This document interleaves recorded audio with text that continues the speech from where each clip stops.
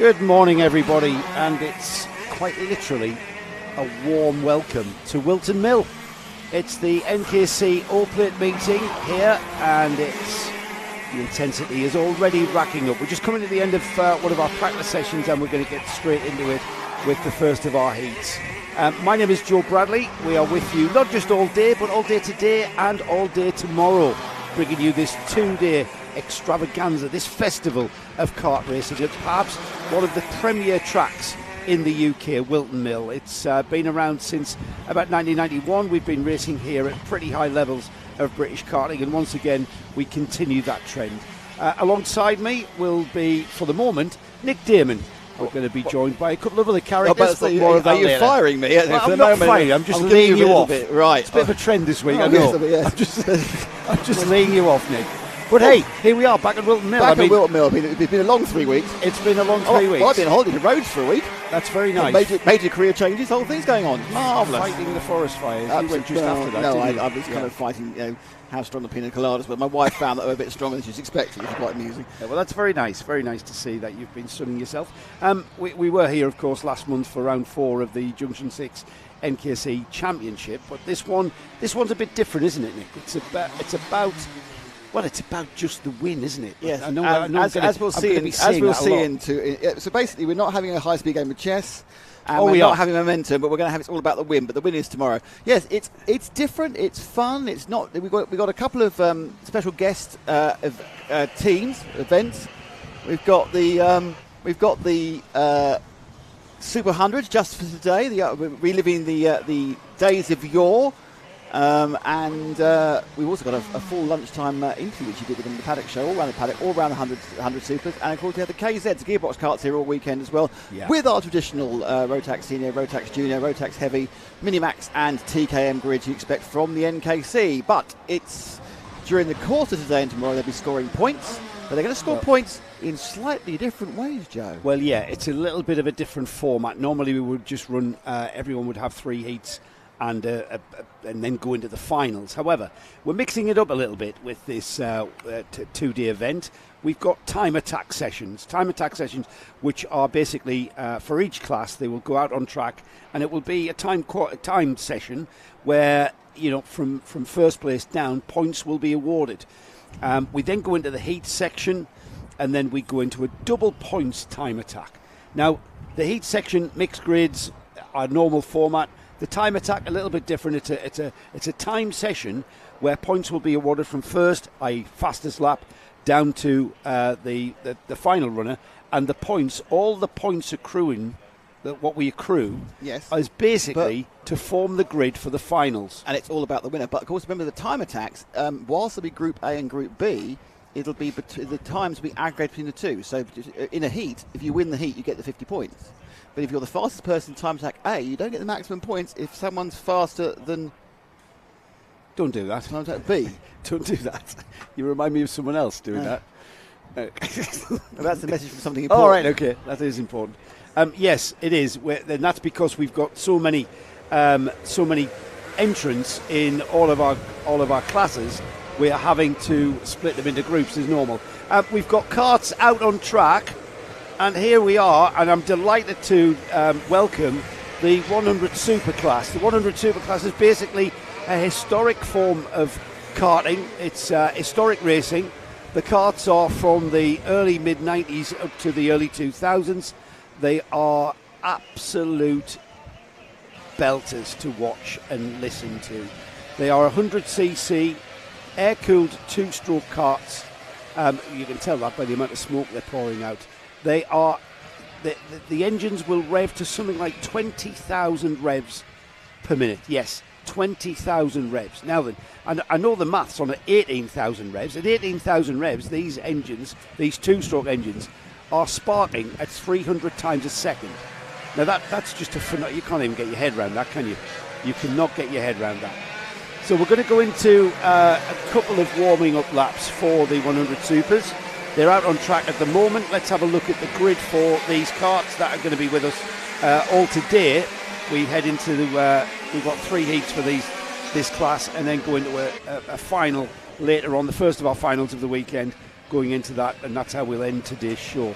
On the pole position then, Alexander Hayward on the pole. Liam Rabjohn's a name familiar with the NKC. He's alongside.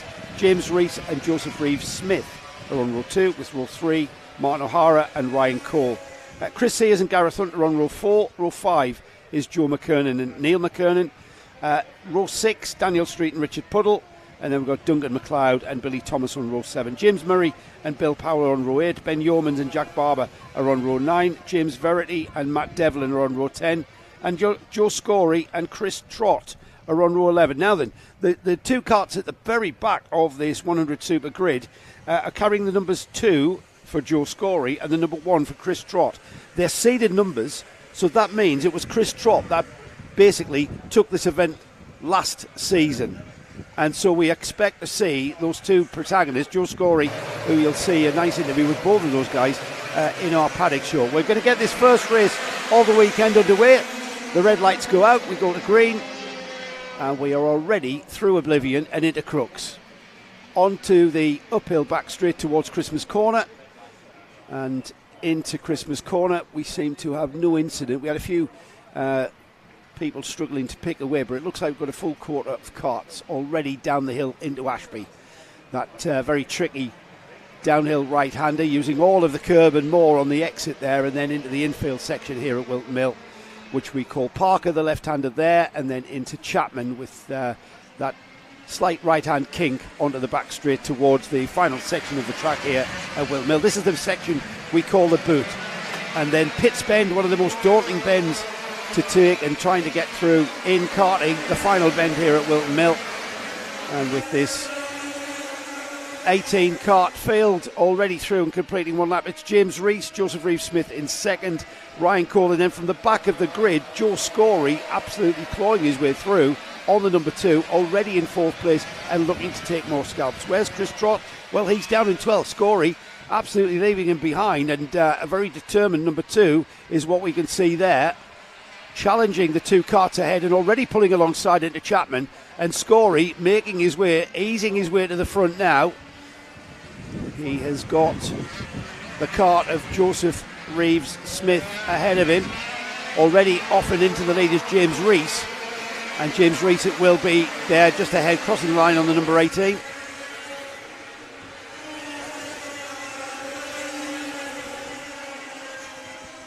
Ryan Cole is the cart ahead of him, not James Rees. James Rees was the cart that Scorey's got now, right glued to his bumper. So we'll see how this transpires. Up ahead, cart number, that does say cart number 18, which does not correspond to who I've got on my timing screen. Ryan Cole is down as number 25. So that's a bit of a confusing one, but that is number 2, Joe Scorey, and then behind him, number 25, is Ryan Cole. Now then, I think we have got a bit of a glitch occurring with our timing, and that number 18, Alexander Hayward, is a back marker. So the number 18 you see there leading this field round either has an issue with his transponder or is indeed a back marker. We'll find that out. However, things have settled down now as the number 2, Joseph Scorey, giving him his Sunday name, even though it's Saturday. Joe Scorey is how he likes to be referred to on the number 2. Through has gone the 25 of Ryan Cole now, and has gone ahead of the number 18, Alexander Hayward. And can Ryan Cole now chase down Joe Scorey? Where is the number 1? Chris Trott already up to 8th place, making his way through the order. Just give you a quick rundown of the top 10 as Scorey takes that cart. You'll see them flicking the cart sideways. That's because they only have one brake, a brake disc on the rear axle on these carts, pretty much very similar in design as what we'll see in the Rotax Max classes. But one brake disc on the rear is why you see the rear axles locking up and the cart slewing to one side. Ryan Cole's not letting Scorey away, is he? In fact, he's closing the gap there slightly, so Scorey will complete 5 laps this time by. We're getting towards half distance. 8 minutes and 1 lap are our heats. 8 minutes and 1 lap for Joe Scory, the number 2, Ryan Cole in second, Joseph Reeves-Smith, the number 90, in third, James Rees in fourth, Gareth Hunt on the 37 fifth, Jack Barber in sixth, James Verity now fifth, Jack Barber sixth, Chris Trott moving up 1 to 7th, and then we've got Gareth Hunt, Joe McKernan and Ben Yeomans rounding off that top 10. Got a challenge for the lead though, plenty of time still on the clock, 3.5 minutes about to go, and Scory will know that he's got that bright white helmet of Ryan Cole in his periphery. Comes out of the boot. Just what you see there, the driver's hands going down to the engine. They're just tweaking the mixture, would you believe, on the carburettor. They're turning the mixture screw to give them a little bit less fuel to air mixture or a little bit more fuel to air mixture, and that leans the engine off and creates more power. So they'll want that for the straight, and you'll see puffs of blue smoke as they go through the infield, with Ryan Cole now getting the better of Scory. Oh, and has he not? No, challenged, but Scory slammed the door in his face there. Not coming through, says Mr. Scory. Onto the back straight towards the boot then. It'll be 7 laps completed this time by. Just looking across the infield to where these carts are, and you can see the panoramic views we have here at Whilton Mill, looking across to the whole course. Already towards Christmas Corner, Ryan Cole taking a bit of a breather, 2.5 minutes remaining. Joseph Reeves-Smith still in third, fourth James Rees, James Verity, Chris Trott still making progress and up to 6th place. Remember, the number 2 and the number 1, remember these were the drivers that took the top honours in this event last year. It's a one-off outing as a guest class for the NKC O-Plate here at Whilton Mill, and the situation with these very highly strung pieces of equipment, 20,000 rev engines, they're very highly strung, and that brings in the element of attrition and reliability, as Ryan Cole absolutely glued to the rear bumper of that number 2. These drivers, by the way, are fully aware how much time is on the clock, because they can see the overhead gantry showing them the time as they come underneath, as a challenge for the lead that comes off. Ryan Cole down the inside at Parker. He hangs on to this lead through Chapman and already punching out a bit of a gap. So that's Ryan Cole now into the lead ahead of Scory, but Scory will not be happy with that. But has he got anything in the toolkit to get him back on terms? Into oblivion then. We're getting towards the time on the board that will bring out the last lap and the 1 lap to go board. But Ryan Cole, he bided his time. He kind of was checking the textbook, Nick, as he was following Joe Scory round, and he was looking where Scory was perhaps weak, and it was at this point here that he made the dive down the inside, coming out of the hairpin at Ashby and then diving down the inside, and now he's making it stick. Yeah. Well, having now wandered away and come back, it's the thing about these cars, it's, as I say, it's the smell and the noise, but also they've just got such a small physical footprint, haven't they? They're so much smaller than modern Rotax, and the people, so it gives you more space to race, more space to make an attack, and obviously, they have that incredible smell. It's all about the smell. It's all about the smell and the noise. In fact, I'm going to for noise, I'm going to use the term music. Because these engines screaming at 20,000 plus is absolute music, certainly to my ears. This was an era of karting that I was very much involved as in competing. Scory there lifting both wheels there, so maybe he's got a little bit too much grip dialed into that kart, number 2. The leader though, Ryan Cole, just coming upon back markers now. There's Ryan Cole there on the 25, and it'll be 1 lap to go aboard this time by, so we are very close to the first checkered flag of the weekend. I want to say hello to Matt Hunter, who's... Oh, hello Matt, is he watching? He is watching. Is it green enough for him? colour is spot on. Oh, Looks there really we good. go. There you go, There mate. you go. All you've the got work. your wish. All the work. All sorted for the Autumn Cup in November. Oh, can't wait to go there. Yeah, Up at live Whilton Law. streaming that. More of that later. But Matt is sunning himself in Sardinia Oh, at the is he? moment. Yes. Okay, fair enough then. Yes, I'm the only one who hasn't had a holiday this year. I'm going to have mine late, I think. You took that, now you're going very, I would never have a holiday. Go No, to I'm a not- working no, meeting. No, I'm not going to say that because I'm too busy. Actually, Ryan Cole, before we go to that, Nick, Ryan Cole is about to take the first checkered flag of the day. And there he is, the first heat for the 100 Supers. Now, Ryan Cole, the way that he went there, looks like he's going to be very, very tricky to beat. Because Joe Scorey, Chris Trott, moving through from the back as well, the number one there, just crossing the line. He moved up all the way to fifth from the back of the grid. But it was Ryan Cole first, Joe Scorey second, Alexander Hayward finally sorted out that transponder issue that had him at the back of the grid. He's in third. Not confusing at all for me, that one. Joseph Reeve-Smith was fourth. Chris Trott up from the back in fifth. Sixth is James Verity. James Rees seventh. Eighth is Ben Yeomans. Jack Barber is in ninth. 10th is Joe McKernan. And 11th, Daniel Street, Gareth Hunt, Martin O'Hara, Liam Rabjohns, Chris Sears, Bill Power just crossing the line in 16th. And then we had James Murray. We lost Richard Puddle on lap 2 there on the number 9, another seeded driver from last year. Who you'll be talking to during the lunchtime show. I forgot one very important thing that happened since we were last here 3 weeks ago. Oh, you don't need You to got mention that. married. You don't need to mention Joe that. got married. Everyone said congratulations to Joe and the new Mrs. The new Mrs. Bradley. They commiserations really, but Sam, it's lovely. But The current Mrs. Bradley. I went up there. It's a lovely wedding. Normally, you kind of think, oh, yeah, I'll just go to the wedding. I really wish I'd been filming just for the best man speech. He was a comedy genius, wasn't he? Unbelievable. Well, no.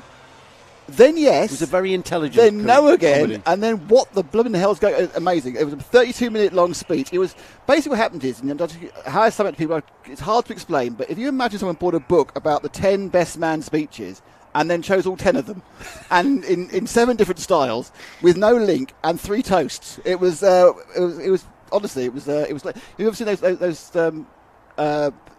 comedy sketches where people go to church and they don't know when to stand up or sit down. It was like that. It's over. Let's carry on. It's over. Let's carry on. Anyway, so congratulations to my erstwhile fellow commentator Joe Bradley on becoming Mr. Bradley, and commiserations to Sam becoming Mrs. Bradley. Yes, she's a very lucky woman, Nick. That's all I can say. Well, Very you lucky. know, yeah. Right, Nick, you're gonna scarp her because we've got a debutante in the booth with us. He's been a big asset to the NKC and certainly to our production. It's all right now. Where is he? Let me just give a bit of an intro because we're about to have Time Attack. Now, Yes. things I want to tell you about Time Attack. First of all, Time Attack, you won't see the times, their fastest times, until the end of the race. But you do see their fastest times. But Joe will keep you informed of what the fastest times are. But Time Attack is a chance for us to, have a look at karts we don't normally see, people don't normally see. So this is the thing. If you want somebody you know to be featured in the Time Attack, so we'll go follow them around for a lap and to see how they're doing, then all you have to do is post in the chat Barry Smith, and the class he's in and the number, and if we see it in time, remember you're on a 45-second delay from us, if we see it in time, we will cover that person. Is that fair? It's a great idea. Now, obviously, I am technical troubleshooter and all-round sex god. Thank you for that laugh. However, the man behind me, I'm about to hand over, is Gaz Burley. And Gaz is not only a man who knows how to rap. No, he's not from Southside Chicago. That's rap with a W. He also knows the great and the good of the NKC Paddock. So we thought what we'll do is we'll have Gaz talking us through with Joe the Time Attack. Me and Paul will play Spot the Kart we're going to cover. The cameraman will look upset. But camera people, can you hear me, camera people? Can you wave? Can you hear me, camera people? Wave, Ash. Thank you. I want to see really arty shots because we're just going to be looking at one. So I'm going to have an arty competition. Who can be the most arty? I realise you're a bit further away, Harry, so it's harder because you've got different close-up ability. But Matt who's Hunter got lying the on his sunbed artiest shot? poolside. Who's got the artiest shot? Matt Hunter lying on his sunbed now, poolside. Yeah. He's going to love this art. Yes, He's always talking to I me want about. arty shots, Ash. Can you? And obviously, Ash, you're dealing with things slightly bigger than you saw last time, and they're not going into anything else, so that's fine. It's just clear around. The only lubrication is inside the engines. Right, give you a set of Gaz. Okay, Gaz, take over. Right now, Gaz is a big part of the NKC because he's our media man as well. So he's everything you read on the NKC Facebook page is all being created and done by Gaz Bury. Gaz, welcome, mate. I know you're always behind the scenes, but it's great to have you. Front of house, as they say. Welcome. Thank you, Jim. It's a different view, isn't it, Fair? Yeah. It's a complete... Yeah, this is where the talent hang out, mate.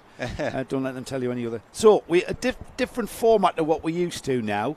We've got a time attack session, which effectively is a time session where we're going to award points for fastest down to slowest. So, I mean, we've got... by the way, which class is it? It's the 177s. So we've got a few newcomers to this class as well this weekend, which we'll get into when the carts are released. I'm not sure what the delay is. I think we've got a couple. There's the delay, yes. So what do you know about time attack, guys? Well, quickest man will get the points. That's about yes. all I know. Or woman, if we... I'm not sure we've got any women in this class. So out they go. And as Nick said, we're going to see the carts released. It's a 6-minute session, all against the clock, for points awarded. Now then, I know the usual saying is points make prizes, but for here, points are going to form the heats for the final, aren't they? Eventually, yeah. We've got the double time attack tomorrow. Double points time attack tomorrow, haven't we? Which could be a big part. Yeah, what's the approach going to be then? You've done a bit of karting there. How do you get the best? What do you know about these Maxxis tyres and when they come on? Remember, everybody on fresh tyres here, aren't they? Yes, they are. So everybody should be on brand new rubber now. Want to make the most of the advantage with them. Question will be what the pressures will be. Are people going to go run a little bit harder, a little bit softer? Where do you want the tyre to come on within the session brackets? All going to be a bit up in the air this morning. I think that's going to be a bit of a choice, isn't it? Of do you want the tyre to come on really quickly? But when you do that, you do work them hard. And remember, these tyres have got to get you all the way through to tomorrow's final. Yeah, they are. And have them in good shape for the final. And don't forget as well, it rained last night. We got a green circuit, less rubber on the road. How will that affect everybody this morning? Yeah, so pretty much everybody will be out on their front. Well, they'll have scrubbed them in the practice session, what we saw earlier. The number 72 there, Harrison Crook, is the first driver to post a time, and that first time posted by Harrison Crook is a 51.2. So that's the target time for everyone else. Paul Giles is a 52.7. Not going to read too much into that, guys, because that's their first time lap. Yeah, it is. I mean, they'll be looking at getting the tyres up to temperature and getting settled in the circuit. They have not been out for nearly an hour now. And there you go, 46.7. There we go. That's a bit more competitive. Yeah, 46.7 for Harrison Crook there. Well, keep my eye on Ryler Taylor Truman in the 65. He's been pretty handy around here, especially last time out, actually, when we were here for round 4. So that it's a busy track as well, and that's gonna be a tricky thing to perhaps manage. Is finding yourself a bit of a gap necessarily, but then balance that with the need for maybe a bit of a tour down that long back straight here at Whilton. Yeah, I think it was 2 years ago we did the qualifying format, and traffic and space here was a nightmare. The tow was very important up to Christmas from the last corner out the boot. So that's the number 9, which is Ollie Smith. He's in 9th at the moment with a 47.8. And he's got the number 3 behind him, Ben Hitch, who's actually faster than him behind. So that tow is working for the number 3. Certainly will. Gearing will play a huge part up here. Will you run slightly longer to get the slingshot onto the Chris? Do you run slightly smaller to get good drive through the middle section of the circuit? Huge differences here. Yeah, that's what I like about Whilton Mill. It's a great track, isn't it? Yeah, it is. It really is one of the best. Kyle Dunford's just jumped up into second in the 76. He's pretty handy. It's changing quicker than I can read it. I know. I think that's what we're going to find. So the fastest time, Edward Matthews on the 79. He's put the 45.357. He's straight on the pace there. That's what I think target times we're going to be looking at today. Not bad for 177s either. That's really quick. Oh, and there's the 37. Who's that? The number 37. A little bit further down the order, Adrian Smith hasn't really featured, but he's right on the bumper of the number 3, Ben Hitch, who's 7th at the moment on a 46.0. Yeah. And the 37, Adrian Smith, 47.5. I mean, that's how tight it is. And I'm wondering if the 37... Is he in traffic? Is he grabbing a tow from somebody? Well, I'm thinking he's going to get the tow. Right, let's find out what So we've got the number 9, the number 3, and the 37. Lovely pictures there. Oh, he is there. Sorry, I completely missed that. Here we go. Or is that the 137? No, that's Elliot Thomas. Elliot that Thomas, explains that one. Right. So Elliot Thomas is actually 4th. Oh, yeah. And they're about to be. They seem quite happy running together. Yeah, I think they've got the idea of how time attack works. Don't get in each other's way and get your foot down. And we've seen this, haven't we, in pretty much every class. When you get drivers working together and running nose to tail, they tend to go quicker. Generally, yeah. It's when they start tripping over one another they slow each other down. Well, that's it, isn't it? So we've got somebody else joining in with this 3-kart party. 29, Joe Fifner. Joe Fifner? Fifner. I've said Piffner, yeah. I said Piffner. Yeah. Now, where is Joe? 8th currently. He's 8th, yeah. Yeah. You get on the back of the group there? Oh, he's not too far away.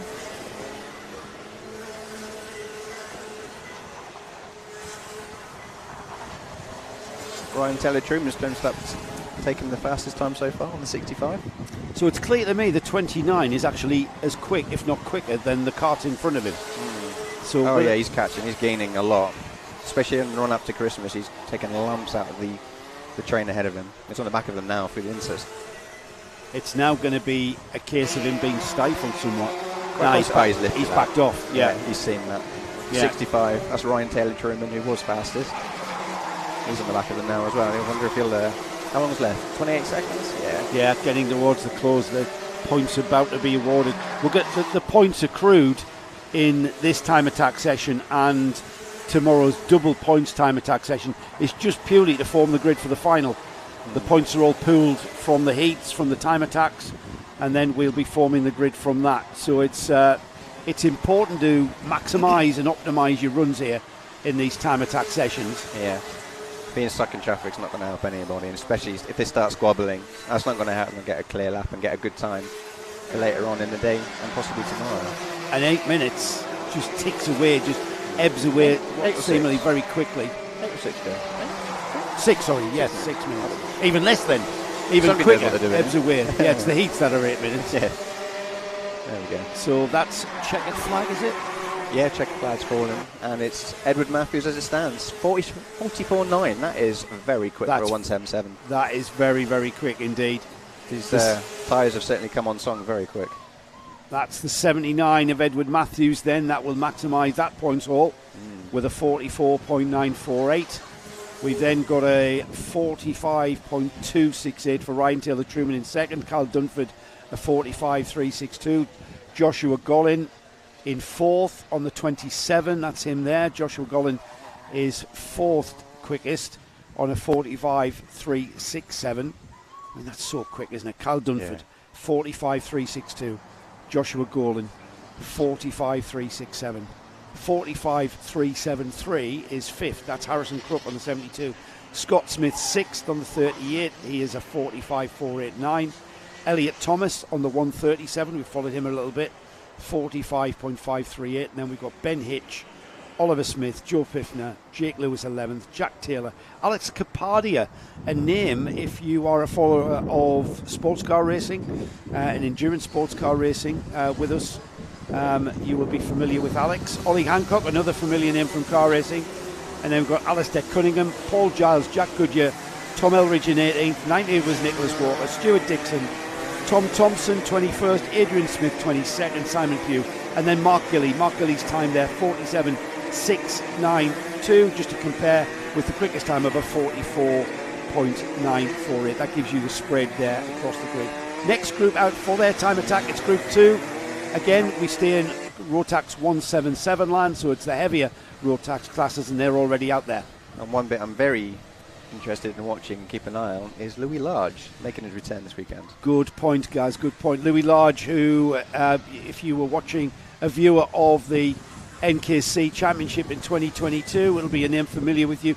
It came down to a broken chain for Louis to not be able to take the championship to the final round, where Phil Howarth just clinched the championship from him, but those two guys really did create a bit of a drama, didn't they, all year long last year? They really did. It was great for media, I have to say. I think everybody was heartbroken for Louis that day. Yeah. Honestly. I was heartbroken because it meant no sort of grandstand finish to the final round. Great season last year, though. Yes, Brilliant it was. by the two of them.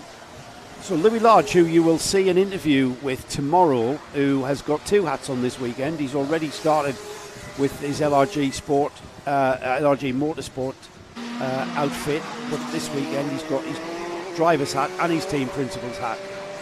So let's pick up some of the drivers as they come through the boot there to cross the line to start their first flying lap. Just looking down the straight. That's Louis' gold helmet there, just going through. Up towards Christmas Corner. Who are we following now? Oh, the 68. That was Alex Rowley. Started off, first out of the pit lane, I think he was. Another name in this, Jamie Zyra. I think put my teeth back in troops. Yeah. Keep an eye on him today. Actually, in the number 95, isn't he? Somewhere in the Lando, if you can pick him up, Ash. After 2 laps, Louis Large 46.597, Jamie Zyra 46.941. Are they together? Alex Rowley, I'm not sure. Is that so? There's the 60, Alex Rowley. He's currently 3rd. Let's see if he can improve. Crosses the line, he does indeed. 46.019. But Louis only a few cut lengths behind him as well, so Louis about to cross the line. There he comes now, coming up the hill. Yeah, he is. Is he tag along with Jamie Zyra, is that it? Oh, it's the 66. 66, no. Zyra's gone quickest. Dan Burgess in the 66. Zyra has gone quickest, 45.610. We know Jamie Zyra knows his way around here. He works for Dan Holland, who are based here, and last month, in the 4th round of the Junction 6 NKC Championship, he absolutely blitzed this 177 class. Quite the story, wasn't it? Yeah. There's the number 2, Louis Large, carrying the number 2 because he's currently the vice champion. Let's see if yes, it does, carrying that number 2. Right, he crosses the line. Where's he dropping? Where's he Did gone? He improve? No, he didn't. Improve. No, he's still 6th. Yeah. He didn't improve by literally a couple of hundreds. 46.065. His quickest time, 46.059. He's currently 8th. Scott Cleese just top the tables on the 116. I think he's 3rd overall at the moment in the 177 Championship as well. Very quick driver. Spoke to his dad, didn't we? Back at Rower. Or you did anyway. Had a nice conversation about Iron Maiden, I believe. Yes, we did. Who we used to be with. Daniel Burgess is the number 66 there, that we can see. Just rounding the boot now. Now Daniel is down in, where is, I've just lost him, 12th place. Let's see if he improves. So Daniel has to improve on a 46. Ooh, he does. Large, top of the table. Actually, where's he gone? I've lost him because this screen is, there he goes, up to 6th. He was 4th. He's just dropped to 6th. Daniel Burgess, 45.7 there for the 66. Look at those top 3 though. There are some names up there. Oh, Louis gone quickest, Gaz. Yeah, 45.343 for the number 2, who's just the next cart ahead of the 66. That's the red and white cart there of Louis Large, who were just about to pick up there as they come through the... That's the 75. Alfie Lawrence come through the boot, finish the lap. So let's have a... And he's dropped up to... climbed to 7th, not dropped to 7th. So Louis pulled it out. That's the number 2 there. Louis Large, 45.1. Jamie Zyra, 45.3. Alex Rowley, 45.37. Callum Porter, 45.3. Scott Clay, 45.4. 45.4 for Nick Skelton. And then 7th, Joshua Pickford, 45.4 again. That's how close it is. In fact, Pickford, 45.242, goes up to 2nd, just behind that cart there of Louis Large. Louis into the boot. Let's see if he can pull it off and go even quicker, crossing the line. Not this time. No, just wait. We're just waiting for that timing screen to update, actually. And it's, there it is. Oh, there we go. There we go, Scott Clee, 44.9. You know what? Unbelievable. Louis Large went quicker, guys, 45.138. However, at the same time, Scott Clee crossed the line with a 44.9. First of these runners in the 44s. That bodes well for later on, doesn't it, when they mix it all up again? Yeah. And they'll race against each other. Well, as ever, it will be a very, very close series of racing in the 177s. The checkered flag flies. Can Louis get anything? Yeah, this is Louis' last chance, really. Let's see what he does. Head down. He means this one. And he doesn't. Look at that. 44, He had a 45 138. he had a 45 138 to beat. He went through on a 45 178. So Well, he's literally, consistently quick, isn't he? that's good for race. Oh, All right. 100%. He doesn't maximise his points all there. That's Scott Clee who does that. The 116. Scott Clee. Yeah. 44.965. Louis Lodge 45.138. Joshua Pickford, very, very fast lap from him in third, 45.242. And then Jamie Zyra fourth with a 45.345.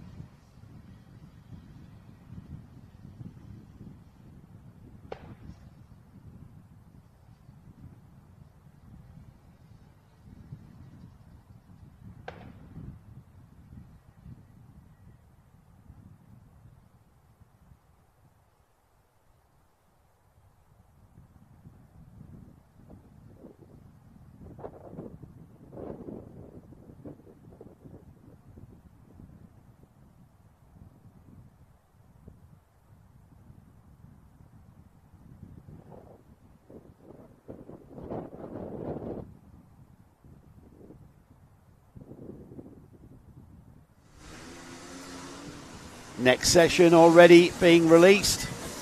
Junior Rotax. Junior Rotax Group 1. Certainly is.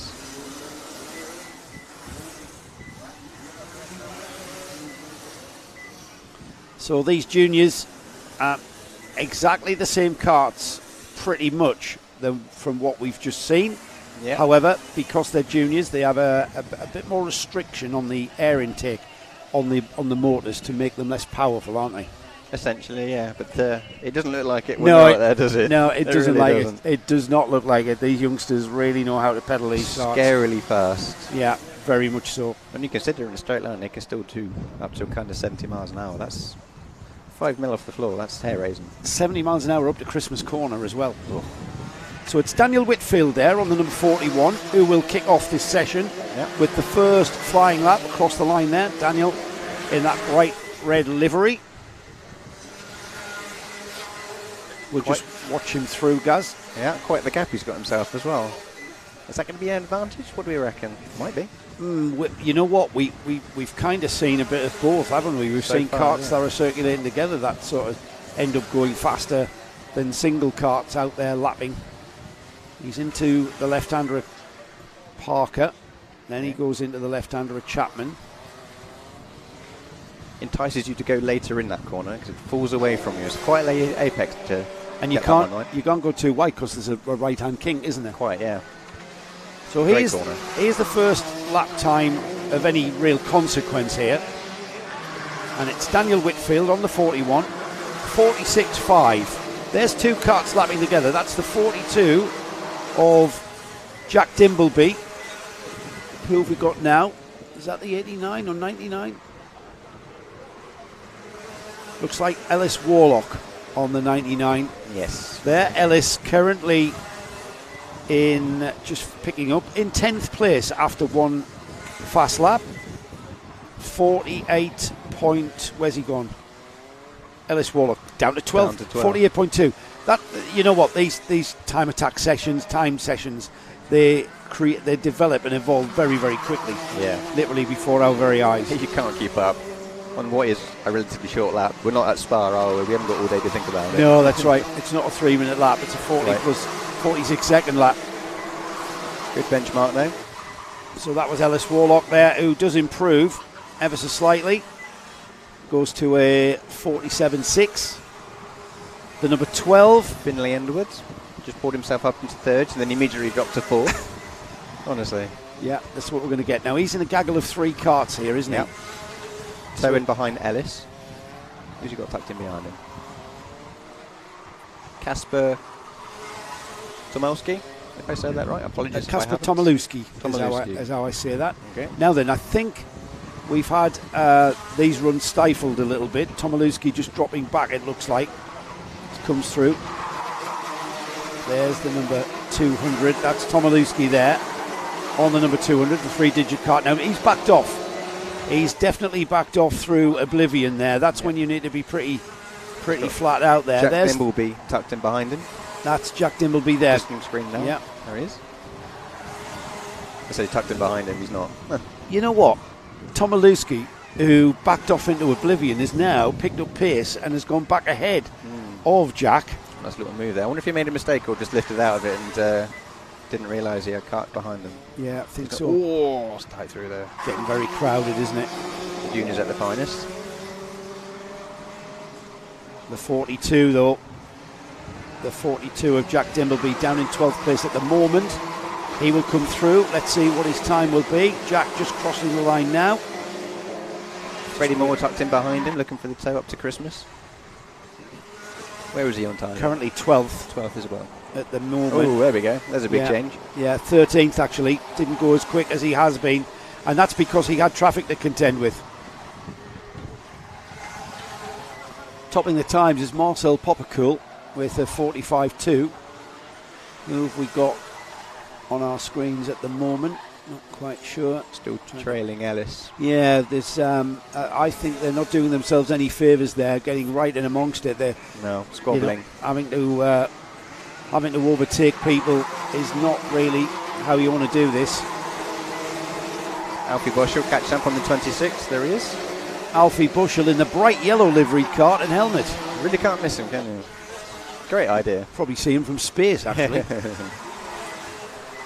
There's the 34. Now the 34 is Marcel Poppercool.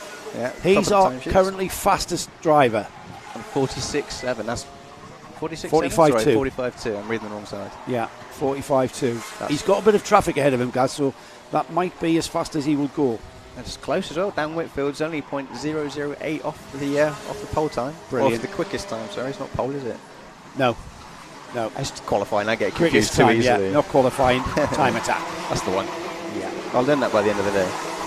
You'll have it sorted by Monday. Don't worry. We all do. Yeah. Poppercool is now going to be very, very much stifled as Kasper Tomilewski on the 200. He goes quickest with a 44.9. And that's interesting because he was in that bunch of cuts we were he following, was, wasn't yeah. he? Following Ellis and Alfie Bushell again.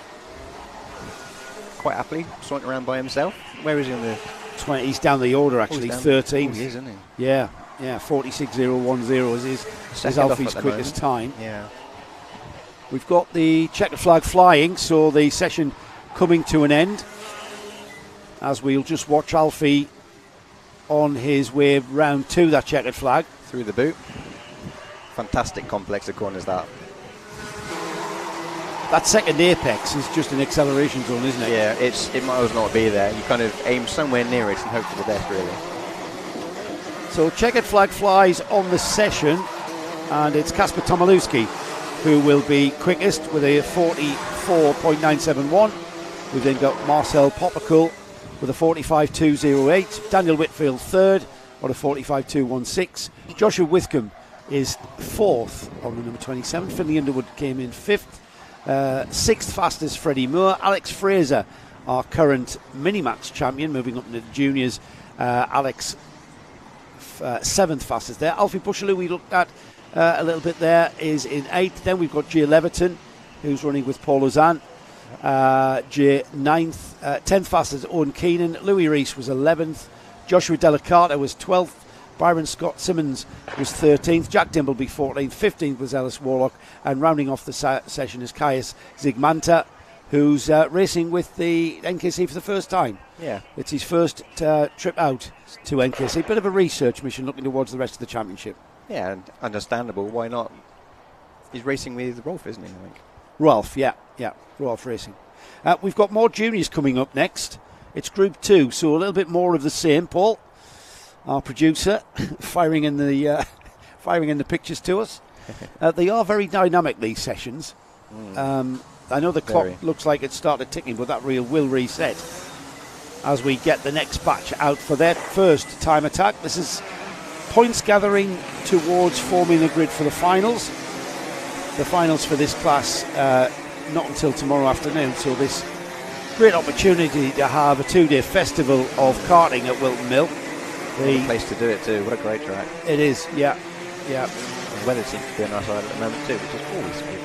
It's one of those tracks that, like I think you mentioned it, it's a bit of a compromise, isn't it? Compromise on gearing, compromise on whether or not you want to be as fast as you possibly can through Oblivion and Crooks up the hill, or do you want to have a balanced fast kart in the twisty bits in the middle in the infield section? Yeah, it's a huge compromise to kind of figure out, and it's such a demanding track as well, on the kart, on the body as well. You never really get a break unless you're picking the run from Christmas. There's a lot to do here. Yeah, and even that run up the hill to Christmas is very, very short. Truth Hurts tells us go Nick Ellis, and that is Nick Ellis at the top of the screens on the 227 there. Nicholas Ellis, as he is here at Whilton Mill. Giving Nick us Ellis, a benchmark first lap out. He has. What is it? 50.5. That's not going to be his quickest. That's the first flying lap. This one's going to be quicker. So we're going to stay with Nick Ellis. Somewhere in the 46s would be good. I'll get him in a nice little run for the rest of the session. Is he out front by himself? He is, isn't he? He is, yeah. Yeah, he's all alone. Seems to be working so far. Yeah, here we go. Let's see what his time is, guys. There we go. Crossing the line. When Alpha catches up. Yeah. There we go. Yeah, 46.6. 46.6. Benchmark time, that. So behind him, we've got the 110 there. Presley Walker, yeah, he's currently second quickest on a 47.1. Who's he tucked in behind? Who's he? 25. Jaden Hewitt is chasing down. All over him too. So Jaden currently fifth after 2 flying laps. And this is the tricky part now, isn't it? With half the session nearly gone by already. Do you try and go for a move? Do you drop back? Do you risk being caught in traffic again? What do you do?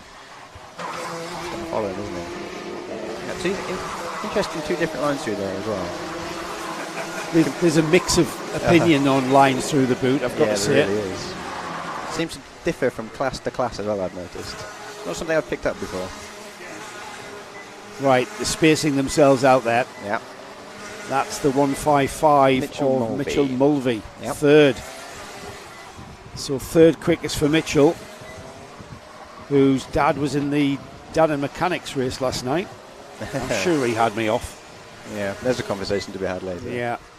So Mitchell currently drops down to fifth as more time's coming in. There is the number 31. That's Maxim Smith. He's up to fourth. Yeah. Oh, he looks all out sorts there, didn't he? All over the curve. Oh, he's lost time there, having to get around that traffic. It's all over it. All over the curbs, out of the seat there and everything. That would have hurt. Yeah, he was kind of put off, wasn't he, by the traffic around him. So the 21 there into Christmas, the car squirming around. Crocker. Who's that, Gaz? Lewis Crocker. Crocker. Apologise if that's wrong. What are you saying? Can't even find him. 20th. Oh, there he is, Lewis Crocker. Yeah, Crocker. We'll go with Crocker. Yeah. Okay. Currently in 20th on a 53.1. Just finding his feet. He'll get there. He was, and you could tell that under braking at Christmas there. Lewis just finding the limits of the kart, just on the, just getting to grips with these junior Rotax karts. Into Pitts Bend. What's he going to do across the stripe? And he does, well, he improves, but he doesn't improve on position. 49.8 is a massive improvement for him. As we pick up the number 30, which is the, I can't find the number 30. Where's number 30? Is it 30 or 36? Could be deceiving. Oh, yeah, a little bit crowded out there, like we said. Yeah. It is the 36. It's where is he? Vladimir. Vlad Tomanchuk. There we go. Yeah, just a little bit of a misunderstanding with Lewis Crocker. Yeah. As they came through the Ashby hairpin. I'm not sure Lewis knew he would have been there, to be fair. He gained him very quickly. Yeah, he did. Would you believe we're coming up to 1 minute remaining in this time attack? A shot by that, hasn't it? Yeah, in this time attack. A shot by that, hasn't it? Yeah, it does. It absolutely flies by. And when you're out there, and you've had an incident like that, that could even damage the alignment and the tracking on that front axle. That, you know, might render your handling to be a little bit less balanced than you would prefer. And this is it, isn't it? With 6 minutes, you cannot afford to not be on the circuit right now either, can you? You need the points in the bags to be further up the grid tomorrow. And especially on these fairly new tyres, they've only just been scrubbed in by a couple of 2 or 3 laps in practice. So you really have an optimised setup there with the new tyre. So you want to maximise that. The number 60, Josh Priest. Josh Priest, 14th. I think I'm reading that right, Joe. Yeah, Joshua Priest on the 66. 46-1. That's not a bad time. Very close though, isn't it? Between what, a good 12 drivers there. A couple of tenths, isn't it? So 2 groups of junior Rotax, 2 groups of our senior Rotax classes. The times will be put together into one group, so groups 1 and 2 will come together, and the fastest of both of these sessions will gain the maximum points of 50, and then on down, fastest to slowest, with the 2 groups joined up. That's how we're awarding the points going forward towards the going forward towards the finals tomorrow. You keep saying going forward. I think we're going to fall out, Joe. I'm going to try not to be honest. So checkered flag flying, another time attack session comes to a halt. Switch Billy Boot across the line. Where does he go? He stays 12. It's Freddie Ingram on the number 69 who is the fastest in time attack, 44.919.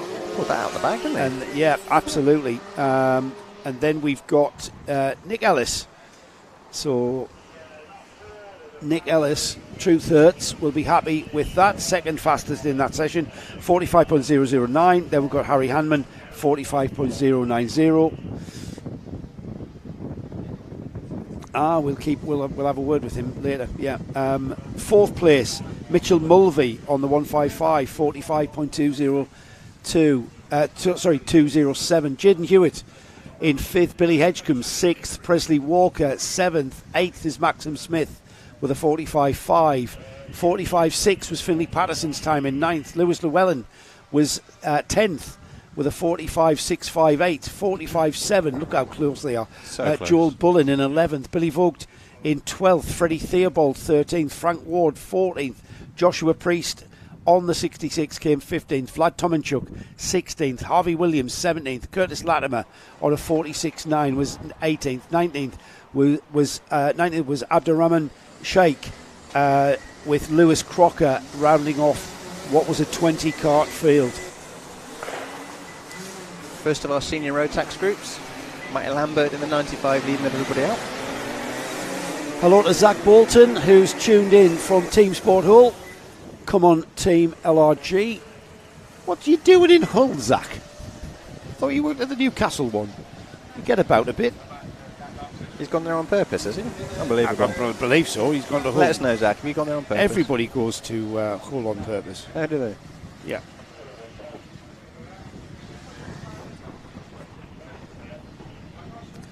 So, the 95 is Matthew Lambert. He's the first out the stocks. Yeah, super fast at Mansell Raceway as well. A couple of months ago. Had a great battle with Phil Howarth, actually.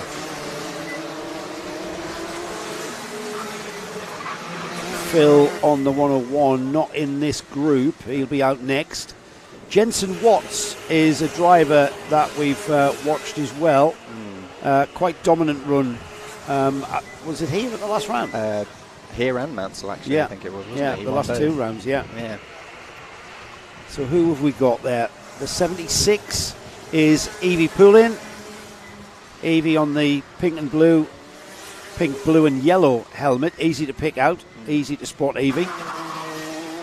Let's see what time she can produce on her second flying lap, which is probably going to be quicker. Tyres just beginning to come in there. She's just through the boot now. Just turning in there. See a line of sight there through that. Evie just letting the cart breathe a little on the exit of that one. So Evie goes to 3rd place with that 46.4. So she's got a bit of a gap to the carts behind. Yeah, she's probably doing her a favour though. Braden Hill switching places. Can't quite make out who he overtook. But Braden's been pretty handy around here recently. He's really found some form this year since moving up from juniors last year. where he battled with Sam Wyatt, actually, for the title. Missed it by, I think it was a handful of points, wasn't it, at fullback? Yeah. Great racing between That was another great battle, wasn't it? Really great dynamic between Braden Hill and Sam Wyatt for the Junior Championship. Yeah, brilliant. Staying with Evie here to produce another lap time. Let's see if she goes quicker. She's been dropped down to 5th by the time she gets back round. She does go quicker, 45.6. So each lap for Evie is proving to be quicker. This one now, let's have a look and see who we've got here on the 39. Or is that 38? I have to have a look at Jensen Watts. Apparently he's 5 seconds faster and a 40.2. Wow, that's impressive. A 40.2. I think he's missed maybe... I think he's missed 2 or half the 3 track. corners somewhere. Yeah, he's missed the infield, hasn't he? Yeah, might have a Not transponder sure. issue Yeah, on that one. But, I think so. We'll park that for a little bit. Yeah. 38. Reese Pope on TKR. Where is Reese? Down in 12th at the moment. Looking to improve and has gone faster every lap through. Continues in that vein, doesn't he? 13th. He's up to 10th, 45.6. He's a steady driver, is Reese. He normally keeps out of trouble, finds his pace towards the end and just steadily builds throughout the day. 34 on your screens at the moment. 34 is the car driven by Dan Andrews, down in 13th. Just coming through the left-hander at Chapman. Not too wide there on the curb at the kink. Looks over his shoulder. He's got nobody with him. And let's see if the number 34, Dan Andrews, can improve his quickest time of 45.690. Let's see if he crosses the line now and see where Dan improves to. He does indeed, improves to 13 at a 45.468. And immediately goes to 14. And immediately drops as more times come through. So Dan is going to be in the midfield, isn't he? I think so, yeah. So still having a great... Oh, there we go. Jensen Watts, more respectable 44.5. Yes, they've sorted that one out. Yeah. Yes, missed the infield. Kieran Gifford's jumped to 3rd, championship leader, or was championship leader in 162, so last round. So 44.758. Not that much time to find to perhaps get on terms. Yep. 33. Archie Lyons, 17th at the moment. What's he going to do across the stripe for us? Head down, he means that one, doesn't he? Yeah, he kind of wanted to. He sort of pushed himself all the advantage across the line. Archie Lyons currently 16th. Made one spot. Did he improve? I think he did, didn't he? He did. Must have. He made a place, didn't he? 45.492. Yeah. Up to 16th now. Remaining on the infield. I think that, have we got the 59 there? Does that say? Yeah, it is 59, isn't it? Yeah, 59 is the Jamie Rogers in 8th place. Oh, yeah, of course it is. I missed that entirely. It's easy to spot. It's tricky to spot them quickly. So Jamie Rogers on that distinctive orangey red helmet, using all of the curb and more. That's not a smooth curb, is it? No, I found that out to my disgrace yesterday, last night. That is an awful curb. It goes through your back. Right, now that's the 166, and that is one of the Collinsons. Shane Collinson. That's Shane. Through the infield, that kink. Always hopping through increment as you come down towards the infield hairpin at Ashby. Horrendous corner. Trying to get the car set up is very difficult. He's with LRG Motorsport this weekend, a familiar face at the likes of Teesside and Warden Law. He's here racing in the NKC for the first time. Is he? Louis. Yeah. Hopefully he'll come back then if he enjoys his weekend this week. It may be. Let's see what his time is. He's up. That's his final lap as well. That's the checkered flag, Joe. Ah, right. We're finished already, are we? No, it's so fast. He didn't improve. That lap there was not an improvement. He finished 6th. 3/4, 1/3 of a second. Guess who's fastest? Well, I wonder. Something to do with a particular Kieran Gifford, he's absolutely been dominant in this class, hasn't he? Yeah. Kieran Gifford, championship leader, is fastest in this session, the senior Rotax session, the first of the senior Rotax groups, 44.5. Let's keep a note on that one. That is going to be the 44.5, and Jensen Watts is literally 0.2 behind. Or Yeah. 0.02 That's behind, incredible. sorry. That's how close they are. So Right. fast. So Kieran Gifford quickest 44.501. Yep. Jensen Watt second 44.521. Braden Hill 44.618. Alex McGee fourth place 44.629. Then a 44.7 for Evie Poulin in fifth. Shane Collinson a very creditable 44.8. Matthew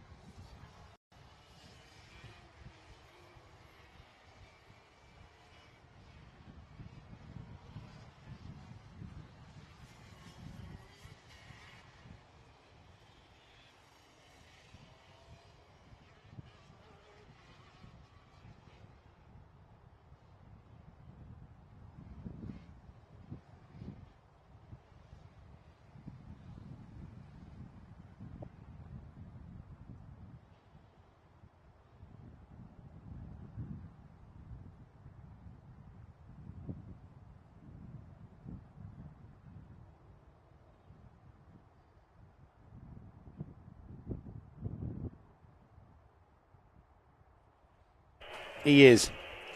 Now then, we have got another of our heats, the second heat, coming to you next. We'll say goodbye to Gaz. Thank you for that, Gaz. Hope you enjoyed your time this side of the mic. I have to make an apology to the stream. They've not heard you for the last 25 minutes. There's been a mystery failure in the sound. I do apologise. So you mean Gaz's debut? No, half of Gaz's debut worked. The other half of Gaz's debut wasn't there. So Gaz, you were half great. Exactly. And we'll see you for our test at lunchtime. Yeah, sorry about everybody. If it does, I would have. But I think it's very nice.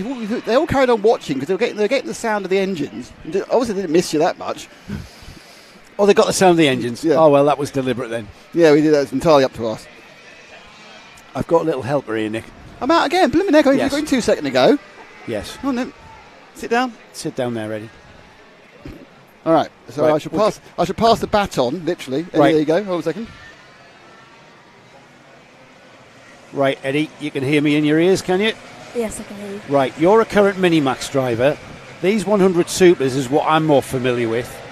So I'm going to tell you all about these, and then when we've got our next heat's Rotax 177s, you're going to be able to tell me all about that. Firstly, what happened in the time attack? We were quite slow because we had a minor off in the Minimax practice session due to new tyres and taking too much curb. So massive thanks to all the Momentum team to get my car ready for the time attack. But it wasn't fully ready, so we were a little bit off pace. So you weren't happy with that one, were you? Yeah, it wasn't my perfect session. Just be glad it wasn't a heat. Yeah. Yeah, That's true. just a time attack. You just lost a few points for a grid in tomorrow's final. Yeah. Oh, yes. So, Eddie, you're going to join us for this 100 Super heat. Is this your commentary debut as well? Yeah. Excellent stuff. 2 debutantes. Right, mate. This is how it goes. Right, we're going to get this race underway. Right, we know who the field are. There they are. There's your timing screen. Right, we're going to talk about that as well. Don't worry about it. It's just going to be a chat. But we're going to call what's on the screen, and you're going to tell me all about what it's like being a driver out there. Here we go then. Right. So we've got the number 1 and 2. That's Chris Trott and Joe Scory. That doesn't coincide with my grid sheet here, but we are going to go racing. That pall of blue smoke is from these 100cc 2-stroke engines, and it's all about the lubrication in the oil fuel mix. So Joe Scory there. First lap always hectic, isn't it, Eddie? Yeah, it's very hectic. You've got to be careful. Keep your nose clean.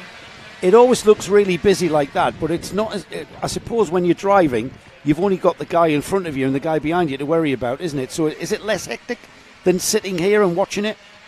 Yeah, the start's hectic into turn 1, but when you get to like turn 2, it starts to become a bit calmer. Yeah. And you're known as the comeback kid, aren't you, lately?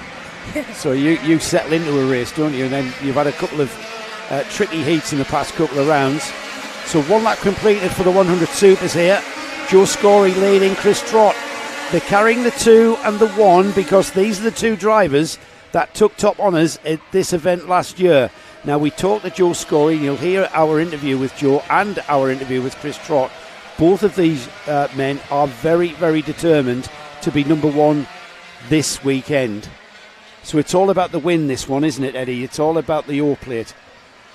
What's the mindset coming into this weekend? Just keep it clean. It's not a championship round, so don't destroy your karts. And it's just an additional number, which will be cool for the championship. Yeah, so it's all about just doing your maximum, isn't it? Do your best, that's all it is. So 2 laps completed now. And the question is, as Scory is pulled a bit of a gap there, and now we've got Chris Trott. What do you think Chris Trott's doing now then? Do you think he's pushing us up? Oh, Scory coming off there. He's pulled off. He's got a problem with that kart. The 100 Supers, all right, these are 1990s, mid-90s, early 2000s karts. The engines are from that period. They're that old. They're getting towards 30 years old, some of these kits. And from that, we see the attrition becoming a factor, the reliability. It's something we don't see in modern karts, is it? You expect the car to go and go and go. I mean, 30 hours on a motor, these things, 2 hours, and you've got to be renewing pistons and stuff. Yeah. Completely different, isn't it? So different to the two different generations of karts, but it's so nice to see them racing around a modern circuit. You can really tell as well with these 100 Supers the way that they punch off the corners. Just looking at the number 1 now, Chris Trott, as he punches off that Ashby hairpin. Just take us around the track here, Eddie. Will you? All right, we're at Chapman here, the left-hander. Just talk us around the track, will you? So you've got to try and get a good run down the straight, otherwise it compromises your next corner. But through here, you want to be easy coming through here, don't get too many curbs. You just get on the throttle before the apex and carry the speed around till Christmas. It's a very difficult corner. This straight's a very long straight, but you've got to get your turning in right through here, and you just got to be careful coming through these corners. Don't get too much curb through here. When I was here last time, did loads of dive bombs through there. Yeah, that corner just wants you to overtake there, doesn't it? Downhill into a hairpin. Yeah. Whilton Mill's quite challenging, isn't it? From that respect, it's there's not really any really slow corners. No, it's a very fit circuit. By the end of the day, you're normally hanging because you're 18. You're young and fit. You can't be hanging. People like me will be absolutely dead. Like yesterday, the mechanics race. Yeah, exactly. I was quite happy to finish it after the first heat, to be honest. Yeah. So the 6th lap is what we're on now, and there's a battle beginning to develop with 3 karts there. Chris Trott is kind of checked out. He's got a gap of 1.6 seconds to the rest of the field, but behind him James Rees 2nd, Ryan Cole 3rd, Ben Yeomans 4th, Alexander Hayward 5th, then we've got James Verity in 6th, 7th Neil McKernan, Joe McKernan is in 8th, Gareth Hunt is in 9th, and rounding off the top 10 is Liam Rabjohns. But this is where the battle is at, with that number 71 of James Rees, Ryan Cole on the 25, and the number 5 of Ben Yeomans. And who is that? That's the number 71. Oh, and that's the number 71 of James Rees. Another problem. Look at that, Eddie. He doesn't look very happy. You know how that feels, don't you? Yeah. Anyone who's been around racing knows how that man feels. Yeah. Head in his hands, pulled off into the pits, cannot believe it. That's left a 2-card battle then for 2nd and 3rd. Ryan Cole, Ben Yeomans. This is where it's at, Eddie. What do you think of this then? What's the number 5 going to do about this? Ben Yeomans carrying the number 5, 5th here last year. So what's in his toolbox? He'll get a good run, try and get a slower corner through here, but then get a good turning for the next corner, and then he'll get a better run down the straight, and he might try and send it into Christmas. That's going to be interesting, isn't it? He's got a good run as well, hasn't he? He'll get a little toe down the straight. Not enough speed down there. No, not close enough. Quite a try on the brakes as well. Might try through Ashby. No, still not. So once out of Ashby and through these 2 left-handers, they're not really passing places, are they? No. You've got to rely on somebody making a mistake through that section. Yeah. But what do you do about the boot, though? The boot is where you make up the time to get yourself onto the bumper of the cart in front, isn't it? Yeah, the boot. You've got to get the line spot on through there, and then get a perfect run through that final corner, and you might have not enough chance to try and get a good run down the straight here. Now he's not sitting behind him, and he's not taking advantage of the toe. Do you think he might be just waiting for that clock to tick by and maybe have a go on the last lap? Yeah, he could be. These drivers, they know what they're doing. They're quite relaxed. So some of them are old enough to have been racing these karts back in the 90s. So that's how old they are. Yeah. So yes, they do know what they're doing. It looks like Ryan Cole has pulled out a bit of a cushion though, as Chris Trott continues to lead. He's extended the lead to 1.7 seconds. So Chris Trott carrying the number 1. There he is, going through across the line now. Ryan Cole settling for 2nd. Ben Yeomans is the chasing driver Eddie and I have been talking about. That number 5, the black with the, I would say that was gold coloured overalls. And it looks, Eddie, as though Ben Yeomans is kind of having to settle for that third, doesn't it? Yeah, it doesn't look like he can send it from, or he's trying to catch up from there. The number 25 might have an accident or might have an issue. We've seen it twice this race already, so it's not entirely impossible.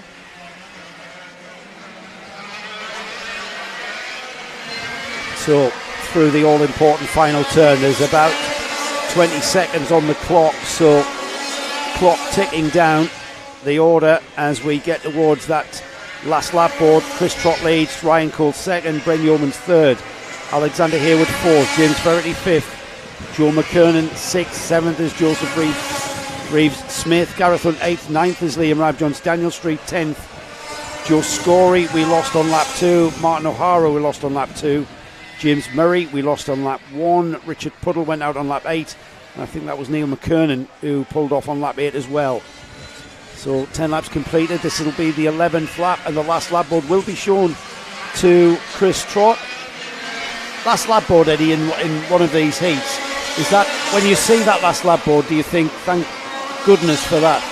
Yeah, I think how long have I got? How long do I have until the end of the race is finished? And when you see that last lap board, depending on how far behind you are from the car in front and how far ahead you are of the car behind, it's defence or attack. It's a very, very interesting last lap. And how do you keep your cool? So Chris Trott, he's, I think, pacing himself to the finish there. He's probably not over-revving his engine any, and he's pacing himself to the flag because Ryan Cole is catching him.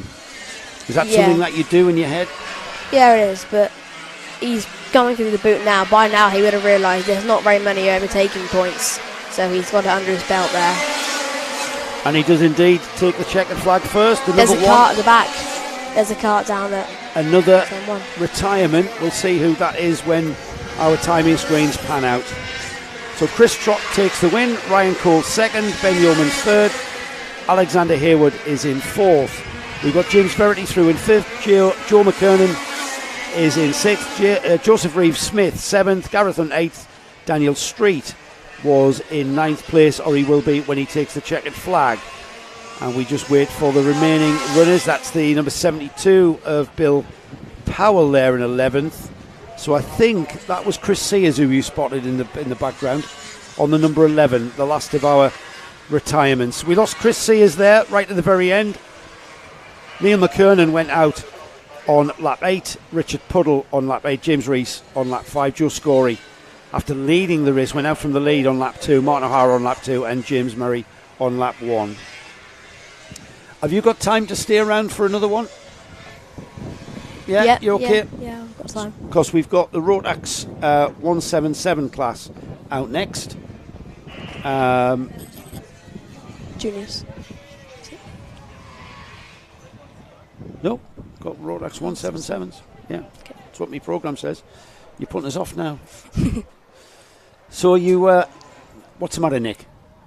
Yes, we don't need you, mate. Do the technicals. Eddie's having fun. And I want a bit of insight here because, you know what? You're on a Minimax, right? Yeah. We've got 177, so you're on a class just below junior Rotax. It's exactly the same cart, though, isn't it, as what the juniors run? The engine has a restriction, and is that on the air intake to give you less power? Yeah, it's not loads less power, but it's for not the loads age. less power. You had to get that bit in, didn't you? Yeah. We're not that much slower than the juniors, are you, Eddie? Eh? Not loads. So when will you be moving up to juniors then? Next year. Right, and is that the plan? That's the plan, yeah. Right, NKC? Not sure yet. All right. Not sure yet. Because you run in Super 1 as well, don't you? Yeah. Do some Super 1 stuff. Yeah. So fundamentally, though, the carts are, you can take a Minimax cart into juniors, into seniors, and then if you put on weight, you can go into 177s with fundamentally what is the same cart. Yeah. And all you do is unrestrict the engine. Yeah, a mini kart won't be as good as a junior kart, and a junior kart won't be as good as a mini kart, but they'll run still, and they won't be miles off the pace. Right, I see. So is there a slight difference with the chassis? The chassis are identical, but it's in the engine, and they can't. It's Same tyres, though, aren't they? Yeah, everything's the exact same, but not necessarily. The mini will be as quick as a junior if you change it. Now, everybody here this weekend, you included, are on brand new tyres. Yeah. Is there much time in brand new tyres on these maxis? Easily 3/10. 3:10. And when does that start knocking off? Does that sort of plateau? This whole race weekend, it should be 3/10.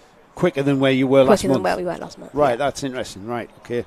And what do you do? So you've got this set of tyres that are lasting. All right, not so much today because the Max's tyre only has to last you this weekend, 2 days of running.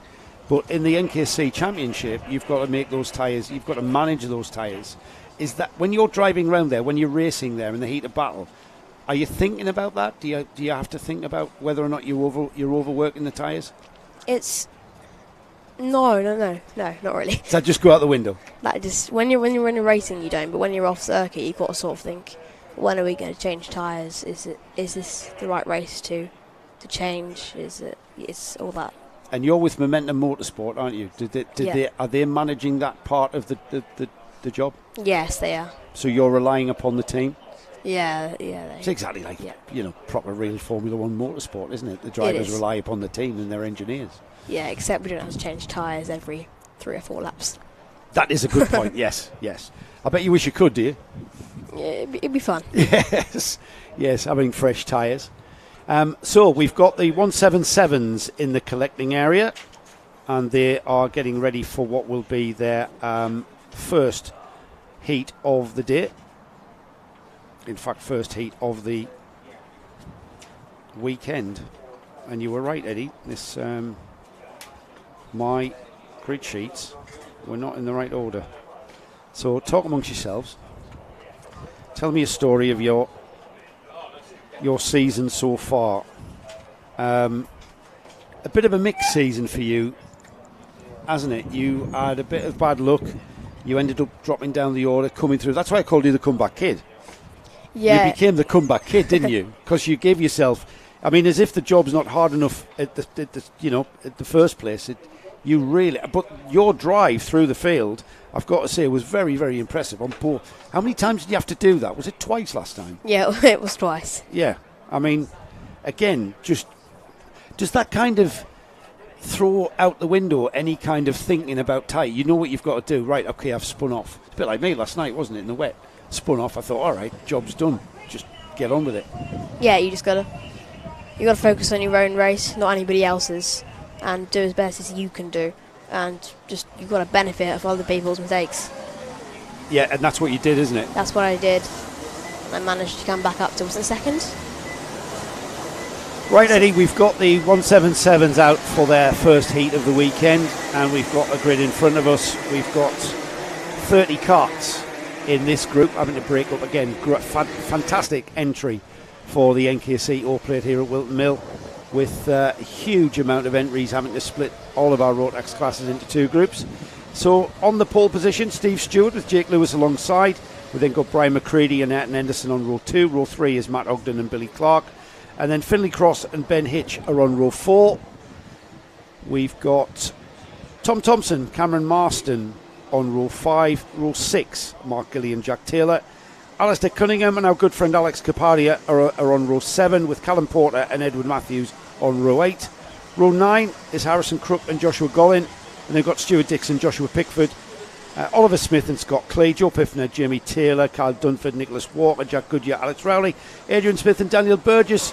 And my timing, as ever, is spot on, because we've got them round now with you. What are they doing here, Eddie? They're slowing the cart down, but I've seen people nip fuel pipes and stuff. Do you guys do that in Minimax? Yeah, some people do nip them just to try and get the engine to pick up easier across the line. But yeah.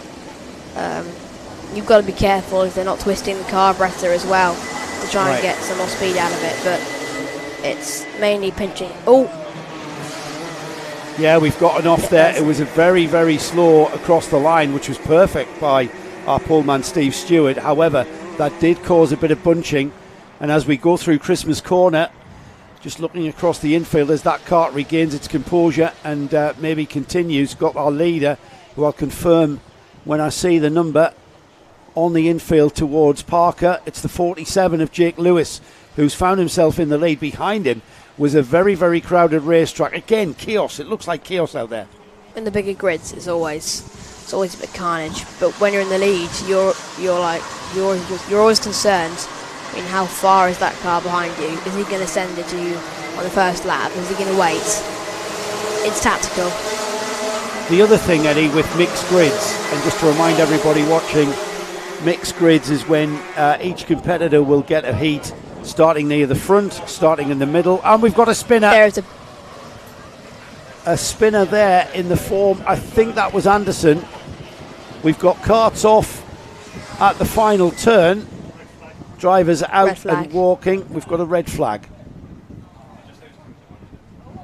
Good spot, Eddie. Red flag. So we've got carts off towards the final turn. We had a spinner in the form of, I think, the 67. I may be wrong on that. Just caught the number. We're bringing the carts to a halt out on the infield. We'll be sorting out the incident. Gives us a chance to chat a little bit more to Eddie Stewart about this. So, all right, Eddie, here's a one for you. You've geared yourself up. You know when your heat is. You're in the collecting area. You get the race underway, and then we've had a few red flags in Minimax, haven't we?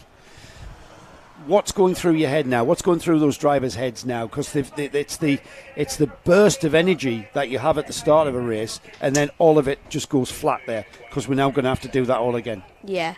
If they're starting back into their starting order, the drivers that have gained spaces and gained places, they're going to be wondering, is it going to end here? Is it going to continue? And you're going to want it to end. But if it's, let's see, there's 5 minutes left, it'll probably continue. But the drivers that have had an accident at turn 1, example, the ones that had a spin at turn 1, they'll be back up to their original positions, which will be good for some of them. Right.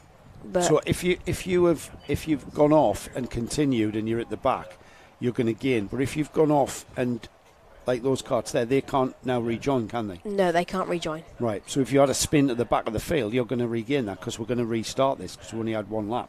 Yeah, and it goes back to the previous laps. Yeah. So how do you get your head back in the game then? Where you've had this kind of break here, and then how do you keep the concentration? What I do is I'll stay in the car and just keep calm. I mean, there's some drivers that are out of their carts and trying to see what's going on, which is normal. But I stay in my car and just try and keep my cool, keep my calm. Yeah. Don't let anything get to me and just No distractions. No distractions. Otherwise, a good distraction for the rest of the race. Yeah. Yeah, I think I'm a bit the same as that, Eddie. So while we are sorting out this incident, it looks like we are getting close to that. So it's going to be I'm just hearing over my shoulder there, it's a full restart from the grid in original grid order. So you called that one right, Eddie, which was spot on. Red flag. We go back to the previous lap, which was, of course, the start. So that's a bit of a job for Sarah out there on the grid, forming up. Just to give everybody an idea of what's happening next, we've got our final heat of the morning coming up after this one. That's the first of our junior Rotax heats. We'll then go to a 30-minute lunch break, or not, unless we get this underway. We'll see how timings go. We'll keep you informed on that. And then this afternoon, we go into our remaining heats. And we round off the day with the first final of the weekend and the first O plate awarded to. It's not an O plate awarded to the 100 Supers. It's better than that. It's bigger than that. And I'm just going to get its full title because it is quite a title that we are here for in 100 Supers. It's the 100 Super race is all about the London Diamonds House of 100 Super Championship belt. Do you hear that, Nick? The London Diamonds House of 100 Super Championship belt. It's an actual belt, like a boxing belt. And the winner of the 100 Super final this afternoon will get that belt awarded to them. Is he driving or is he over the fence? That's a good point, actually. He's out there up at Ashby, isn't he? Yeah, he's behind the fence. So his cart is over there. Is that what Paul's trying to say to me? His cart is over there, but he's gone across the fence to have a chat. Now he's got Gilly on his back, so that must be the number 118 Mark Gilly. I'm presuming, I'm only assuming, he's getting something. 13th. He's got something. Fresh set of gloves, snack, packet of chewing gum, I something don't like blame that. him. I don't blame him. We don't know how long this red flag is going to be.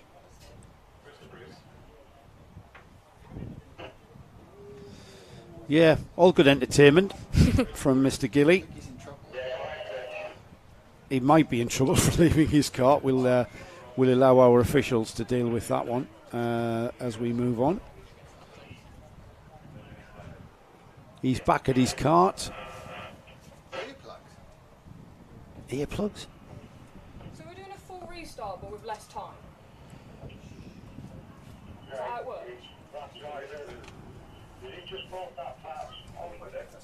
So we'll see how much time we've got on the clock when we get this race restarted.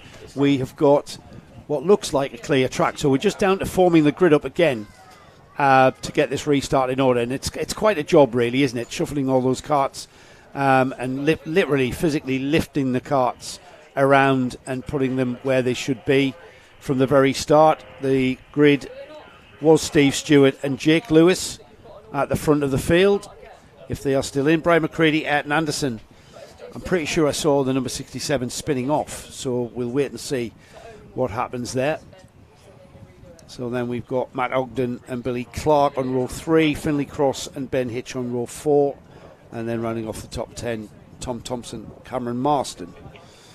So remember, this is all part of accruing a points system that forms the grid for the all-important all-plate finals.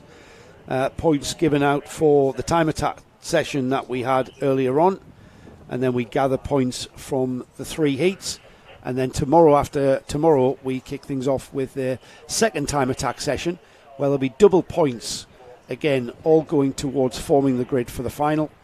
And then of course it's all about the win here at the all-plate. All about the win, Nick. All about the win. Second and third doesn't count, does it, Eddie? No, it doesn't. No. No. The thing is, though, we all know there's only going to be one winner. So it depends how you. It depends how. Yeah, we're not going to have participation medals, I'm afraid. It's all about who's going to carry that all plate. But I suppose the mindset is on a grid of mini maxes. Even if you've had a bad day, which you've had so far, hopefully all your bad luck's out the way.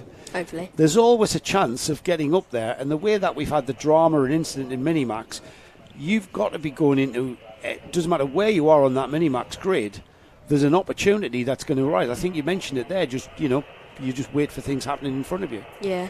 My starting grids, I've got a pole in this next heat 1. I've got a last in, I think, the next one. So right. It's so random, but you've just got to keep it cool and be there.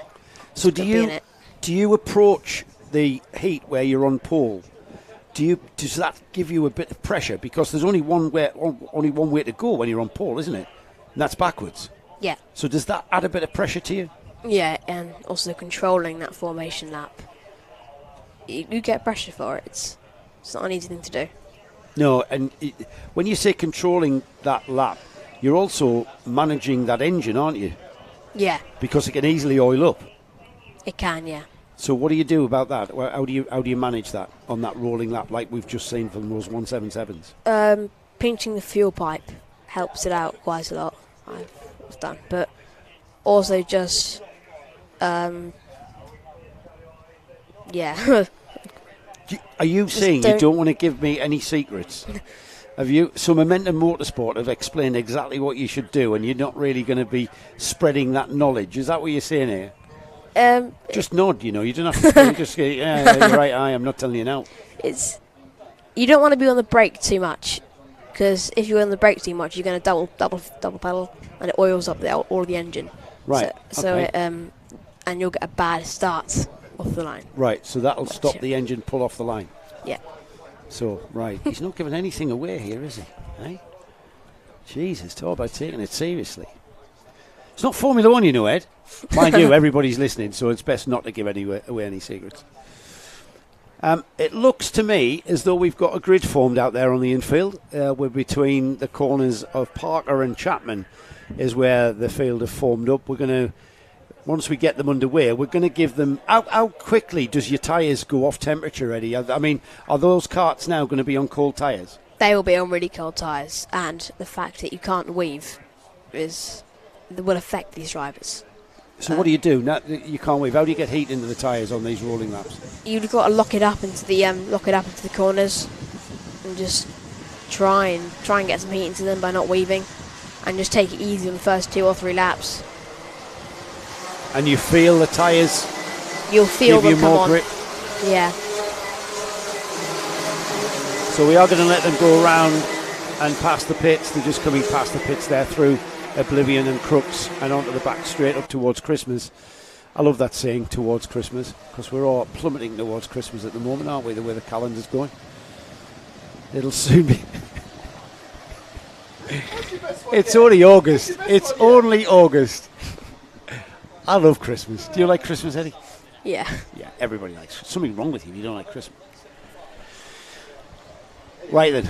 Ask what his mum's there. You can ask for anything, Eddie. Your mum's behind you. She just got to give it to you. Yeah, and you're live on telly as well. So Laura's gonna give you whatever you want, Ed. Yeah. So Jake Lewis's job is to control the grid again. He did a cracking job on that first start of really, really slowing the field up perfectly, if you ask me. Cracking job from the number 47 of Jake Lewis, and Steve Stewart also at the front of this field. They're doing another cracking job with everybody with a chance of forming up in great grid formation through the final turn. And we usually see a burst away probably about this point, but we're not, and we didn't the last time. Here we go, lovely formed grid. The lights will go from red to green. In fact, they just go out, and we get this thing underway again. We've got 6 minutes of running, so just slightly shortened race. Got a couple of karts, like cool tyres. Yeah. Cool tyres. That black kart there just slid 4 wheels, 4-wheel drift on the cool tyres into Christmas corner.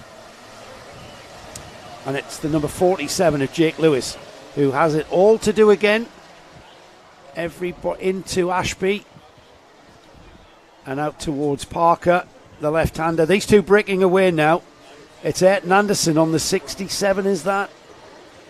So it's Lewis and Anderson now at the front of this 177 field. Now, if you're in that second place kart, are you going to challenge for the lead as quickly as possible, or are you going to just build that gap towards the pack that's chasing you down? Build that gap. Don't let those karts get close to you, and then you can battle towards the end. If he's starting to pull away, you might, if you anything you're quicker, then you can try and pass it. But and there we saw him having a look. Now this is where, if these two karts start battling amongst one another, the rest of the chasing pack will catch them, won't they? yeah, that's going to let Steve Stewart to catch up to the back of Ayrton Anderson. Yeah, Jake Lewis, Ayrton Anderson are the drivers we're talking about there, leading this pack round. Steve Stewart, who started on the front row, a bit of disadvantage on that outside row, find himself in third. Billy Clark fourth. It's going to be 2 laps completed this time. Across the line they go. We'll have a quick look at the top 10 when they do. It's Jake Lewis leading, Ayrton Anderson second, Billy Clark, Steve Stewart, Matt Ogden fifth, Ben Hitch, Edward Matthews, Finley Cross, Jack Taylor, and the top 10 rounded off by Joshua Gollin. Was that a nudge there? It certainly looked it, didn't it? A little bit.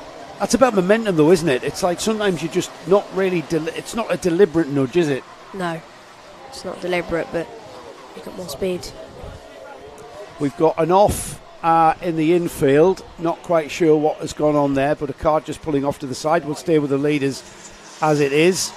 Just going into the boot now, just looking across from the infield. And now we've got Ayrton Anderson on that white and blue purple livery kart, the blue overalls with the yellow shoulders, chasing down the leader, Jake Lewis. Is this where he's going to have a go, Ed? He'll try and have a go down here, and if not through here, through into Ashby. So this is where you keep it clean, this bit here? Yep, through clean through here. He's lost a bit of time through Christmas corner there. Yeah, he did, didn't he? And it was that point there where he's got to be thinking about having to go down the inside at Ashby, just not as quick through Christmas. He does seem to have the pace here, though. Getting towards the final stages of the lap, Ayrton Anderson, right on the bumper there. Now that was a nudge, wasn't it? Yeah, that was. I'm not sure whether that's a nose cone. That looks down. That nose cone looks down. It does, doesn't it? It's bobbling around. It does look down. Yes, that lifted the rear axle of the 47.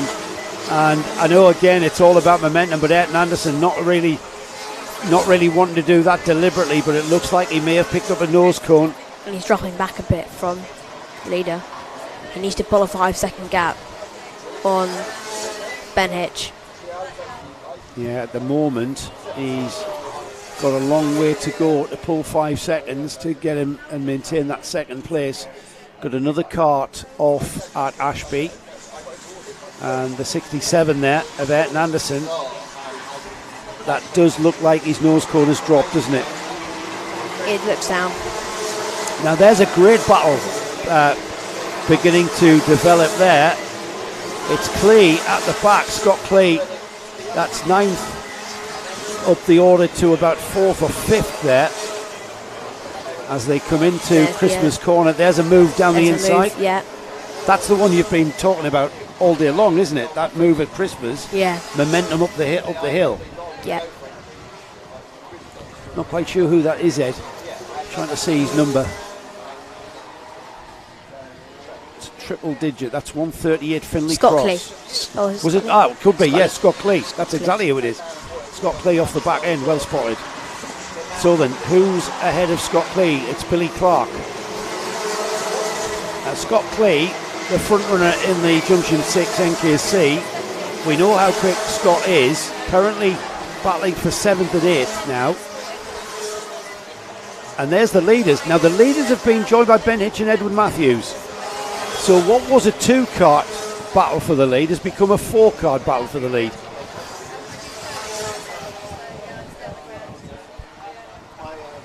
Can Jake Lewis keep what was Ayrton Anderson behind it, but now he's got Ben Hitch and Edward Matthews joining in. And it looks to me, Ed, as though Ben Hitch is that perhaps... cosmic kart. Yeah, look at how it's punched off the corner there. It's gone. That's Edward Matthews. That's the kart. The yellow and blue kart is Ben Matthews. Oh, sorry, Edward Matthews. Ben Hitch is the kart that's actually in 4th place now. Is that a Dan Holland car? He's got DHR in his suit. Yeah, it is Dan Holland. Now, that's an old Dan Holland livery, isn't it? Yeah. Currently, they're running the LN liveries. That's an old Dan Holland livery.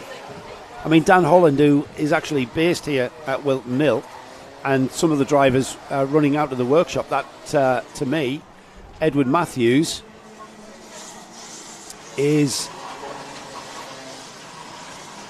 just coming through now. Now, Edward, who did a bit of work with Reese Hunter at Hunter Motorsport, who is a very, very good driver coach and mechanic, is now showing that he's putting all of that theory into practice himself. Inside.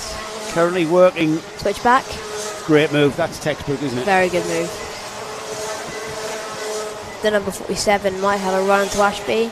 No. No, I don't. I actually think Edward Matthews is possibly showing to be the fastest 177 kart on the track, and he's made that move, Ed, right at the point where you need to make it, right on the final lap. Yeah, they've got one more lap to go. Could the number 47, Jake Lewis, could he catch Matthews? Checkered flag. Checkered flag, and a fine win for Edward Matthews there. Jake Lewis finishes second. I think Jake will be happy with that. He knew he didn't have the pace. Edward Matthews coming through the field. That's what mixed grids gives us, isn't it? Yeah. Yeah, out of is it 30 karts? Yeah, 30. There was 30, top three is good result. 30 well, 26. Okay. It was 30 in the other group, wasn't it? Yeah, top 3 is a really good result for a big grid. Absolutely. Edward Matthews first, Jake Lewis second, Ben Hitch third, fourth is Ayrton Anderson, fifth is Joshua Gollin, Harrison Crook up to sixth, Scott Clee seventh, Finley Cross eighth, ninth is Billy Clark, and rounding off the top 10, Jack Taylor. Eddie Stewart, I'm going to thank you, shake your hand. Well done, mate. That's your commentary debut, which was pretty good fun. Good fun, yeah. Yeah, good stuff. Enjoy talking about it more than you do driving? I don't. I'll tell you now, I don't, mate. I want to be out there, just like you guys. Okay. So you can say, no, I prefer to drive. Prefer to drive. Well, but when you it's get to fun, my though. age, it might be a career path, you know. Yeah. Nick is crying here beside you because he wants the headset. So I'm gonna wish you well. Thanks, Laura. Thanks for bringing him up. And Eddie, have a great day Thank you. and keep your head. Come back, kid. Don't want to see any comebacks today. I want to see you at the front. All right, Okay? thank you. All right, mate. Great to have you. Thank you, Eddie Stewart. There, who great insight from one of our young drivers, and just gives a level of insight. I just wanted the chair, to be honest. It was your back giving out, was it? Yeah, I didn't mind not talking. It was the chair I wanted. Is it Laura's mum? Yes. I had a great chat because Laura's a horse owner. And she competes horses. So I said, okay, here's the question. What's the most expensive, horses or carts? She said, well, this weekend, the cart. Apparently he's bent the chassis and there's been a lot of spare that's parts. right. That's why he But was at they the back. are the closest in cost. Is my daughter's got a horse and horses, and she bought this really nice horse to compete in, do 3-day events and that sort of thing. And she had it for about a year, and the whole thing crocked itself over 3 stages and £12,000 of vet bills. £12,000. And now it can't be ridden anymore. So you've got a horse that you just feed carrots to? Nope, it's kind of brood mare. Had its first foal. Oh, really? That's Had its first foal. So you're reaping the benefits. Not me. I have nothing to do with this. By the way, this is the first I've done any of this. I literally walked up, we had a problem, walked away from the first race. I've not come back since then. I've solved 3 other problems. Apologies for that lack of sound for half an hour. That was weird. I don't know but what we've that's sorted about. that out now. Yeah. Best not to mention. And this is now the last heat of the morning, so there we go. So I'll go straight into a break after this one. These 8 minutes. Yeah, we do. Well, I thought you'd chip the rust off. And thank you so much. After your troubleshooting morning, we've got Junior morning of Rotax trouble. out there. Yeah. Yes. So Junior Rotax Heat 1 for their O-plate. Lewis Llewellyn on the pole from Kasper Tomilewski alongside Joe Bullen and Vlad Tomenchuk alongside each other on row 2. Row 3 is Joshua Withcombe and Joshua Delicata. Ellis Warlock and Billy Edgecombe are on row 4. Row 5 is Daniel Whitfield and Finley Patterson. And then we've got Jay Leverton, Jack Dimbleby, Alfie Bushell alongside Alex Fraser, Abdurrahman Sheikh and Billy Vogt alongside on row 8, Louis Rees and Freddie Moore, Caius Zigmanta on row 10 with Freddie Theobald. But we're going to get underway. No, we're going round. That's going round again. because I haven't finished the grid. Owen Keenan and Freddie Ingram are on row 11. Row 12 is Maxim Smith and Marcel Popico. And then we've got Frank Ward and Harry Hine on row 13. And then Finley Underwood and Mitchell Mulvey rounding off what is a very fine looking 28 cart field. Already have a retirement. The grey cart in the middle of the field. Who's that? I don't know. Do we know? I can't see his number. That looks like Maxim Smith, cart 31. That's brilliant. How do you know that? Oh, because he's not got that. But it was very good. I thought, he's got eyes. I think all right, it's rubbish. And he actually just looked at the timing and scoring. So you're in tune with the race, me. I haven't started yet. Well, this is weird. We're going to get you in tune and then go for a lunch break. Exactly. Well, then we go do a Gasbury testing session. Yes, we have. It's all going on. Well, here. I put a pot of coffee on. Yeah, that's a good idea. You don't need me for the test session, do you? Well, I even want to pretend to wave to Sarah. All right, okay. Here we go then, Junior Rotax. The first time we've seen them out in racing conditions, we've had our time attack. That was quite exciting stuff. I like that idea. I do like that idea. But here we go. It's Kasper Tomilewski and Vlad Tomenchuk who are on the front row, but it should be Lewis Llewellyn. I should say. Oh, we've got an off there. 2 carts coming together in the midfield. I think they all made it. That was Frank Ward, the 666. Yeah, I think they're all right, though, as everybody's gone through the Oblivion and Crooks. Oh, he's completely lost it. The 71 of Lewis Llewellyn there, locked up and completely lost it. And we've got a gaggle of carts in the midfield. 3 carts have come to a stop at Christmas Corner. Waving, that's one the of them 7, is the 99, the 44 and the 7, I think. And they are down. Where is the 99? I haven't got 99 on my... I might have misread that one then. No, I did. Ellis Warlock, that's who it is. That's who the 99 is. And that was a shame because he crossed the line in 7th spot, right at the inside the top 10. There's Kasper Tomilewski, who's leading. Llewellyn made a mistake up at Christmas Corner. So the number 200 leads Tomilewski. And he's got quite a gap already, almost a second. Look at that gap towards Christmas Corner. Joel Bullen is the chasing card from Joshua Withcombe. So these two now are going to have to come to some sort of mind-reading agreement to work together. We've still got yellow flags at Parker. That's and rescued car. green flag. Oh, up the inside. Down the There's inside. no agreement, says Joshua Withcombe. No, I'm going to go and he instantly pulled a massive gap. Doesn't need any assistance, does he? Withcombe in the yellow and blue car with the yellow and blue helmet. Oh, he's very coordinated, isn't he? Coming out round through Pitts Bend, powers it on. A bit of the rumbles. Let's hurt those rumbles. They're very rumbly, as we found out last night. Yeah. Given that our combined age is just shy of 120, I think we did quite well. So the question is, ducking and diving behind the red car. That's Billy Edgecombe. Billy Edgecombe getting right in amongst that and trying to make up ground as we continue watching Joshua Withcombe. Just behind him is where we've got carts. There's the bright red cart of Billy Edgecombe being challenged now, it seems. So the 77 of Joel Bullen, he's going to be the cork in the bottle somewhat. We'll keep an eye on that lead battle as they come together, but right now, this is where the action is. Yeah, who's being chased down by, is that Whitfield in the red? I think it is. 41. Yep, so it's Whitfield, Edgecombe and Bullen. Third, fourth and fifth as they run up and round Crooks Corner and up the hill towards Christmas.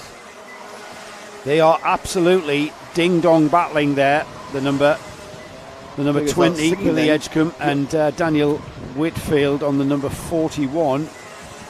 Edgecombe having to defend already at this early stage. And let's see if the number 77 can actually play a part in this. We know that the carts there behind that yellow and blue cart have got a slight pace advantage if they can clear it, but it's one thing catching, it's another thing overtaking. We found this in karting for so many times over so many years. And very wide there, the 77. Joel Bullen there lost a lot of time. Got a cart. The 99 is off Ellis Warlock. This is not a race he wants to remember, is it? No, and it's not in a very good place. Edgecombe now at the inside, and he's going to bring Withcombe with him. Whitfield with him, sorry. So Edgecombe and Whitfield go through. Bullen drops from third to fifth, and they now carry on their merry way, trying to catch up Withcombe or Tomaszewski. So now the question is, will Billy Edgecombe just move away from the advantage? No, he does not, because Daniel Whitfield down the inside at the left-hander at Chapman, and he's been promising to do that pretty much from the outset, and he's made it stick. Edgecombe not dropping too far off the rear bumper of the 41 as he crosses the line. We've got yellow flags into turn one. Two places. The yellow flags to a part. Actually, I think the yellow flag between Parker and Chapman's gone now. They've put that grey cart to a place of safety. Yeah, we've got a yellow flag. Turn one, because that's where the 99 is parked. Whether or not that yellow flag will remain, that's going to take away a potential passing spot. Yep. Maybe not, because turn one here. No, it's still really it almost went static yellow now. It's waved yellow again. Yeah, waved yellow for that abandoned cart right on the apex of the first turn. It looks like Whitfield has, I'm not going to say got this in control, because Edgecombe looks very edgy, doesn't he? Yeah. See what I did there? I loved it. Edgecombe not dropping behind Whitfield. That was a good overtake up behind them. Here they go towards Christmas. Edgecombe to the inside, down the inside. They're coming together there. That was silly by Whitfield. He should have let the corner go. Yeah, Whitfield had Edgecombe on his inside. He was through. He turned in too tight. It's a pure racing incident, but he should have been thinking a bit more. I think he got a little bit red misty because it's just about the win. That's why. Well, you know what? These are just the heats. So, when we get to the final, there's going to be a lot of intensity as we get towards the final stages of our finals tomorrow. So that incident there has allowed Billy Edgecombe off into what is now third place. The leader very much Kasper Tomaszewski, who's got a 1.3 second gap to Joshua Withcombe, who itself has got a 2.6 second gap to third place Billy Edgecombe. So Billy now has got Joel Bullen, Lewis Llewellyn, Freddie Ingram, Vlad Tomanchuk 7th, Marcel Poppercool is in 8th, Jack Dimbleby 9th, and Daniel Whitfield drops to 10th after that offered Christmas corner. Yeah, it was a big error because he's lost 8 places of points there, 7 places of points, and I think it's all surprising you've got a little bit of damage. That's a big leap up in the air in the landing. Oh, you see the front right of Edgecombe's kart then? Is that damage from that coming in? It looks really weird. It's like it's pouring in the air. Yeah, it was. It might be just the way that the kart was leaning through that very, very fast second part of the boot. But with coming towards 90 seconds of this first junior Rotax heat, we're getting towards the final stages. Barring any kind of mechanical malady, Tomilewski and Whitcomb off and ahead in the front of this pack. Behind him, though, Billy Edgecombe, Freddie Ingram, Joel Bullen, and Lewis Llewellyn not that far behind as well. Edgecombe there, he's definitely now. Freddie Ingram has gotten by Joel Bullen, and having gotten by Joel Bullen, he's closing that gap to Edgecombe, isn't he? That's the 69 there we're talking about. Yeah, I was looking there. I think one of the reasons we thought his wheel was looking a bit odd is because they're all on new tyres. They've all got lovely whiteboard labels on the side, so it's like they're wearing whiteboard tyres, and we haven't seen that since the first round, which is quite dull in Three Sisters. So I think that helps to give the impression the thing is perhaps not quite so well mounted as it should be. Up the inside. Yeah, he's gone. He's done it. Freddie Ingram. He looked like he was about to, because he gained so readily on Edgecombe, and having gained down into Ashby. That's the corner that Eddie Stewart, who was with us earlier, was talking about, offers you the odd chance, and that certainly was the odd chance there offered to Freddie Ingram, who took it there with both hands. Slow moving back marker causing a little bit of a problem there, not too much of a problem for Ingram and Edgecombe. And it'll be the 1 lap to go board for Tomilewski next time by on that number 200. So a classic junior Rotax opening heat. They're on the freshest tyres they've been on, we say, since what? Well, Three April. Sisters. Well, they've had their second set when they would have run them. Well, it's hard to judge, yes, yeah. so some people have implemented their second set already. Yeah. So it's hard to judge that. But everyone on an even playing field here. The thing for us, Nick, is we know that everyone's on a new set. That's it. Yes. It's taken away the guesswork. We only get that at round one. Yeah. We haven't got to go around going, oh, I don't know. Oh, no, what's the advantage? Is he or isn't he? And they're enjoying the grip, and they're throwing the carts around with gay abandon, as they used to be able to say. So Kasper Tomilewski is ahead by a few seconds now. We'll try and pick up the leader as we get towards the checkered flag for this final heat. I think he's just coming through Chapman now on the infield, the left-hander, and then so that's the cart of the number 200. There he is, coming. That's 29. Just coming through the final turn now is Kasper, and no, that's not him. That's 55. There's a couple of carts in lap. Yes, just stay there. There he is. We want to see. There he goes. We want to see Kasper take the checkered flag, and there he is. Kasper Tomilewski. He was so far ahead, we kind of lost him on our cameras, didn't we? I think the early kerfuffle meant some people who were quite a long way back. Having got caught at Christmas corner on that second lap. But yeah. So checkered flag flies, Nick. Tomilewski takes the win. Whitcomb second, Freddie Ingram third, Billy Edgecombe fourth, fifth is Marcel Topicole, sixth is Joel Bullen, Lewis Llewellyn seventh, eighth is Daniel Whitfield, Vlad Tominchuk ninth, and rounding off the top 10 was Mitchell Mulvey. We've had a couple of things clarified. So we were speculating, Bury and I were speculating whether drop-down nose cones applied in time attacks. Right. They in fact do. Aha. If you've got a drop-down, you get your fastest time omitted. Ah. So it's not like a 5-second penalty. KZ is the drivers lose, drop-downs, time attacks, all classes apart from KZ, and drivers lose their fastest lap. So there's no drop-downs for KZ. The 100 Supers are on the Vega tyre, and the KZs are on the LeContes. So Gaz was correct on that one. Well, we now have a lunch break, which may be half an hour, maybe 25 minutes, don't know. And because of that, we are going to go straight to our favourite thing at lunchtime, which is Joe's presentation. I actually need to be on camera 1, though, first, before I go to it. It's a long story why I need to do that. And I need to take the timing off, so it doesn't do that. I need to take, I need to leave that one, sponsors on, because I forgot to put the sponsors on this video. So, yeah, obviously the eye rolling from the boys to the left here is remarkable. I put out more fires than the people in Hawaii today. Too soon? Just going to try and find where it is. There we go. And, okay, it's time now for, hopefully, Joe goes round the Super 100 pits. Are you excited? Great insight. Obviously, Great chat. It's by you, obviously. Great insight. Let's learn all about karting from 25 years ago, and you saw what it's like. You kept seizing the whole time. See you after lunch. Well, hello and welcome back to Whilton Mill after what seems like months, just 3 weeks, and we're back for the NKC O-Plate, a special meeting, and today, Saturday, with some special guest karts. Oh, have we not, everybody? Formula A is back. The 100 Superclass is going to be part of this event, and oh my goodness, it's like stepping into a time machine, going back to the mid-90s. It's going back to the mid-90s, early 2000s, where air-cooled two-stroke engines revved to 20,000 revs. You're going to hear the music that these karts play, and it very much is music, Nick. It's kind of the era when I was karting, and, you know, direct drive, the performance levels of the 100 Superclass, what we're going to see, is just phenomenal. Yes, they've got grip levels through the corner, but it's the way the karts you'll see them punch off the corner, and they'll just, you know, visibly, massively, like fireworks, fire off the corner. But the music that they make, the music that they produce, I'm going to be mentioning this so many times this weekend. I think Joe's quite keen. The only person who's not keen, Sadiq Khan. These are not ULEZ karts, that's for sure. But let's forget about anyone Mayor of London. Let's go into the paddock with Joe and talk to the Superkarts Super 100.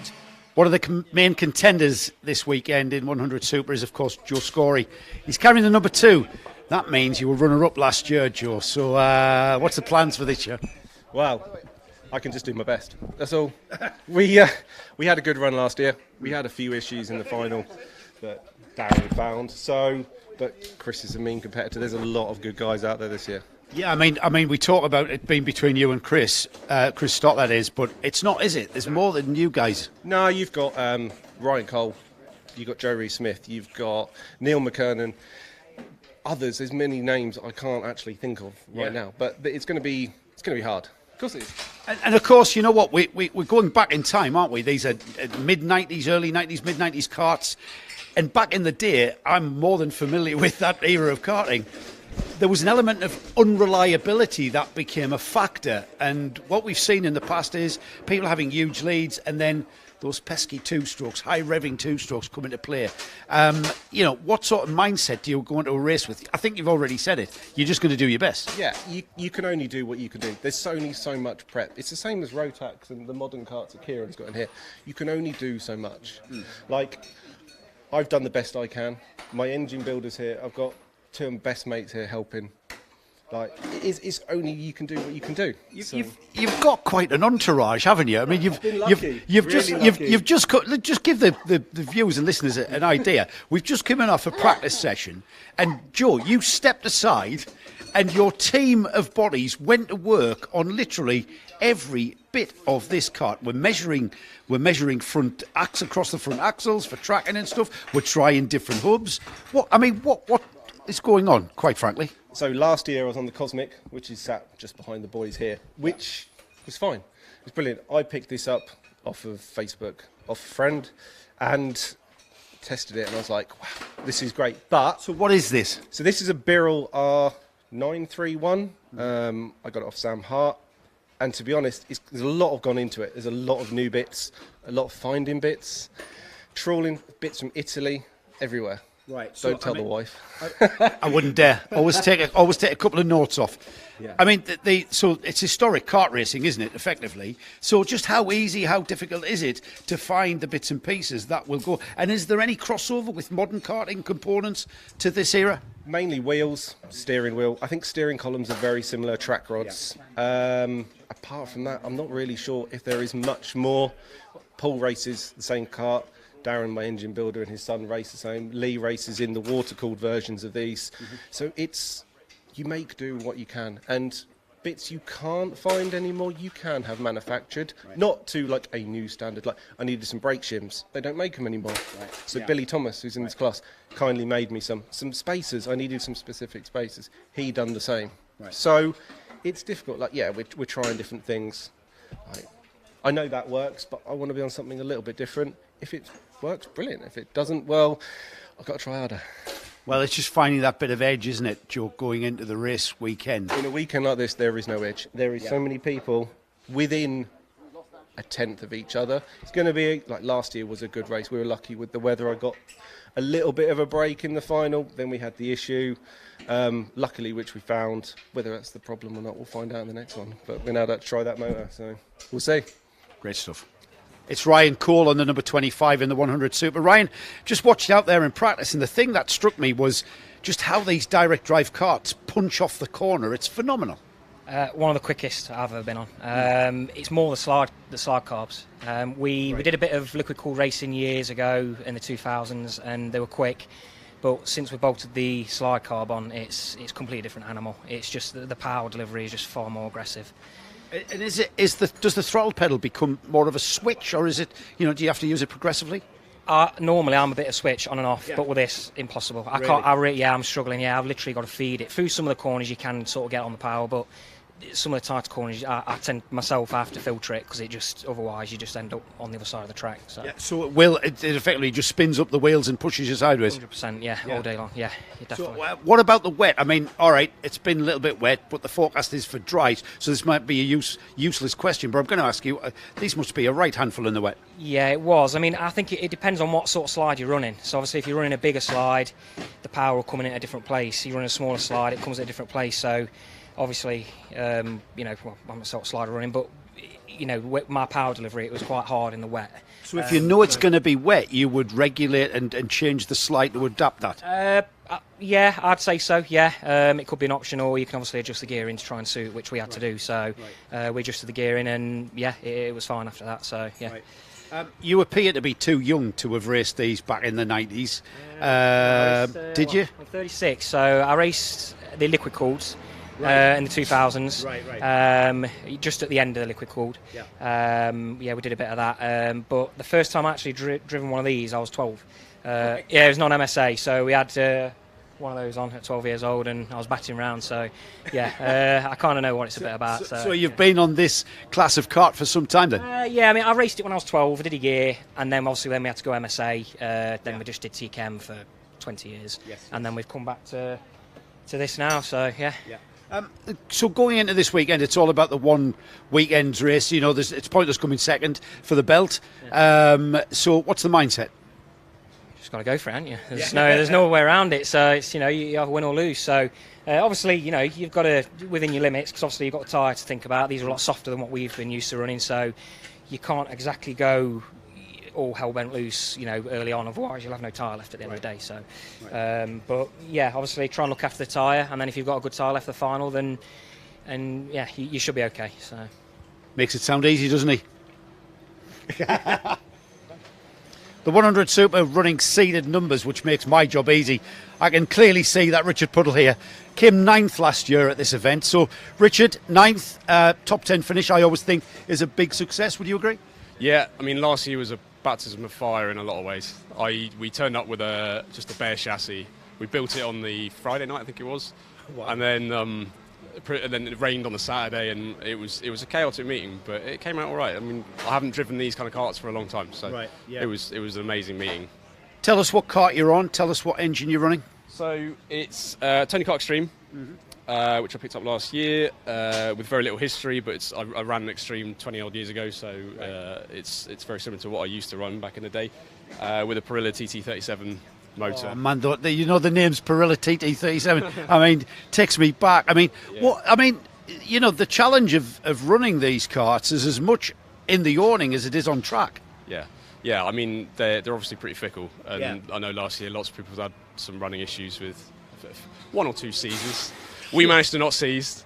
I'm touching wood or wherever it is. Touch all the wood, because that was very commonplace back in the 90s and 2000s. Yeah. I mean, it was part of it, and I think a lot of people watching last year, didn't know what was going on. I think a lot of people learned a lot last year, including us running it, but also people. We had so many Rotax competitors coming up to us and saying, "What is it?" They don't know. They literally don't know what they are, and it's amazing. It's only us old guys, isn't it? To realise. I mean, these engines, the noise they make. I mean, in last year's coverage, for instance, I'll give you remind everybody. Nick and I stopped talking. I remember it, and we said, watched it back. "Yeah, let's." Nice, And it was. Look, as standing up, just thinking about it. They're screaming, aren't they? What sort of rev range are they at? That's so good. So we're approaching kind of 20,000. I think the Creek boys are probably going over 20. You know, obviously it's how long you want to run the engines for. Right.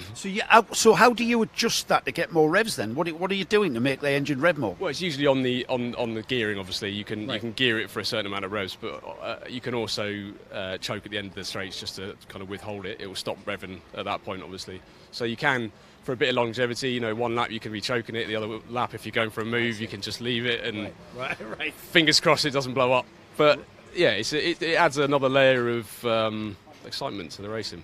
It does add another layer, certainly, to driving it, because what you were talking about there, if people are unfamiliar with these two-stroke air-cooled engines, by leaving the choke alone, you are leaning the fuel mix, and you get more power. Is that right? Yeah.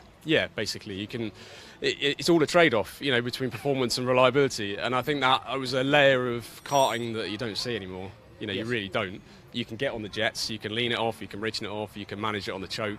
And you've got to have a feel for what the engine's doing. You know, usually by the time you realise it's too lean, it's too late, and it goes. But it runs perfectly for that split second, and you know, it's just having a feel for it. I'm a bit out of the game, so I don't think I've got that feel. But so what's your approach then? Just set it away and reliability, really. I mean, my first and foremost, I want to finish. Last year, it was reliable. I don't think we pushed the envelope too much, but I wanted to finish, and a lot of people had a problem, so I think that was a good tactic. I think this year people are going to be more on the game, so I'm probably going to have to push it a little bit more. But to finish first you have to finish. Absolutely. That's the one. Thanks, Richard. So what we've got here is some between session maintenance going on. These engines are so highly stressed that they take they take up a lot of attention from, you know, the drivers and the team of helpers and mechanics they have around them. And what we're seeing here is them taking the engine mount off to get at, they may be changing the mount over, trying another engine, because they'll be running they'll have scrutineered more than one engine to use for this 100 Super event. So let's dive in. What's going on here? Are we just swapping engines over? He's afraid to talk to me. What are we doing? Are we swapping motors? Yeah, no engine mounts. Engine. So So we're just talking about how demanding these little things are. Yeah. Completely different to modern karting, aren't they? I mean, we've talked about the challenge that this brings. So are you swapping engines between sessions just to try them out? Yeah, we didn't do any testing, so we've only got 3 sessions, so we're just going to run 3 motors. Right. All right. Okay. So different motor for each session. Yeah. And what's that for? Are you trying to find out which is the quickest? We haven't run any of them. We haven't done no testing. Right. So you're just going to see what's what, and then choose one for tomorrow. Right. I see. That was what I was getting at. Choose one for tomorrow. There we go.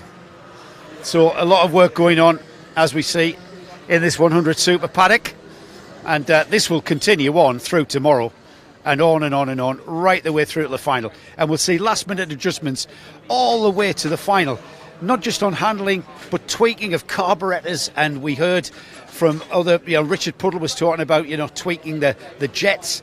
And this is literally a set of goalposts that continually are on the move. And this is what we're going to see for the rest of the weekend in this class of karting. It's brilliant. I love it. Joe McKernan on the 59 is on a Fullerton chassis now. Fullerton chassis, if you haven't, you may have heard the name, Terry Fullerton. When Ayrton Senna was asked who was his biggest competitor in his whole career, he harked back to his karting days when he battled for the World Championship with Terry Fullerton. Now, this is one of Terry Fullerton's karts, and Joe McKernan here is going to campaign that in the 100 Super event here at Whilton Mill. Joe, you're on a very famous kart builder's kart. Do you even think about that when you're hanging onto it? No, not really. No. Probably not doing it justice, really, but yeah. Have you been running this kart long? I've had it about, I don't know, probably about 6-7 years, something like that. Right. I found 2 of them in a lock-up in an old mill for 50 quid I got them for. Really? But yeah, so restored them both, and then, yeah, still got it now. I mean, the majority of the grid, is that how they've come about getting these old karts? I mean, you're basically restoring historic karts, aren't you? Yeah. So Yeah, most of them have come out of an old shed or somewhere, something like that. Yeah. You're on the Vega tyres now.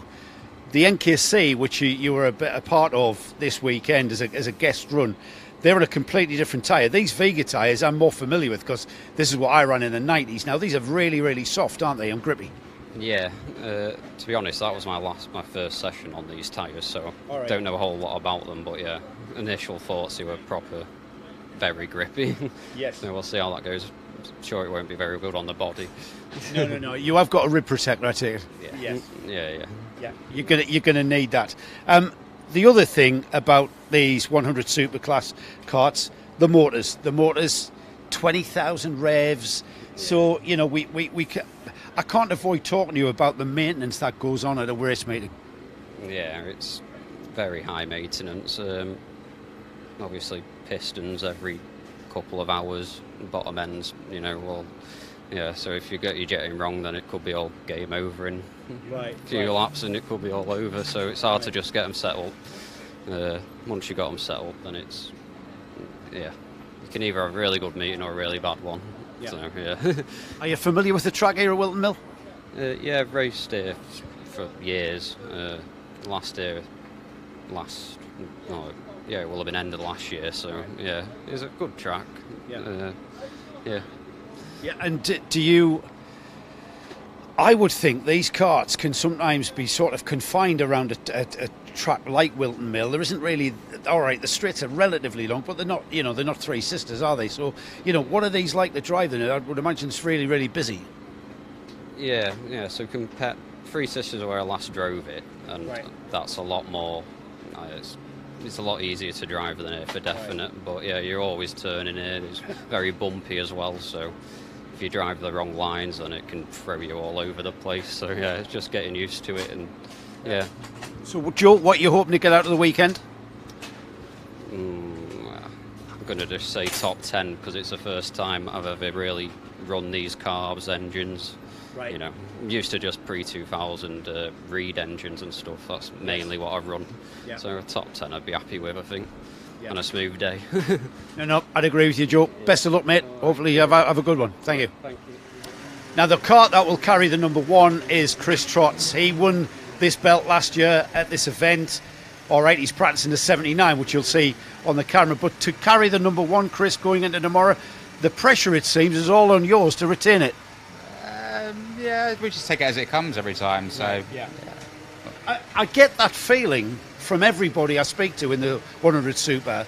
Does that derive from this kind of the reliability factor that can come into these two strokes? It does a little bit, yeah. There's a reliability, and you just never know what's going to happen. And yeah, just take it all in our stride and see what happens come the end of it. Yeah. So going in without any expectations. See where you know what you're playing do not play poker with this man. He's keeping lots under his belt. You're more prepared than let's see what just happens, or surely. We're very prepared. We're very prepared. So, there you go. There you go. So what's the key to getting a kart? This kind of the 2-stroke engine, 20,000 revs. It's a kart is a kart. There's still adjustment on that front axle, I see. So what's the key to getting it quick here? The key is done in the workshop leading up to the race, making sure that when we arrive here everything is 100%. The engine builder making sure that the engine's all prepared by somebody who knows what they're doing, they're done properly. And it's all about preparation. Yeah. And so when you get to the track, you've just got to make sure everything's pointing in the right direction, so to speak, kind of thing. It's the little bits and pieces from there on. Yeah. So how far do you go? I mean, coming from car racing, you would do things like corner weights. Do you do things like corner weights on a kart or chassis straightness, something like that? We don't do corner weights. Right. The front and rear axle ride heights. All right. It's more caster in the front, rear axles in the back, and that's about it really. So. Right. Yeah. And this little box of aluminium alloy here, that's the key to having a good weekend, I would imagine. Keeping them running is the key to a good weekend. Yeah. So, yeah. Yeah, I've said this to other drivers in the 100 Super. You can't fail to see the way these direct drive karts punch off the corner. Do you feel that as a driver? Because they visually look quicker off the corner than a clutched kart. Absolutely, you do. I mean, modern karts now are so heavy. They've lost all the feel. You don't feel a lot when you're driving one. Back in this, lightweight, instant response on the throttle. and particularly in Super with the slide carburettor as well, a massive difference over the Butterfly, which the other 100cc classes race. Right. So, what's Chris Trott going to be happy with come tomorrow afternoon? A win, nothing but a win. That's why we go racing, to win. Simple as that. Look forward to seeing you with the number one, Chris. Makes my job easy. Thank you very much.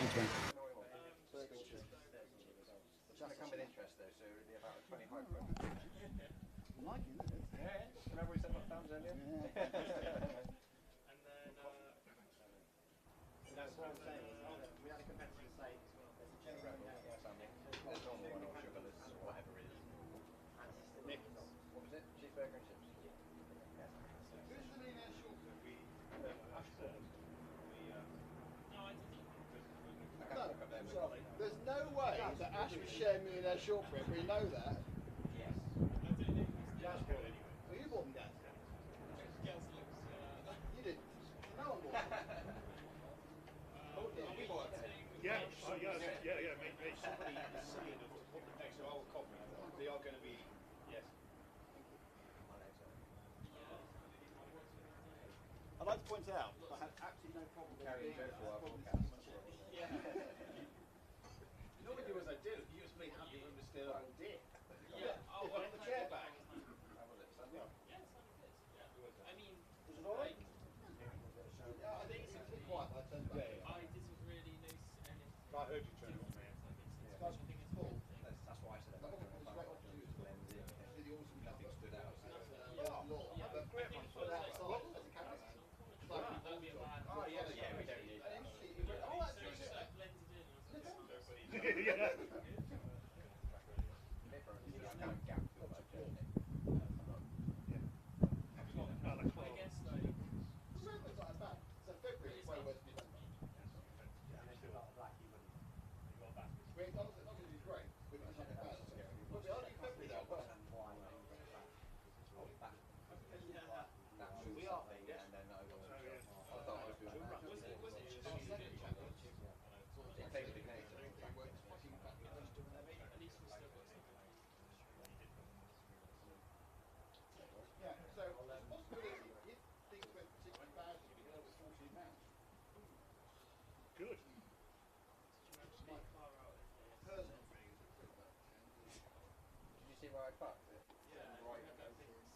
yeah.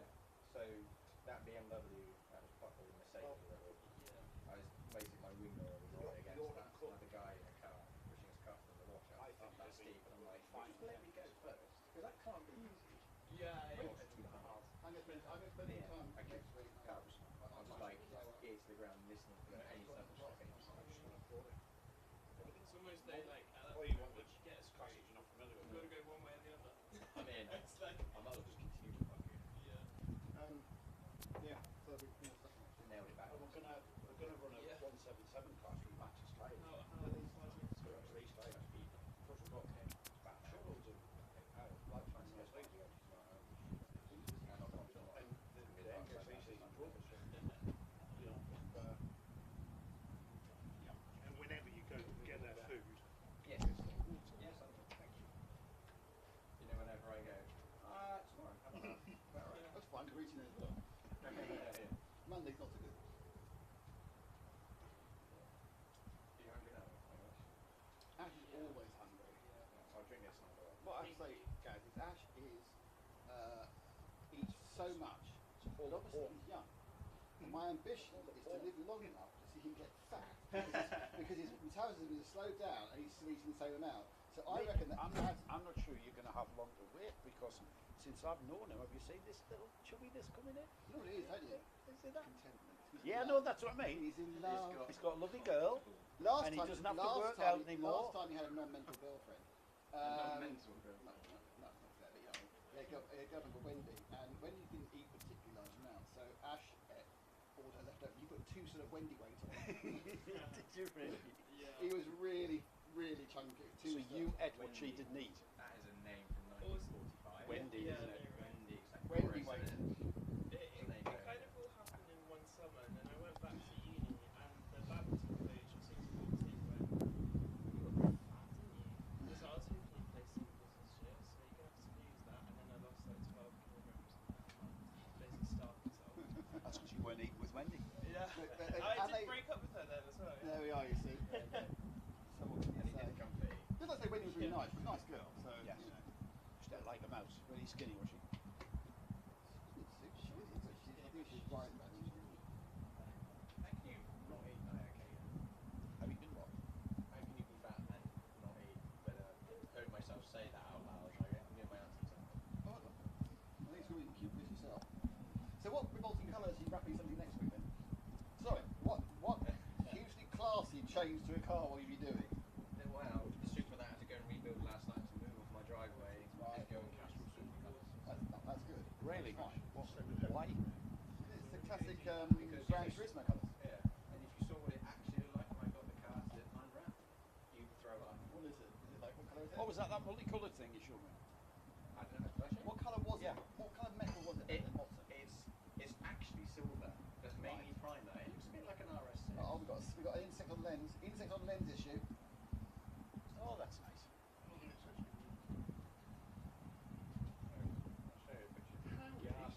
That's great. You could blow the insect off your lens. Goblin Works Garage decided that was a good idea. So they've gone a bit kind of Japanese pop out. Yeah, and So how much would that cost to do? I think to wrap that and design all that, I think that's probably would cost around that. And how long it cost? They had it for 9 months, and they did it in the last 3 weeks, and they still don't pay for next time. I put it for a month, and I had to give it back. And what colour are you changing it to? Oh, sorry. Is that for another TV show? No, it's obviously because I've got one. It's the club that owns the car, so it's a statement. This is our car. This is our club. Blah blah blah. So it's going to the Gucci show outside Silverstone with a ring. Yeah, let me know that. I'm sure we'll run it. Because if you take away the pestering of the officials completely and just leave it all out there, It was very difficult at the time. entertainment. I think We're I'm entertainers. pretty sure it was in 94 I bought in 96. It might have been 95 or 95. Tell Paul that's Paul about that one, because I don't remember England, New Zealand, anybody whinging on that we are here. This past 2 months, beat them with the shit they win over the Euro. It's a whole history of battling. Anyway, so It's just like poor baby child, poor baby, some of our children, some very Yeah, you helped a bit. most of which isn't You got participation.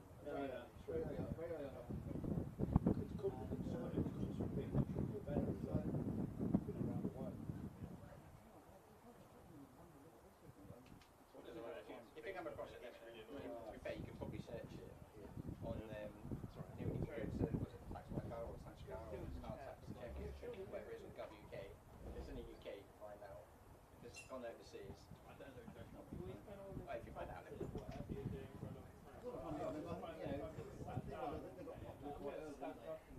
when it was that or a Skyline, we had the lady in there doing a bit of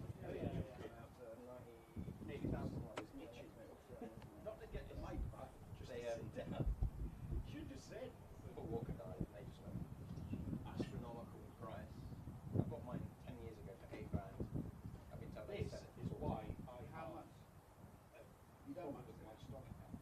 Because when I worked in an office, we had a coffee for twice the size of that.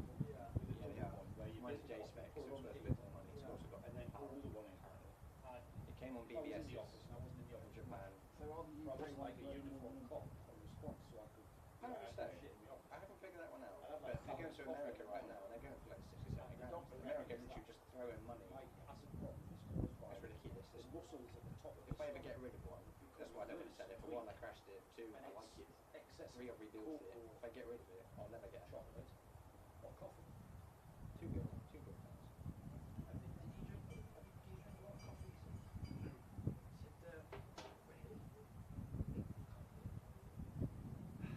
Just those 8 years What's our next of round? the job I did, where I had a full Fullback? Yeah, fullback. I worked closely with. I'm bringing the fullback if you've got fans up. I certainly have. We should try different Oh, coffees. We'll have yeah. coffee I'll bring it tasting all back times of the morning.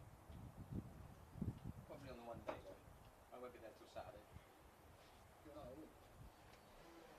Sandwich? That's a queue. What? Is it? Yeah, I can't go up there with Not in it, standing there, are you? What's the whole point? I'm not going to go up there with my any coffee? I mean, I could. It'd be awkward. You need to buy a coffee, sir. What are they doing? Coffee down there. Phillies. What is he wanted? I forgot. Ham and tomato. Or ham and tomato sandwich. You went in yesterday. Pictures my Try them. come back finally from plane thing.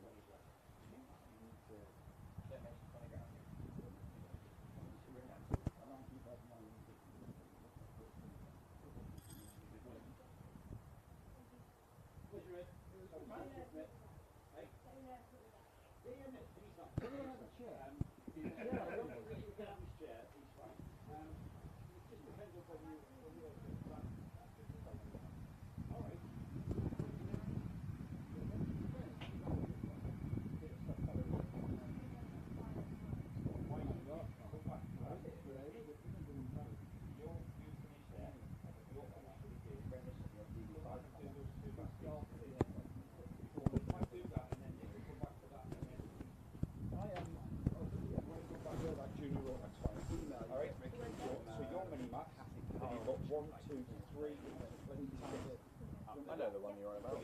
Yeah, it was like a grand reserve. Yesterday, yeah. Just keep an eye on that. 2002, the last junior race, that close you need to come here whilst that race is on. Alright?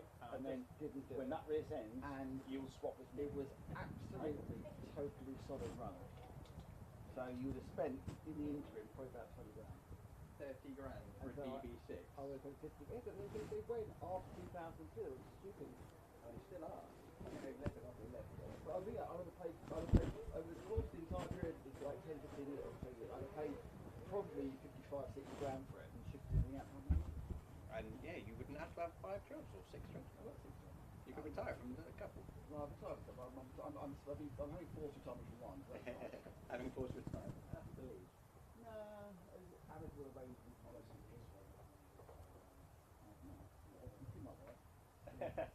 Well, that bought fish yesterday. What, she's already got two She's fish? already up the tank. She's already up the tank. No, you couldn't do anything in it. No, because we've got to run them for weeks before you put anything in them. Oh, really? Yeah. Right, okay. So you put everything in them apart from the fish, and then you run the tank to get all the nitrates and nitrates. Their bacteria for the fish. I looked in front of the fish, mate. I just gave up before I even finished. Well, what's basically happened is It started me. Basically got a little tiny tank. All right, Larry. I'll do that again. She got a tiny tank, and then she got another tank, and that other tank caused problems. So you have to put it in a tiny tank. You've got two fish you can't put in the same tank together. Then you've got a big tank. And I think she's bigger and still point in the big tank. They are very good to watch. It's just very kind of Cheese and tomato. for fuck's sake. Ham and tomato.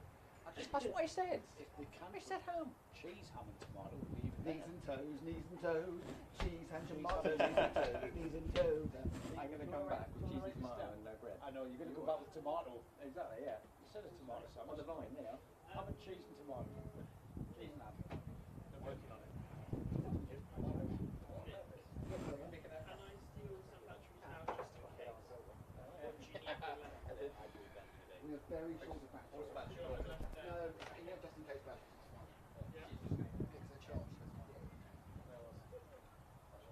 It's going to need to be a lot of charging at the time. How much do you charge? They'll need bringing in from there and putting in here, but it won't be charging. So the amount they're taking out there is probably about 5 days. Like when I recharged it after last time, it was like, no, not really. Oh, just to keep the easy charge ready. Got about 6 hours. Yeah. Well, it'd be appropriate if we run the whole thing collapse halfway through, but it's fine. Yeah. I'm going to go till back up. Shit, Friday said.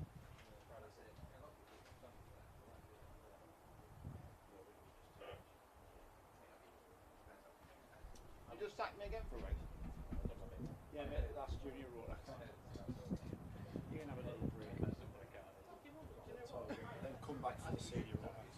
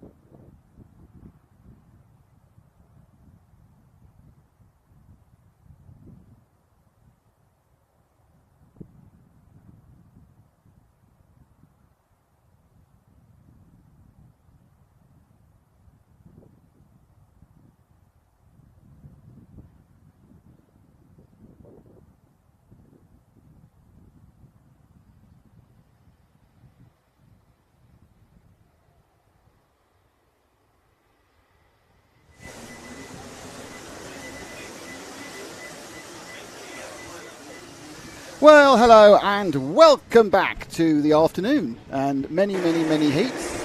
Joe is late arriving. I've been talking to the paddock. You've been gossiping, haven't you? I've been gossiping, of course. I've been gathering intel. You've been gossiping. In the paddock. So it's a slightly longer lunch break than we were expecting, if I'm really honest with you. But we are back and we are running and we're about to go on with the first of the senior Rotax heats for the afternoon. I think you can give us the top 10. That's about what we have time for. No, you can't find the No, I right page. can. Shane Collinson, who a driver I am familiar with. Shane on the pole position. Just gathering the field up there. Jamie Rogers. Shane, by the way, running with Louis this weekend. Oh, right, George Sanders and Kieran Gifford on row 2. Tommy Lee Davis and Archie Lyons are on row 3. With Hayden Phillips, Aidan Rudge, row 4. Row 5's Matthew Herbert and Andy Ambrose. Then we've got Tom Patterson, Harry Maynard. They're just at the boot now, Nick. So we're about to get underway. So I'm going to hand back to you to take us away for the rest of the day. Rest of the day, yes. Probably when Eddie comes and steals the chair. He's not having a chair. He's standing. Eddie's coming in later to stand to join us. Yes. Okay. Engines are being lightly choked, or the fuel being pinched out of the line, and away they go. And it's relatively clear. The 92 pops out of line, seeming a couple of through oblivion. And then, of course, was Tom Patterson trying that move. They stream through the first couple of corners, all clean. Absolutely dry as a bone now out there. There is a chance of a kind of a flurry of showers coming around about 3 o'clock. In the second place has gone the 20 of Kieran Gifford. He was scored the second. He dropped the third, back in the second again. And I'm assuming, even though I can't see the number, that it is Jamie Rogers leading as we go round into Pryor and is it Pryor? Parker. Can't read and it. Chapman. Whose writing is that? It's mine. It's terrible. You should be a doctor. It's that bad. Shane Collinson is about to lose that lead to the number 28 of Kieran Gifford. No surprise there. Kieran absolutely just metronomic this season in the Junction 6 NKC. But Shane here on a bit of a research mission looking towards more participation in the Junction 6 NKC. This weekend, though, it's all about the O plate, and as we see Kieran Gifford just pull out a little bit of a cushion, that's not really a surprise, is it? No, pushing well. Now, I'm a bit confused. Isn't there a kart 106 in that? Who isn't showing up any of the scoring? We've got that the car. Second place kart is kart 106, but no one's picked up his transponder. Shane Collinson on the 166 is not. It's his transponder. And that's not us. That's the actual transponder. So he's he will be scored on the Alpha currently Lifetime second. So that kart, the leading kart there, the red and the white machine, that is not being picked up. He's in second place. So third place is now the 89 of. Fourth place 89 Tommy Lee Davis, 59 Jamie Rogers, then 89 Tommy Lee Davis. So Kieran Gifford, as you can see, a little bit of a lead. Shane Collinson losing out again. The 59 Jamie Rogers just sneaking by. This is what mixed grids will give you every single time. Archie Lyons now lining up for a move on Shane Collinson, and Shane's going to have a train of karts just queuing up behind him. This was kind of textbook there, just jink to the left and then to the right. It's a late turn in there, as you found out last night, isn't it? It is late turn, yes. It's a late turn in, so you kind of leave the door open. What I did find out last night, and I think we both did, is that actually it's nothing like as sharp as you think it is around Christmas Corner. It's a much faster bend. It's because it's uphill, and slightly cambered in your favour. Helping you along, the whole way. Yeah, so you can carry a lot of speed up there. Because I came in the first time, gave it the full-on brake, thinking it was a hairpin, and thought, that's the kind of, that needs to be a little bit quicker. And that's why you finished behind me. 3,000. Well, let's not go to that, because we all know the reason I finished behind you on 2 of the races was nothing to do with me. I had a bad car. Yes, anyway, more of that later. Very because sad. Right now, Kieran Gifford's checked out. With Jamie Rogers in second. Shane Collinson, who's now being scored. He's now being scored, but he's still maintaining that third place, and if anything, he's got a bit of a cushion. The karts behind that number 166 is where the train of karts are basically queuing up. Now, the kart behind him is Tommy Lee Davies, and then behind Tommy Lee Davies is the current 177 NKC champion, Phil Howarth. In the 5, with the gold helmet. Let's pick out Phil on the gold, coming towards you, blue and yellow kart. But behind Phil, Aidan Rudge, and then Jensen Watts. Jensen Watts has been absolutely formidable in the previous 2 rounds of the Junction 6 NKC. So I think that's what's moving through there. He certainly lent on the person he got past there. I don't know who that was, because he was scored as right behind Philip. May have been Hayden Phillips. Because I think Howarth also moving forward with the golden helmet. He's waving. Thank you very much. You've got, oh look, yeah, there's Jensen behind. This is going to be a battle of the behemoths of senior Rotax, isn't it? Because these two have had a major play. I would like to, whilst we're on looking at Phil Howarth, I'd like to say for all of you who watched the race, the final last time, You're going to have to let that go, Nick. I was right. You're going to have to let that go. But I was right, wasn't I? Yes, you were. Thank you. Phil confirmed that you were right. correct. There Your we assessment go. was correct. It was. We're talking about the previous round last month. It is completely and utterly irrelevant for the Your Plate, but you just wanted to say that you were right. I certainly which did. is a very rare occurrence. Meanwhile, you've got. I love the way Phil taps his helmet. Yeah. Yeah. Fine. I'm going to tap my helmet and say, let's just run together because I'm ahead of you. Yeah. And so don't try and challenge me. Let's run together and catch the guy in front. Yeah. Which is Shane Collins, who's found. You see how his tyres were sliding around earlier. The tyres have now come on, and Shane's finding pace. So Shane's got pace. He's got a driver behind him who's very, very familiar with these Maxxis tyres in the form of the current 177 champion. And there he goes, Philip Howarth. Philip Howarth down the inside there, just underneath our camera. Harry there, up on the hill of Christmas. You like Christmas, don't you? I do love Christmas. Harry loves Christmas. He loves that spot. And now Philip Howarth pulling away from Shane Collinson. Now next on Shane Collinson's agenda is keeping back Jensen Watts, and we know how much pace he has on these Rotax 162s with the Maxxis tyre. Watts needs to get past Collinson to get closer to Howarth. Howarth sweeps around the pit bend. They're going nice and wide, shaking their insides. Now already lining up that move is the 93 of Watts. He's going to try and pretty much pop out a Christmas corner. I'd say he's got an early run. Didn't even need the slipstream, so he's going to move up one place, and it's going to be the Howarth and Watts show. But they are, just to remind you, they are in third and fourth. They're not in, they're fourth? They are third and fourth, aren't they? Yeah, rather than fourth and fifth. Yeah, I mean, Kieran And Gifford, we've got a red flag. Red flag. We've got a cart off at the boot. Oh, right, yeah. Which is the reason I think it's suspect. I think it's the 33 of Archie Lyons, I'm afraid. Okay. So just looking back at the protagonists at the front, Kieran Gifford, for instance, currently second in the championship with dropped scores. Finley Watson is the driver that's currently leading. We've had, it was round two that Kieran Gifford was absolutely dominant on. Oh, I've got chips as well. That's a nice surprise. Not going to be able to do that neat, are we? That's just going to torture me. So we've got an incident there. The carts have pulled up at the boot. I'm now making sure you're talking until the chips get cold. Okay. Well, the chips That's are down. probably when I can eat. Has this race run long enough not to restart it? Yes, it has. We've got a minute and... Well, it stopped at 5 2 minutes. minutes, wasn't it? It stopped at 5:20. The last lap, as you can see, you scored at 5 minutes 20. So it stopped about 5:40, 5:45. So it's got 2.5 minutes left. So they may get it back underway. I'm just looking for Jensen Watts, who has been formidable in the past two rounds, rounds 3 and 4. Two heats, a third place in the first heat, second, a win in the second and third heats, and then a win in the final at round 3. He won heat number 1, came second in heat number 3, and took the final at the previous round here, round 4. So Jensen Watts is very, very quick, we know, at this place, at Whilton Mill. At the moment, Jensen had Philip Howarth Well, he got behind, past, he got just pa- ahead of him. Yeah, he got past Collinson. Yeah, but not when they were scored in that lap. So if they actually ever go back to the last full lap, that will be the result, and he will be scored as 5th, not 4th. Yeah, it will go back to the previous lap. So that is what we will do if there is indeed a restart. So we're just tending to that instant there, just off our camera, with the driver receiving some attention. Yeah, the driver has a suspected... I think he's limping away, which is good. I think they were worried he might have broken his leg. Looks like he's just actually hurt his ankle, which is good news. Driver up, conscious, uncomfortable, I think I would say. Yes. You know what it's like to be at Whilton Mill and... break your rib. Break your rib. Yes. I still think that the most remarkable story that was actually in the final. That's my ARCS test that broke my rib. I bet that really impressed the examiner, did it? I thought it might be a fail, so I didn't actually mention it at all. Did he fail you? No, I passed. Oh, you passed. Yeah.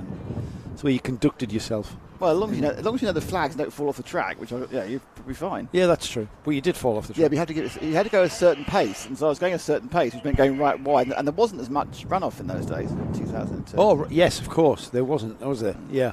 That's why they created that runoff, because of my rib. Yeah. It's called Nick's Rib Corner. Nick's Rib Corner, yeah. So, yeah, I got a whole Rotax set up in 2002 and never raced it.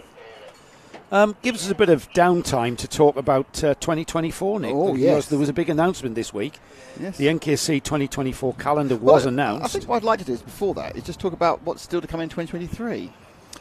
We could even do that. Because we have 2 more rounds in NKC. We have Fullbeck in 3 weeks' time, and then the month after that we go down to finish season at Clay Pigeon.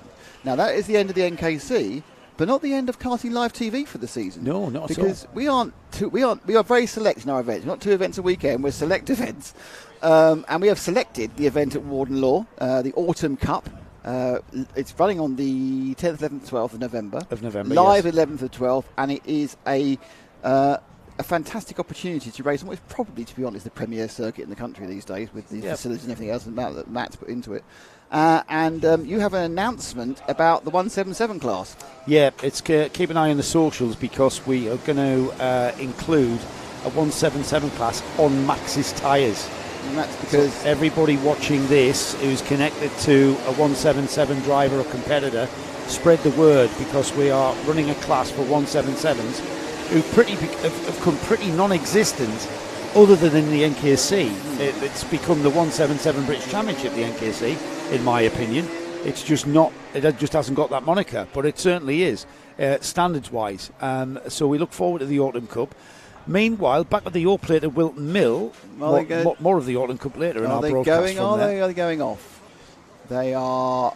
That's it. That's the end of that one. That has been called. So that race was called at the position it was in, and they've actually wound it back to 6 laps. They've wound it back even further. So that's the actual result there on the screen, I think, for you. Right. Kieran Gifford takes the win. Jamie Rogers second. Phil Howarth third. Am I missing somebody? No. Shane Collinson's fourth. Shane Collinson's fourth. Jensen Watts fifth. They've just got those numbers around the wrong way. That's what confused me. Aidan Rudge sixth, seventh Tommy Lee Davis, ninth was Braden Hill, eighth was Toby Case. Top 10 finish for Andy Ambrose, Alex McGee 11th, Reece Pope 12th, Matt Lewin 15th, Ryan Mills 16th, Matthew Lambert 14th. Sorry, they're all over the place. I'm not even going to look at that. But that will bring to a conclusion the first heat for Senior Rotax. There we go. We've got Mini Maxes out next. Our good friend Eddie Stewart, who joined us for a bit of commentary and a bit of insight. Boss Racing then? No, he's not. No, he's not. He's going to join us later on for the final Junior Rotax heat of the day. It's just nice to have a bit of insight from a lad who's driving and competing. Well, his mum said that he got inspired by the kids' commentary on F1 that Hungaro did it when the race. Yeah, they did. Yes, yeah. He was inspired by that. Yeah, and that's cool.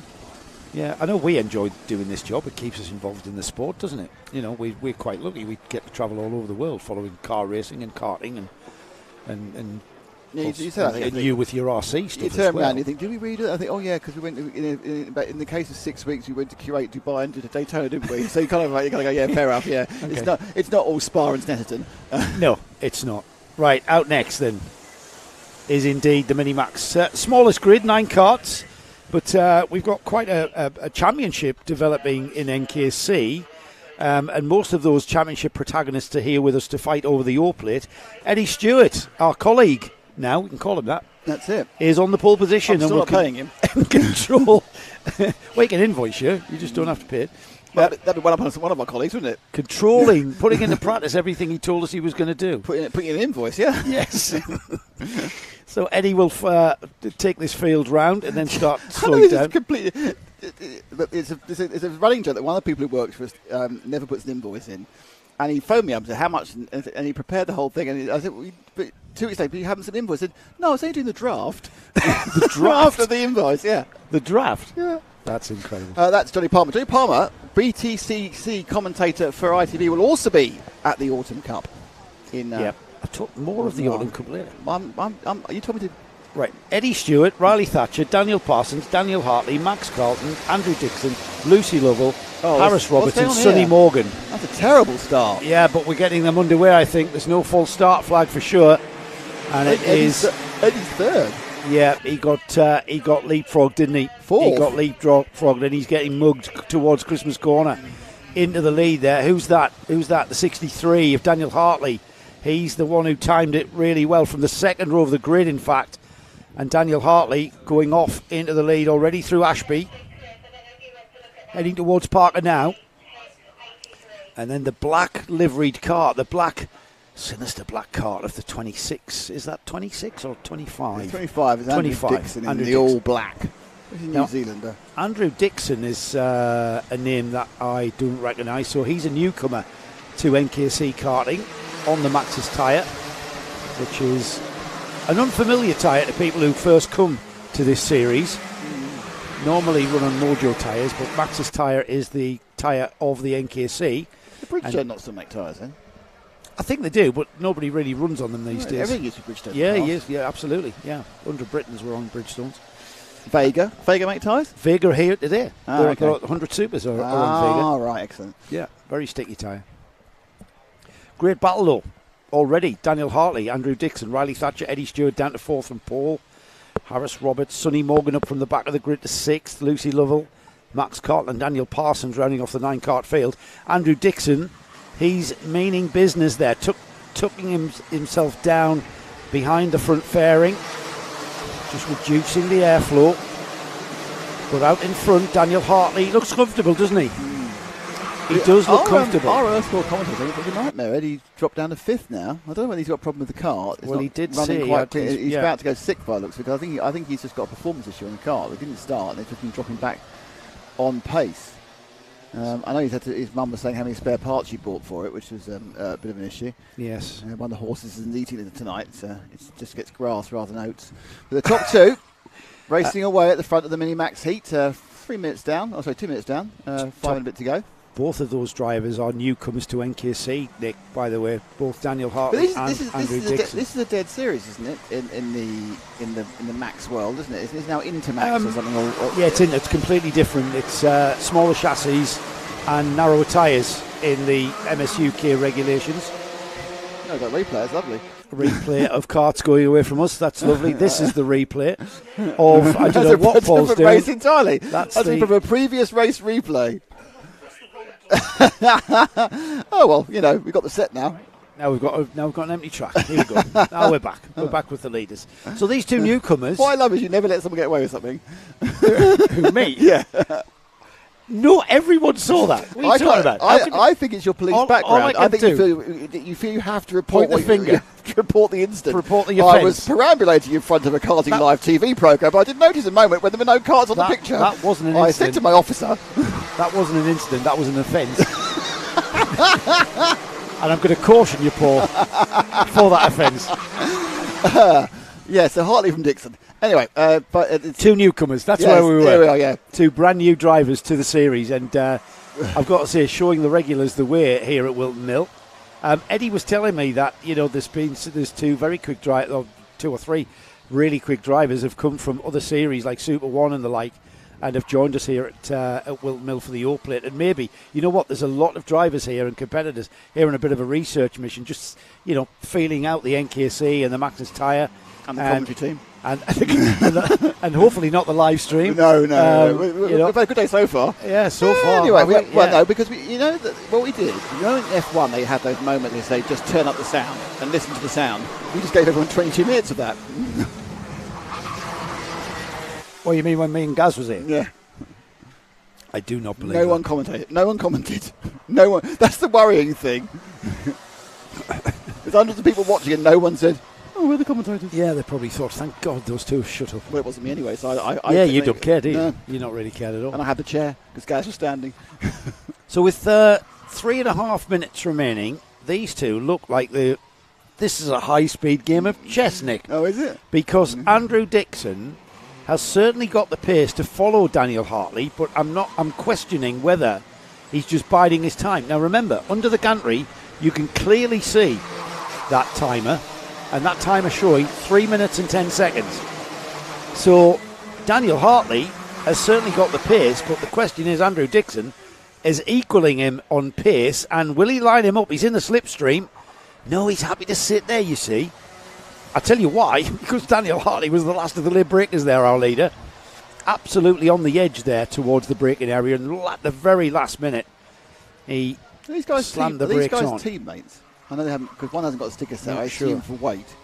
But they've both got the same sort of iridium visors, and they've both got the same purple engine radiator cooling flap thing. I know, yeah, the flaps are down, actually, so, I'm not sure they've checked their engine temps. Whoa. Now, there's a battle for first and second, this one, but just behind, in the back of the shot, is the battle for second place. Third place. Third and fourth place. Harris Roberts has Sonny Morgan right with him, and Sonny currently second in the championship. No. And those two absolutely on the edge as well. Harris Roberts, I'm trying to see where Harris has been with us, because Harris Roberts is also a newcomer to this year's series. I'm pretty sure we've seen Harris out last year. And Harris won the time attack, didn't he? Yes, he did. Yeah. So 3 newcomers to the NKC. And as I say that, I look back up at the screen, and Sonny Morgan's gotten by him.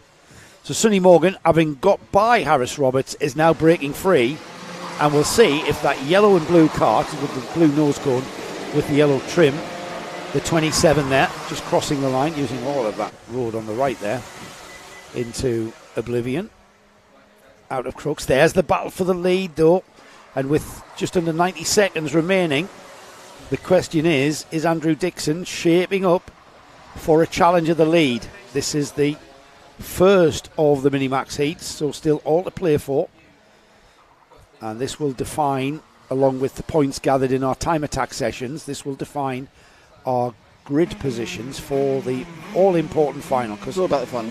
This it absolutely is, Nick. I can't see it any more than I am, or I will. And you have. And I have, and I will continue, because it really is. I think Hartley's got this in. I think he's got control of this. Well, he's got 2 laps. Yeah, this one and one more. I think they'll be right on the cusp of actually getting another lap. It's going to be really close, but I think they might.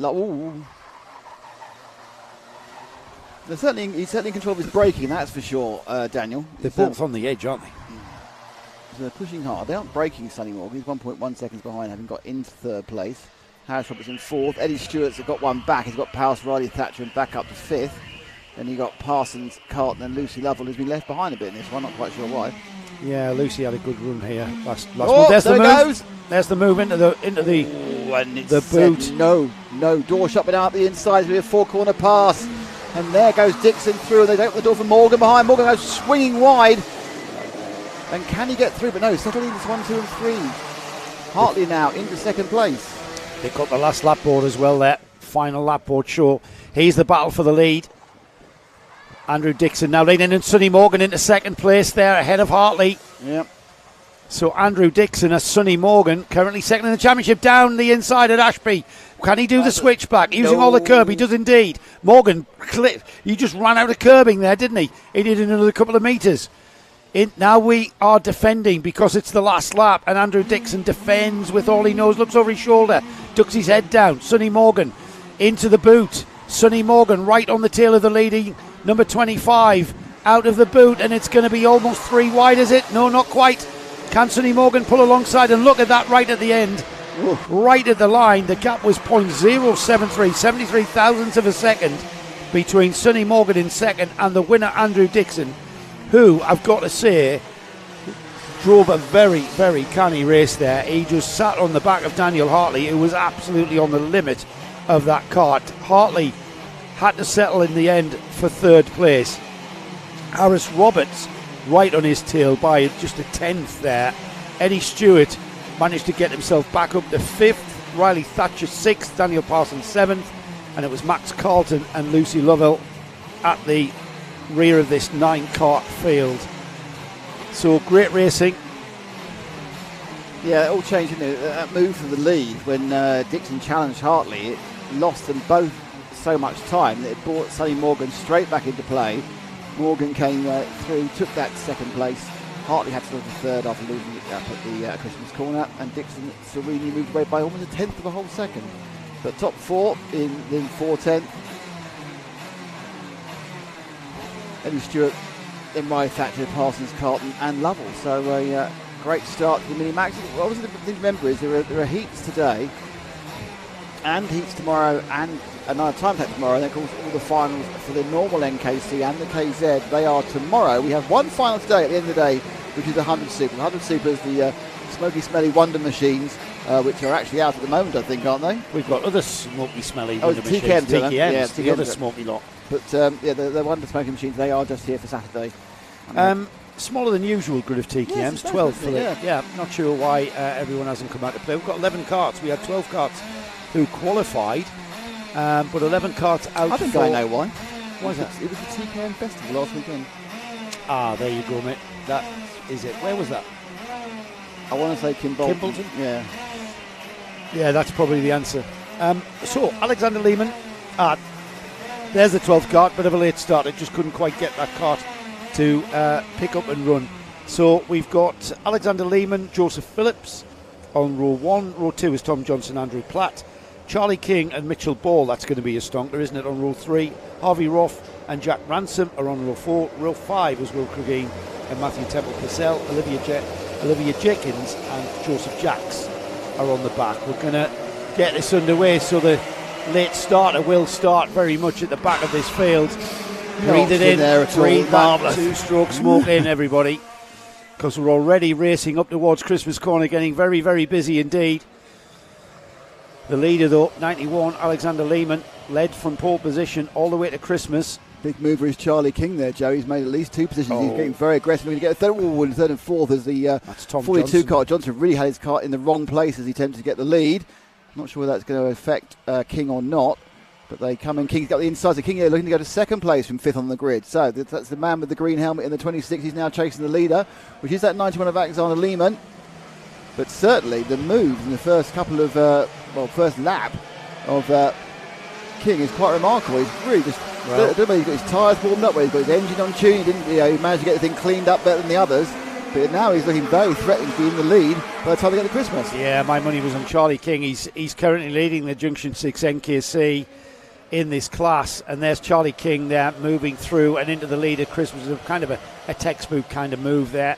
Momentum all the way off through Oblivion and Crooks, and then all the way up the hill into the braking area where he made that move. Now behind him, with a flapping nose fairing there on that number 91 of Alexander Lehman. Ooh. I'm not sure whether that's slowing him down, but he's pushed out. He's hung out to dry there, wasn't he? He's been knocked back about 5 places there as Alexander Lehman, as the leader Charlie King has checked out there in the green helmet. Behind him, though, we've still got a train of Harvey Rolfe has got it. Rolfe's got the cars. second and fourth, so Rolfe is the big winner of that. The big losers we know is Alan Lehman down to 6th, but Rolfe now goes from 4th to 2nd and gapping the 3rd and 4th. The kind of the biggest battle at the moment is 3rd and 4th, and popping out for a little look around. Yet the 42 of Johnson drops down, and Mitchell Ball, obviously the man behind Junction 6, moves into 3rd. Yeah, Mitchell Ball carrying the number 2 vice champion from 2022. Current NKC champion, twice champion, Louis Bevan, not choosing to turn out, probably because of the festival, like you mentioned there. But our 12 drivers are here and having a bit of a ball. No pun intended there for Mitchell. We've still got plenty of racing time, and this race, just looking at the entry list, was always going to be down to Charlie King and Mitchell Ball. We saw it here last month in this round, and those 2 flex drivers just coming through there, Harvey Roth and Mitchell Ball. I think that's a flex car. It's not Rolfe Racing, is it? Well, I think Harvey Rolfe is probably Rolfe Racing. Got Mitchell. I thought Mitchell ran himself. Oh, got a massive tank slapper on there as he came into braking for Chapman. Yeah, beginning to see Mitchell Ball just lining himself up. We see this all the time in TKM, don't we? The number 2, they're very, very experienced driver in this class. And Tom Johnson not that far away behind him in 4th. Behind them, Joseph Phillips, Alexander Lehman Will Cregeen. Remember, Will was the driver that had that problem that totally took him out of the time attack. There we go. And there's Mitchell Ball. That's what we've been waiting to see. We knew it was coming, and that's where it happened. And Cregeen looking to see if he can pick up the pieces actually and do a double pass and make a rebound. A couple of corners for Rolf, but Rolf okay, holds back onto the tail of Ball and will benefit obviously from the slipstream, which will certainly help keep him a little bit further distance from Tom Johnson, the 42. The 42 is the dark car, the back one of these three. We've got a couple of... there's a lot of teams do like yellow and blue, don't they? Yellow and blue is very popular these days, so it's a stripy kind of humbug helmet. Oh, and that's eventually back out there by Rolf, but it's a humbug red and white helmet, the helmet you love, of course, being a Sunderland fan, of Mitchell Ball in second. Let's hope they can get some points today, otherwise you'll be playing us next year. Oh, mate, don't even talk about football right now. As Mitchell Ball, great helmet design, by the way. That, you know what? Did I mention that the last time we saw Mitchell? I think you with mentioned his red it. and white striped helmet? You're not going to not do mention like it, that. are you, really? No, I'm not. The person who goes around, he goes to every single supermarket just praising the Signal toothpaste. It's red and white. I tell you what, I'm a bit surprised by the way that Harvey Roff and Tom Johnson have been able to keep a handle on Mitchell Ball, and if anything, Harvey Roff there coming back through and into second and ahead of Mitchell Ball. So this is a pure race that we're seeing here. These three karts in second, third, and fourth place, with Charlie King ahead of them in first. They are very, very close on pace. It's not like they've got, you've not like got a driver that's moving up the order because of the mixed grids. These three are very, very evenly matched, and we've got a cracking race to boot. Yeah, it's amazing. I mean, they really are running, well, as you can see, within... you could put an envelope over them, couldn't you, Joe? And that's so close, you could pitch a tent over them. That's copywriter Andrew Marriott. The leader, King, they've got that second lead. It's nice cushion, especially when the people behind you are having a scrap, because that'll always slow them down slightly. Now then, Mitchell Ball, I'm not going to say he was surprised by Harvey Roff. You know what? He knows who he's been racing with. He knows who he's racing with in this series. So there's absolutely no surprise to see Harvey Roff up there with him. Here they come again then. Can Mitchell Ball have another look down the inside? Both of them absolutely on the last chance of breaking there to make the corner there. And they do look really close, Nick, don't they? That's, you know what, when you're in that situation, battling like that, there's not a better feeling in the world. It's a cracking pastime, this. The third person, Johnson there, I can't help thinking, he's sitting there thinking, well, I probably haven't got the pace, but I could really pick up some pieces here. There's an excellent chance that one or t'other will make a mistake. And obviously, the ideal situation for him is for the two of them to have a minor coming together and him to sneak past both of them. So he is looking quicker than earlier on. So I think he's one of the guys who either tyre pressure or engines are coming on as the wear the temperature gets on, because he was quite easily passed earlier, but now he seems quite punchy, and you could see that grey kart with the white helmet of Tom Johnson getting past Mitchell Ball in the Sunderland helmet. Probably not Sunderland helmet, but hey ho. They rolled back into second, by the way. They're just coming back together. They've just concentrated out. It looked like Roth was going to pull away, but he hasn't. It was just the way that things ebb and flow. And I think you're right about Tom Johnson. We've seen Tom's pace in previous NKC rounds. And that down the inside. And Mitchell dropping back. Yeah, Mitchell had to make room for him, didn't he? There was no shenanigans went on there. So Mitchell not quite having the pace to get in. He got into second place, but then his pace has kind of waned a little bit. Has waned or the others picked up?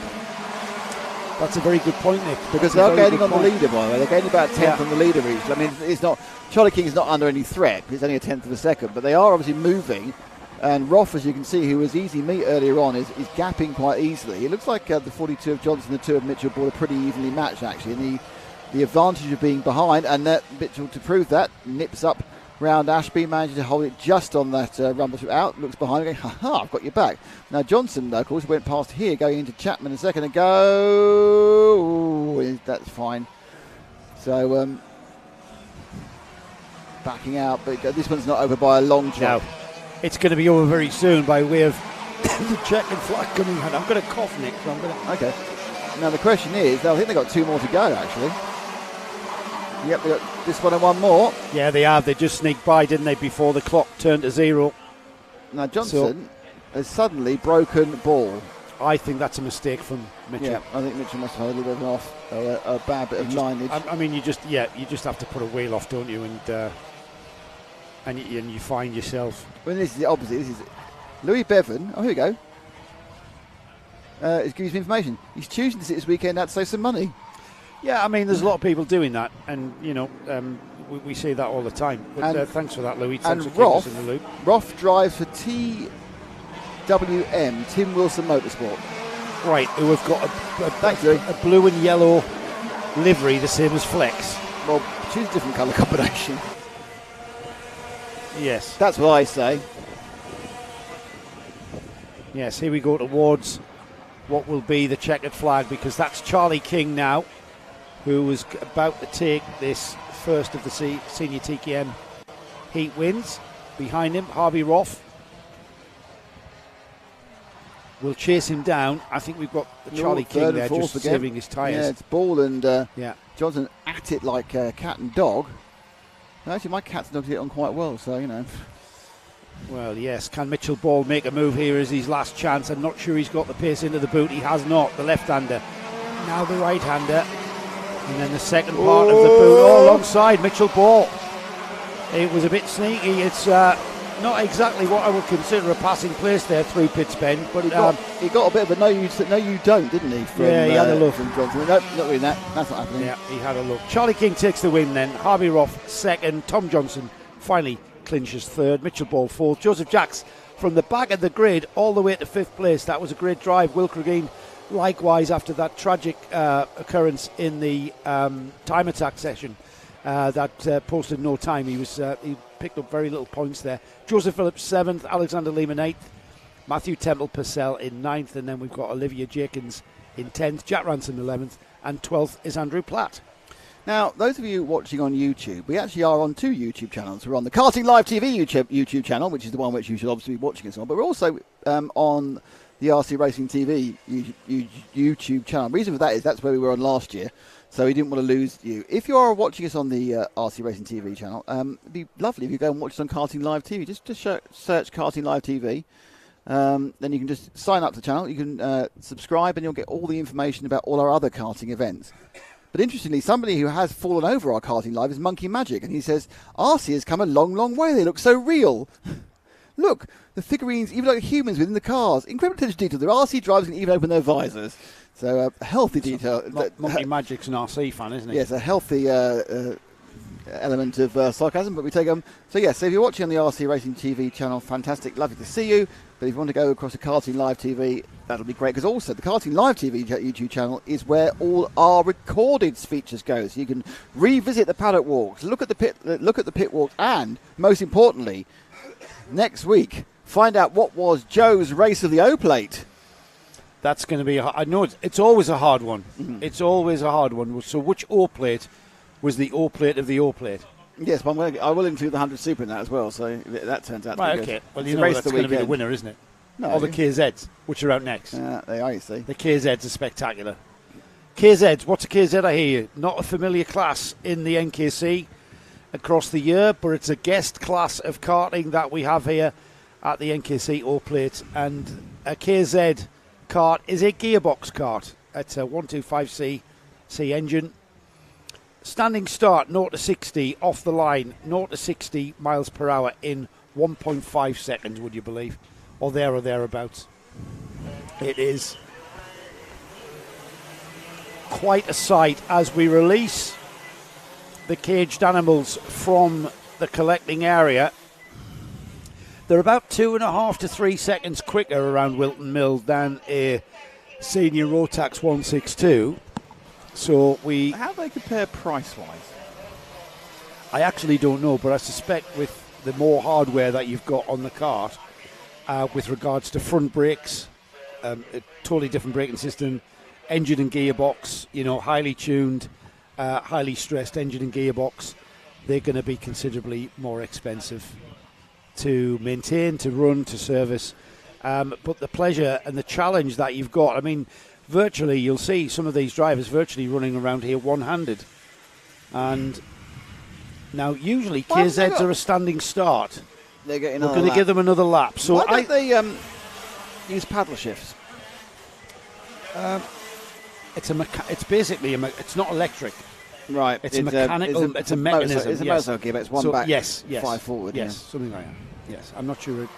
I'm not Clutchless, sure I how think it works. It's clutchless. Clutch to start. Do you have a clutch Yes. and have a hand clutch? Hand clutch. Yeah.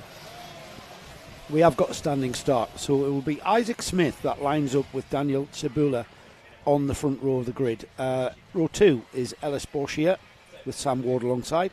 Bailey Rigglesford will be starting alongside Bo Phillips on row 3. Rhys Llewellyn, Bradley Calder are on row 4. Sylvanus Klimas and Harvey Ribby start on row 5. And rounding off the 12-cart grid will be James Webb and Benjamin Ballou.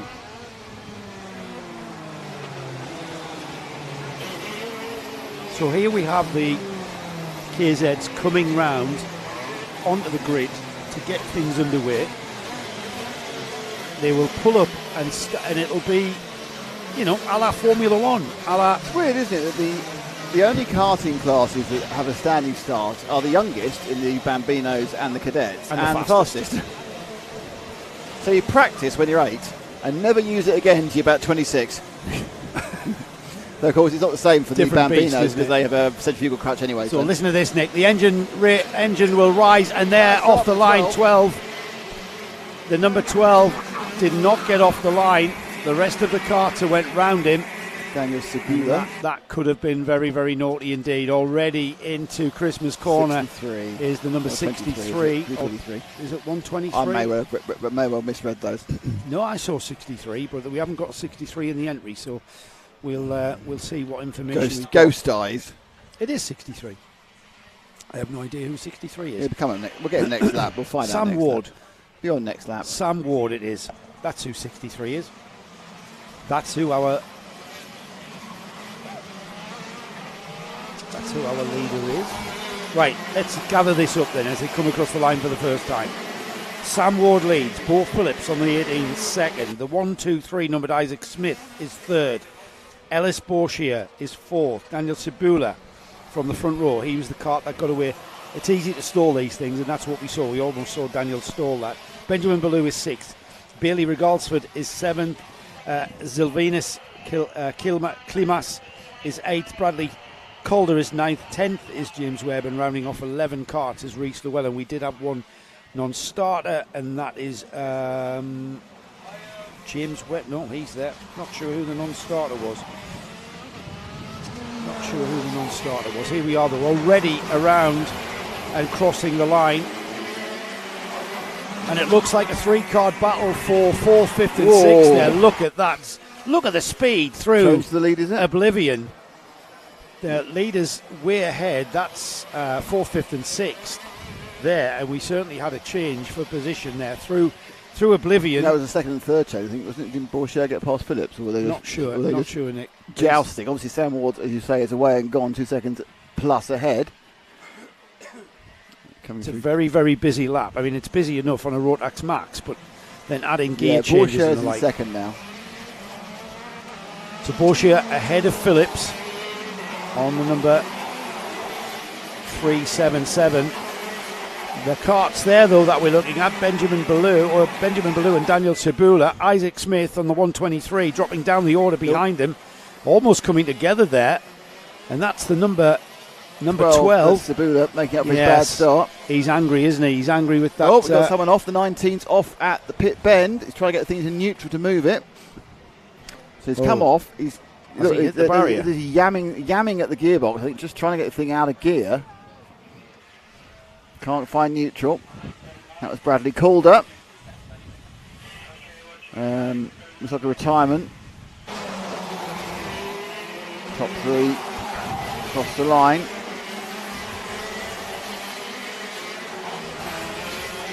The speed through that final bend here at Whilton Mill is just phenomenal. I mean, it's, they're completely flat out accelerating as the number 12 there through Christmas Corner. And you're right about that corner as well, Nick.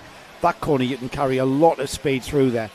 And just watching these KZs through there, it's all right. It's a braking area of sorts, but that's the thing with Whilton Mill. There's not really any really tight, slow corners here. There's no big stops, are there? There's no big, that's the word, big stops. There's no big stops here. As that's the number 18 of Bo Phillips now coming under pressure from Daniel Cebula.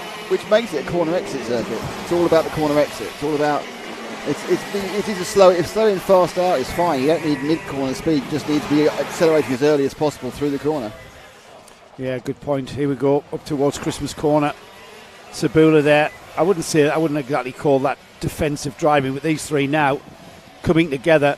Very, very busy lap now when you're circulating as closely as these three are. You've got your gears to sort out. You've got your braking areas. You've got your avoidance tactics. And a problem for the number 12. Oh, dear. Number 12, I don't know what that is. He's buzzed the engine or something. Easy to do on a gearbox kart, isn't it? His engine just died there, just pressing the throttle, nothing happening. He didn't start well, and he's not finished well. So not a great heat one for Daniel Sabula, and he'll drop down to 10th place. Bradley Calder is still sat in the middle. Well, he's driving to a safe place of safety in the middle of the track after his car came off or came to grief at the pits bend and could not be restarted, was stuck in gear. Not an issue, of course, you get with the Rotax carts, because they're all permanent in gear, so they can't get stuck in gear. They do the clutch now as they push them, of course. Okay, so here are the orange and red, sort of the old-fashioned shell colours. The 63 of Sam Ward and 377 of Ellis Boucher. That's 1 and 2. So Ward's early lead has been completely eradicated now by Boucher.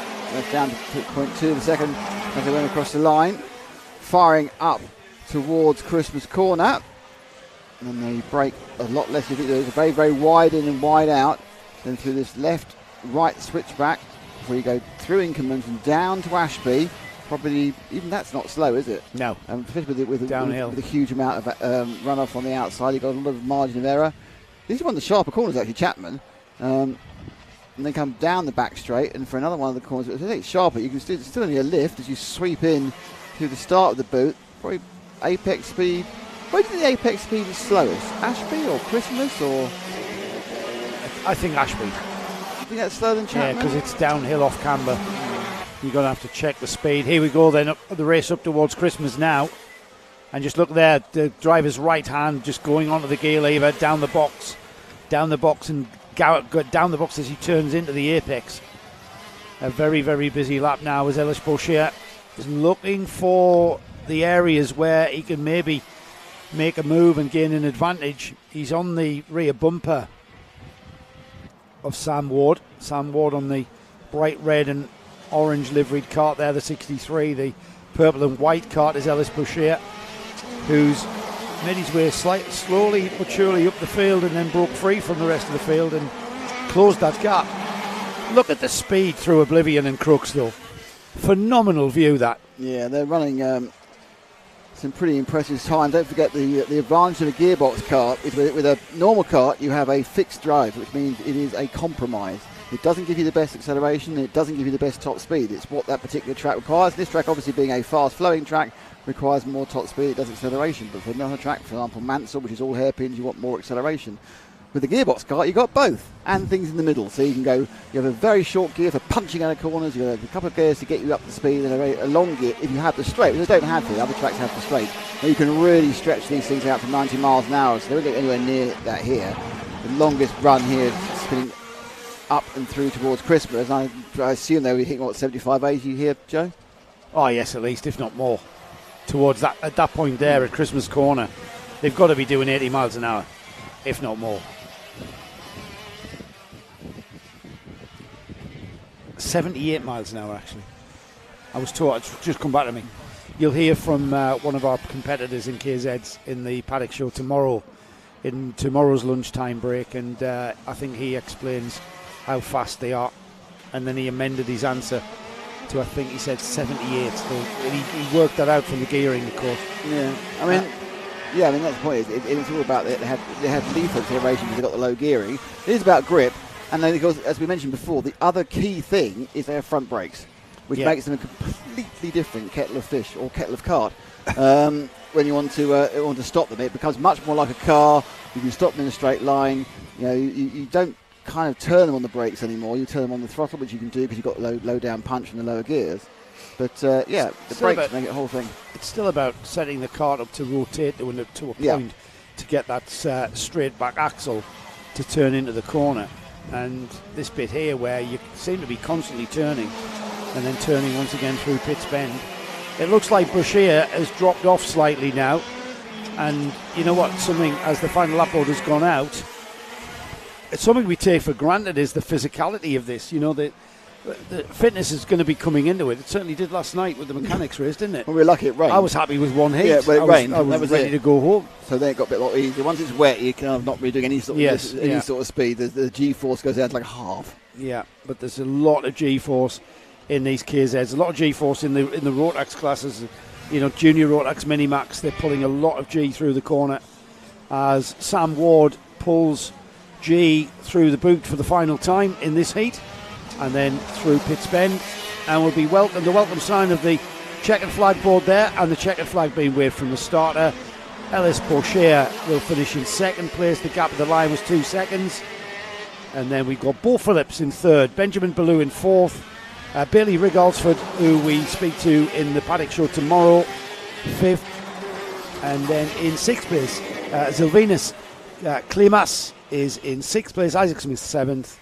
It's Rhys Llewellyn, the Dark Knight, who's our final finisher, just coming through here. He's wearing dark overalls and a black helmet, but he's in a pink and white livery on his KZ card. James Webb we lost on lap 8, Daniel Chabula on lap 5, and Bradley Calder we lost on lap 2, Nick. Yeah, another great example of the power of the KZ. Good race, it's very close, but a fine win from Sam Ward there. And now we now go back in time. Well, it's the first one. If I haven't, it's the first one I've done of these. It's their last heat. It's the first time I talked about them. We now go back in time. We put you into the NKC time machine and take you back to the 1990s. We control the horizontal. We control the vertical. Carts were... Hang on, got a cough again. Carts were coughable. Carts were a little bit less reliable. A little bit less reliable. They were a little bit... Someone's got... There's something there with cameras which are way above what we've got. To your right. Oh, yes. I don't know what he's doing. Do you want to employ him? That's not a bad question, actually. He's just doing static stuff. What's he doing on his weekends? I think the House of Hundreds have got some... are recording some stuff. Ah, right, of course. Yeah. Well, it's the House of 100. Now, this is all about... Go for it. This is all about... It's just today. It's all about the finals. No, it's all about... Today with 100 Super. It's all about the 2023 London Diamonds House of 100 Super Championship belt. That's what the is what the prize is tomorrow afternoon. Sorry, tonight, this evening. We got. It's all about this 100 Super. Is all about today, right? And this is the final heat, so the grid will be formed for the final, which ends today's show. Ah, it's very exciting. Here comes the rescued 12 cart. That's what we're waiting for. Right, so as we clear some of our KZs, do you want to have a look at the grid, Nick, while I have a bite of me sarnie? Oh, it's all coming on there, isn't it? Need to bite me sarnie. Okay, so the Super Grid is... Super Grid. The Seat 3 100 Super Grid is in pole, James Verity, then it's Jack Barber in second. Billy Thomas is third, Daniel Street fourth, then it's Joe McKiernan starting 5, Ben Yeoman starting 6, then Richard Puddle, Gareth Hunt, not that one, Martin O'Hara and Joseph Rees-Smith, that's 7, 8, 9, 10. Chris Trott, the number 1 on his cart, but starting in position 13, and number 2, Joe Scory, starting in position 14, so our 1 and 2 from last year are next to each other, but they're next to each other on the 7th row. Then it's James Murray, Duncan McLeod, and Neil McClelland, so it's 3 Scots sounding people in a row there. 17, 18, 19, Ryan Cole, Chris Sears, Alexander Hayward, Liam Brabjons, and Jamie Rees is starting right at the back. Well, that's just because of a random situation, nothing about Jamie Rees's ability one way or t'other. Now, I mentioned attrition and reliability Tricia being who? a Sorry? factor. Attrition. Oh, attrition. Becoming a factor. I mean, when you consider, Nick, that 2 hours of running on these engines require... Three wheels. The new pistons. Yeah, rings. Bearings, rings...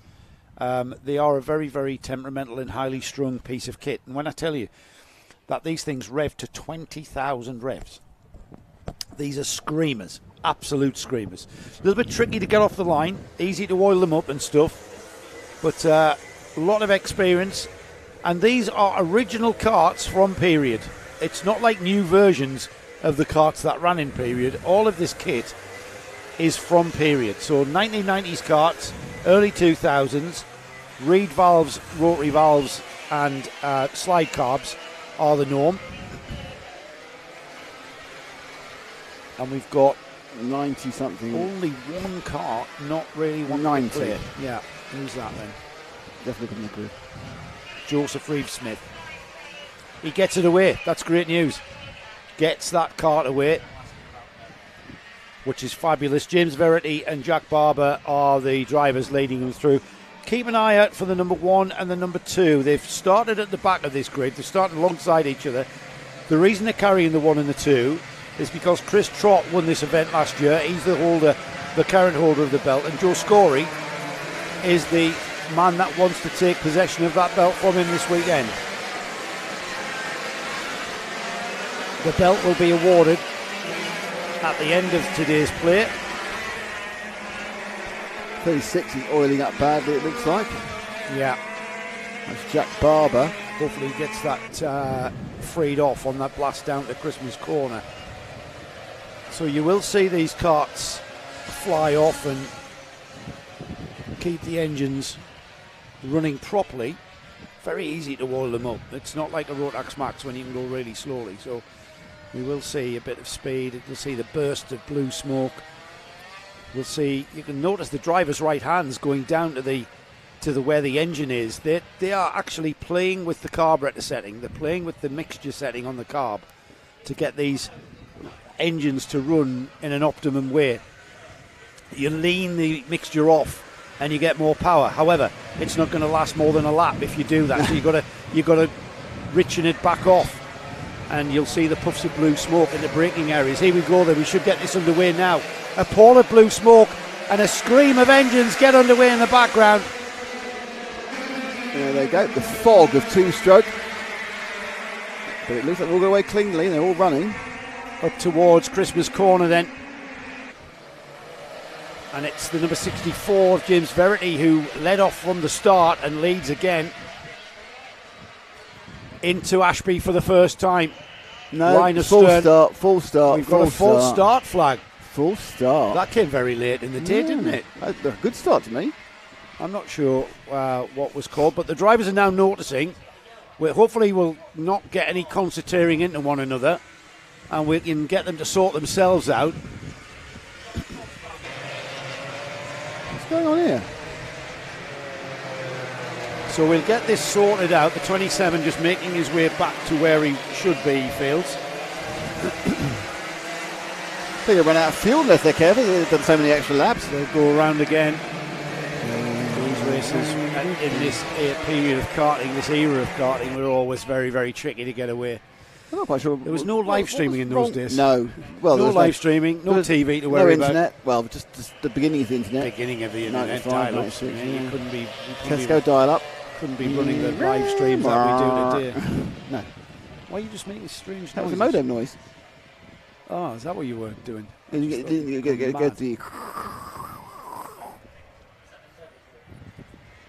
So, you're right. I mean, I agree with Nick. I'm not sure what the problem was with that start. Maybe they were wanting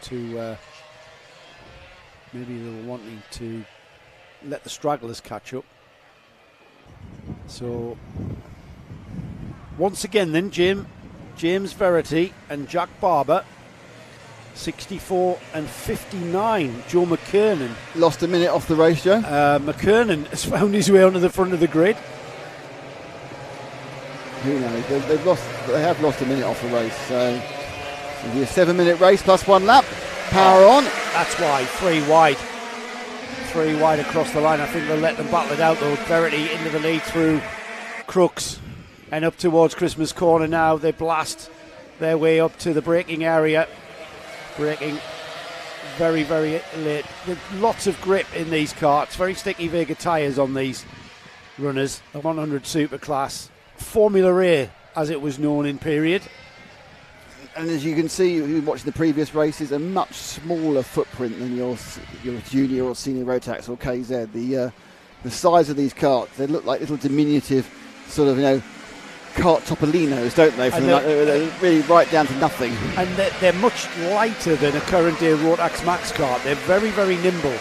You've seen there, you can unsettle the rear end by just a harsh application of the throttle will get the back end to spin up and you slip sideways. Yeah, they might be 25 years old, but they're no slower than the modern cars. No, it's more awkward. Yeah, I mean 47-second lap times there, and we've got karts battling it out down the order and sort themselves out. Shall we have a listen to the soundbite next time? Okay. Shall we? So as they come through, we're going to go quiet on you, and we can listen to them. Can we hear them all the way around, Nick? No, it wouldn't be loud enough. We had 25 minutes earlier. Oh, yes, we did. Let's just hear them coming through the boot now, and then as they come past us, we're going to go quiet now. So here they come.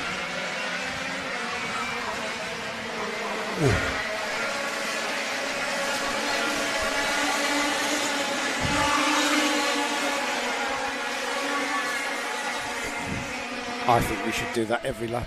Mainly because you're trying to eat your chips. No, I wasn't for that. I thought, I'll take them. Yeah. I wanted the chips. How can I do it in a way that sounds like I'm doing it for motorsport reasons? What a sound. 20,000 revs. I don't know how many karts we've got. 17 times 20,000. Do the maths. 340,000. Kart off there, just pulling off. Big, yeah, no, didn't pull off. He just went off. Oh, did he? Yeah. Right. Look how far off he is. Right. Now then, look at the way that Joe Scory is coming through the field. He's now on the tail of the number 5, Ben Yeomans. Number 5, Ben Yeomans, is the kart that finished in 5th place. So see the drivers here as Chris Trott through and makes up another place on Joe McKernan. So the number 1's in the mix as well. But they're all after Verity, aren't they? So Verity in the lead. He's got Yeomans, who's... Yeah, you say that Scory's coming for, but Yeomans look pretty punchy. I think they've look there at the exit of Ashby. I think Scory also is thinking what he can do. They've already had a chance to follow each other for the best part of the lap, so they'll be sizing up whether they're fast or slow. Brilliant we've seen that a lot. There's a little nip up the inside, haven't we? Joe Scory, former Robert Shaw racing mechanic. Didn't know if I mentioned that. What's he doing now? I'm not sure. He's going to have a kid, so his karting's coming to a grinding halt. Blooming children. Yeah, here we go though. Scory is aware that not far behind him will be his nemesis Chris Trott, the holder of the belt. There's Scory down the inside of Verity into the lead. Cracking out braking move there. Verity's not going to let him disappear too readily though. And Ben Yeomans, he's wanting to get past Verity because he knows he's got Trott not far behind him. That's the number 1 just coming into the picture there on the left. That's Chris Trott, the current holder of the belt. He's carrying the number 1 for that reason. So these 4 battling it out at the front. 3 minutes and 20 seconds remain on the clock. Top 4 in one shot, which is how we like it. Probably covered by about 6 or 7 tenths of a second. A little bit of a gap for Verity, but for Scory, we traced down by Verity, Yeomans and Trott. Now, Chris Trott needs the points, wants to be as close to Scory on the grid as possible. The mover that time round was Yeomans taking 2nd place, and it looks like Verity did. Verity drops to 4th place, so Trott has picked up 3rd. Yeah, Trott there, brilliant move out of Christmas corner. He just got the acceleration, didn't he? He had the momentum out of the corner, the punch out of the corner is where he got by there on. Now then, can the number 5 and the number 1 catch up Joe Scory? There's nothing in it, is there? 2.5 minutes. Plenty of time for anything to happen. Now, remember what happened to Joe Scory in the previous heat? His engine failed him. Yeah. We are being treated to some very fine vintage racing in the very lovely summer sun here at Whilton Mill.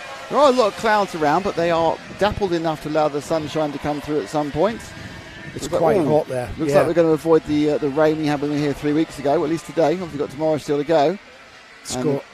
Karts are closing up, but Scory using the brakes massively there.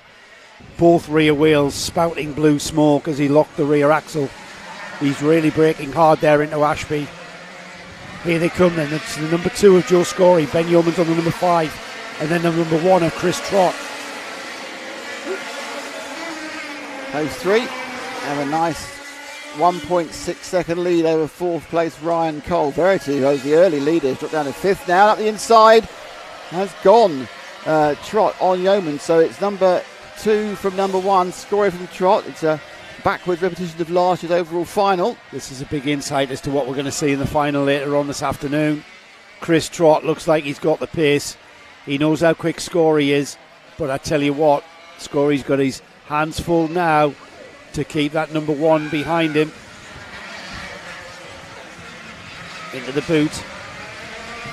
Scorey, our leader. Chris Trott, the current holder of the belt, right there with him. And Ben Yeomans hanging on to the 2 in the lead. They close up. Trott, he's got the momentum out of Crook's corner. Up towards Christmas. Oh, yes. Textbook. But Scorey all the way around the outside. They bang wheels. They bang wheels through the curve into Inkerman's now. And then down the inside at Ashby. And Scorey cannot do anything about that. He tries to come back at him. Good hard fighting, good hard racing there from these two. And Scorey will be not happy with that, knowing Joe as I do. He'll not be happy with Chris Trott getting by. But I tell you what, Joe, there's nothing much you could do there, mate. Chris Trott has got massive pace on that number 1. Yeah, he's bided his time. And there's a... it's that. What's fallen off? It's a chain guard. Now chain guard's very, very, very important. Are you allowed to run with that one? No, especially on these when your hands are going down by that carb right next to the chin. Sheesh. And the drive from the motor, you can literally have your fingers come off. I was about to say, it doesn't sound very safe. But they are carrying on going. What has happened is he's lost second place to Yeomans in the kerfuffle of that. Has he stopped? He's pulled off, Yeah, I think Joe's really yeah, slowed Ryan off. Cole's in third. He's gone again. Yeah. Scorey's not going to finish this one either. I mean, we're on the last lap, so he could No, have... we're not. We've got one more. Sorry? We've got one more. Oh, it's pulled the so last we lap. have, yeah, final lap. Final lap now. Yeah. I'm not... Yeah, so, I mean, he would have got the warning now for the loss of the guard. It's gone. But I'm not sure what happened there. I think he's pulled in halfway down the straight as a kind of a cut through. I think it's more than a chain guard that affected him there. As he came out the corner. There was a problem. I'm not sure whether... off. Yeah, I'm not sure whether he... Did he catch his fingers? Was the chain guard already coming off and did he catch his fingers? He put his fingers in the air. If he'd lost the chain, would he have freewheeled as far as there? Yes. I think he lost the chain. Yes, I think he lost the chain. And the chain coming off flailed off the chain guard. Yes. And where the chain is, goodness only knows, because you need to make a plaque. Yeah, I need to make a plaque, yeah. Yeah. Chris Trott, though, takes the win. The number 1 really shows intent on retaining that belt this afternoon. Ben Yeomans finishes in second place, just under 8 tenths behind. And then we had Ryan Cole in third, Joseph Reeve-Smith in fourth, James Verity fifth, Joe McKernan sixth, seventh is Martin O'Hara, eighth is Richard Puddle, ninth is Alexander Hayward, James Rees is 10th, and Liam Rabjohn's 11th. Bill Powell is the last of our finishers on 11 laps in 12th place. We lost Joe Scorey on lap 9, Neil McKernan on lap 5, Chris Sayers on lap 5 also, James Murray went out on lap 3 and Daniel Street on lap 2. Let's see if let's have another look at that incident again. Let's see if we can just see what actually happened. The 2 we're looking at, everything's fine. Hand go. Yeah, it's his chin, isn't it? I'm looking for the chin. The chin's not there. I So can't where's see the the chin. I can't see the chin. Interesting. Well, that's very bad luck for Scorey again, unfortunately. Joe goes to have a gossip with someone. To just remind you, you've got several more heats today, and then we have one final. We have final of this class, the 100 Supers. Tomorrow we have a complete set of time attack worth double point time attack for every single one of the classes. And then we have the final heats and, of course, the finals, or the actual finals for all the final six finals. classes. Yeah, are the B finals and qualified? We've got enough people for B finals this time. Not for 100 Super. You mean tomorrow? Yeah. I think we have, Nick, because we've got quite a large amount of grids for. Yeah, B finals are 8 minutes, A finals are 12 minutes. You've got junior, senior, you've got all three. Junior Rotax, Rotax, senior Rotax, Rotax 177. Yeah, all the big fields. We've got, the fields, the classes that we've broken into 2 groups. Yep. They're the ones where we'll see a B final with 4 carts bumping up. So that was the. I need to lose this frog, don't I? Maybe. That was the third heat for 100 Yes, that's Super. it. They only have the final to go. Yeah. And I think that Joe Scorey, despite being very, very quick, is going to start gonna be at the nowhere back. near on Yeah. the Chris Trott. So Chris Trott's looking very high rise and handsome at the moment. Yeah, he's going to be way behind. He's going to be way behind that. So next out, Rotax 177s. It's the second heat for this class. Split into two groups, so not everyone will be their second heat. It will be split again. Again, we've got 29 carts who will take the start. And I just want to mention, Nick, if I can find it, in fact, I'll mention it when we get to the Minimax class, because it's Lucy Lovell's cause that she's supporting here this weekend. Yep. It's the Penny Braun UK Cancer Wellbeing for Everyone cause. Sure. And it's Lucy's dad who just finished ahead of me in fourth place in the heat last night. Did he? Yes. Did he? Yes. That's because his cart didn't break down like mine did twice. Yeah. Well, I'm bitter about it, of course. Well, I keep going about it. Check out the website, pennybraun.org.uk, to find out how you can help. And that's Braun spelled BROHN. Penny, PENNY, BROHN, braun.org.uk. It's for a good cause. It's a cancer wellbeing cause, charity, and they need to raise 1.1 million to provide a vital service for a year. So making a £5 donation, you can support even more people who are living with cancer. And that's a lot of people who everybody knows, Nick, these days. Yep. So the grid for the second heat for 177s, Joshua Pickford, Alfie Lawrence. We've then got Adrian Smith and Will Milner on the second row behind them. Daniel Burgess and Peter Jeans are on row 3. Row 4 is Joshua Gollin and Simon Pugh. Elliot Thomas and Alasdair Cunningham are on row 5. We've got row 6, Cameron Marston and Matt Ogden. And then Jamie Zyra and Alfie Williams on row 7. Scott Smith and Nicholas Walker are on row 8. Tom Eldridge and Scott Clear on row 9.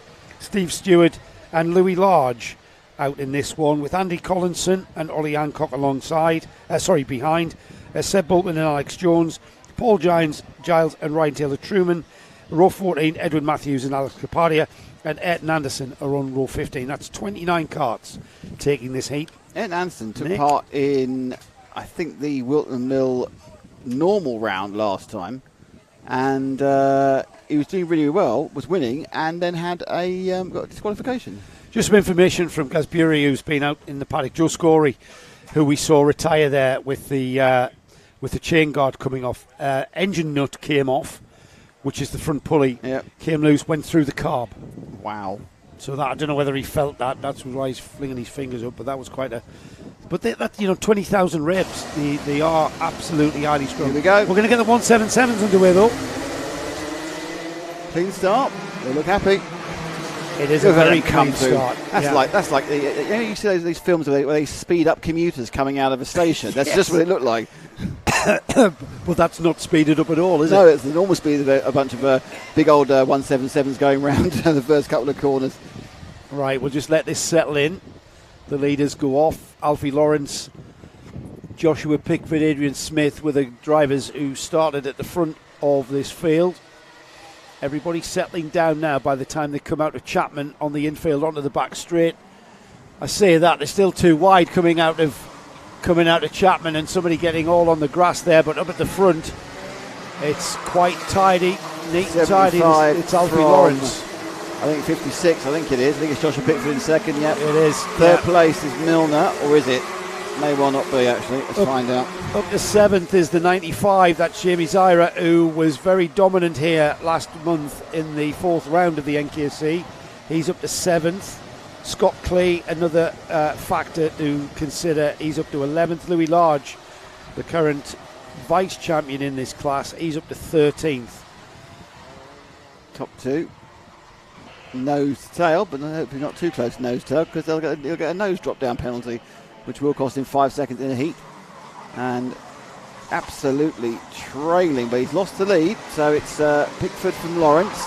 But did you see what Pickford did there? He took the lead and then he's tapping his helmet saying, don't try and take the lead back off me. Because I like Let's run together and eke out a gap. Third and fourth, absolutely scrapping.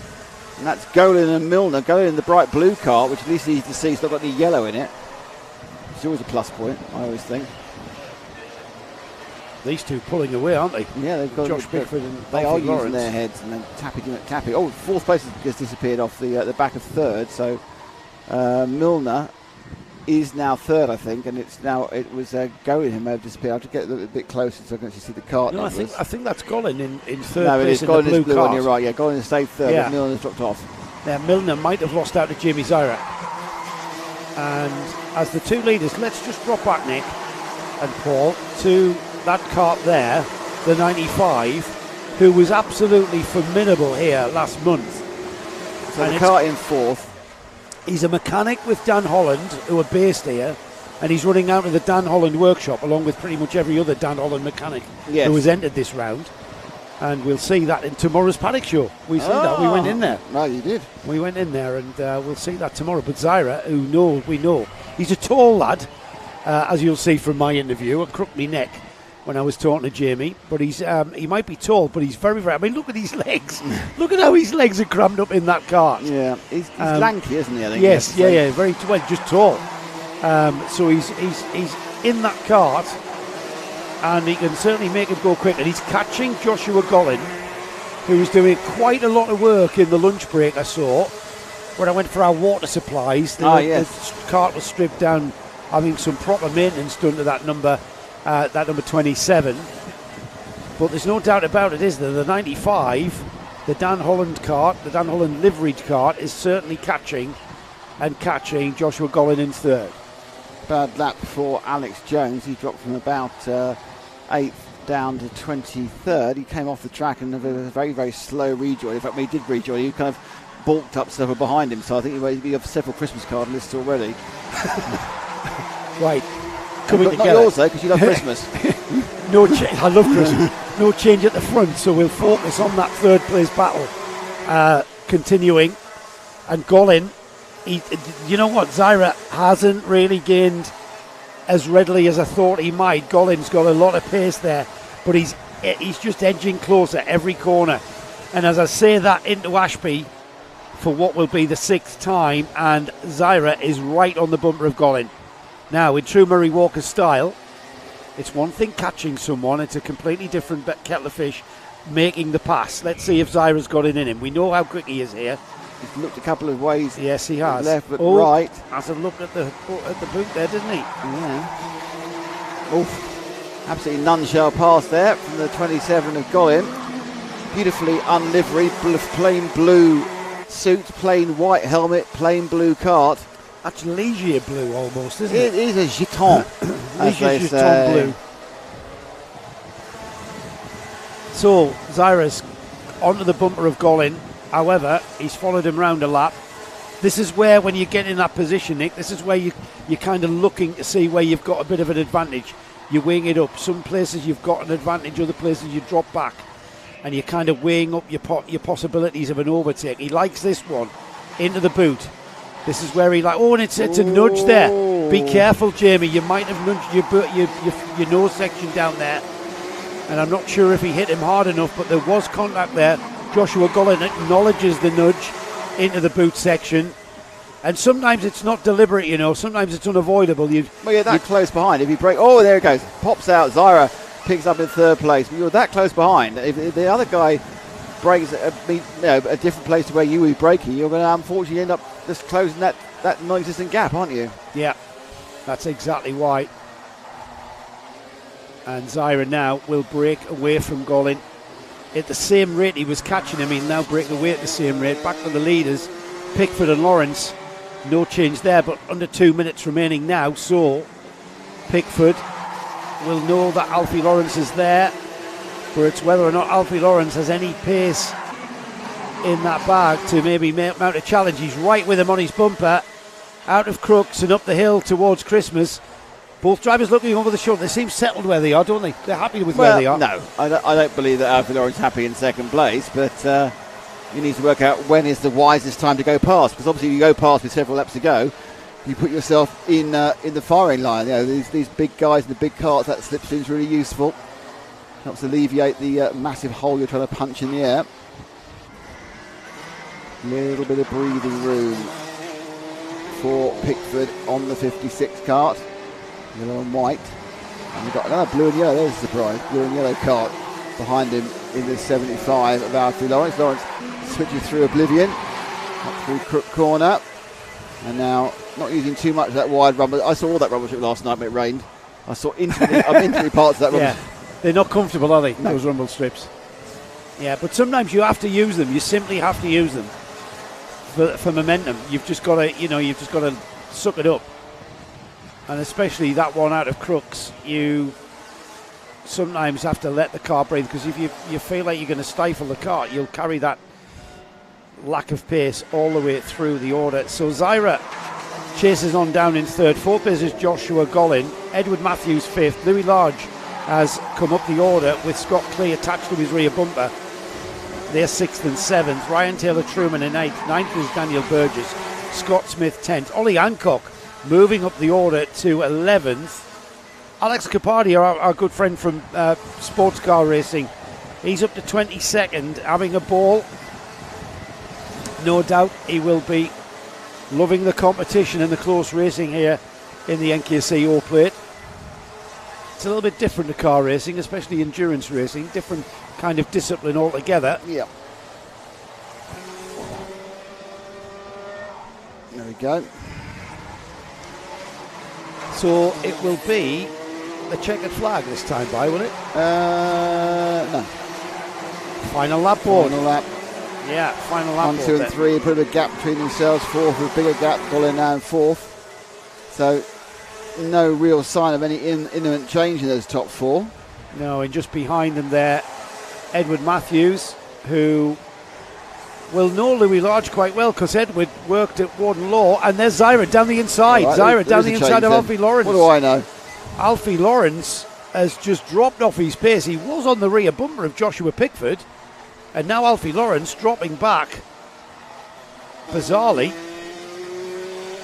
Not sure where his pace went, and if he's not careful, he's going to drop back to the clutches of Joshua Gollin. As we come through the final turn, then Josh Pickford takes the checkered flag, with Jamie Zyra in second, Alfie Lawrence third, Joshua Gollin fourth. Another Dan Holland racing mechanic in the form of Edward Matthews there in fifth. Louis Large sixth, Scott Clay seventh, Ryan Taylor Truman it was in eighth, Scott Smith is ninth, Daniel Burgess 10th, and then we've got Ollie Hancock, Peter Jeans, Alfie Williams, Ayrton Anderson, Matt Ogden, Andy Collinson is 16th, Alex Jones 17th, Adrian Smith is 18th. Then we've got Nicholas Walker, Alex Capardi at 20th, Tom Eldridge, Steve Stewart, Stuart Dixon, Seb Bulpin, and then the remaining finishers coming through: Cameron Marston, Simon Pugh, Elliot Thomas. We lost Will Milner on lap 10, and Paul Giles we lost on lap 4. A quality race there from the 177s. Do you give me the grid so you can eat some chips? Yeah, of course. Just going to update our timetable, Nick. Oh, where are we then? Junior Rotax next. Junior, isn't your friend coming in for this? No, it's the next one. No, it's the next one. It's the last one. Oh, the Heat 3. Okay. Yeah. So, in the junior, I'll turn you off, by the way. So go chip-tastic. Okay, so there's a bit of a clear up here. I think there's a couple of carts stranded quite a way out, but sometimes you can get these things going again because they obviously have the clutches and the electric starts. They will get running without needing necessarily to be on a big lifty thing. So, Junior Rotax O-Plate, Heat 2, and it is Curtis Latimer in pole, and then Jaden Hewitt second, Chaos Zigmata in third, Maxim Smith in fourth, Lewis Crocker in fifth, Abdulrahim Shahiq in sixth, Owen Keegan in seventh, Jack Dimbleby in eighth. Freddie Theobald is ninth, Daniel Whitfield is 10th, Brian Scott Simmons. I think I've turned to James Alexander Gordon. Freddie Theobald 11, Daniel Whitfield 12. Freddie Ingram 14, Byron Scott Simmons 13. I think works well, doesn't it? Kasper Tomelski is in 15th, Presley Walker is in 16th, Mitchell Mulvey is 17th, some fantastic names in this heat. Vlad Tomachuk is in 18th, Finley Underwood is in 19th. Harv Williams is 20. Ellis Warlock, another great name, 21st. Harry Hamann is 22nd. Billy Edgecombe, 23rd. Joshua Priest, 24th. Josh De La Carta is 25th. And Nick is 26th. Finley Peterson is 27th. Alfie Bush is 28th. And you've got Louis Rees and Jay Leverton. And that is the list. So I think some of the numbers are maybe slightly wrong.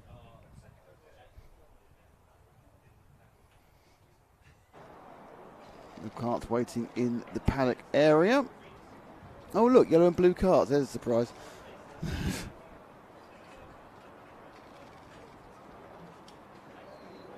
Kind of team of yellow and blue here. That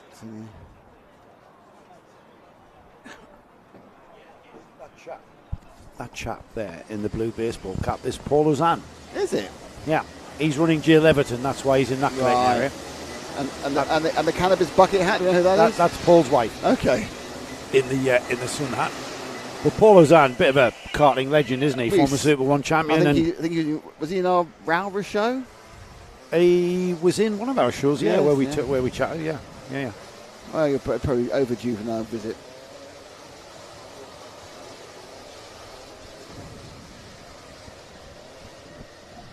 So they are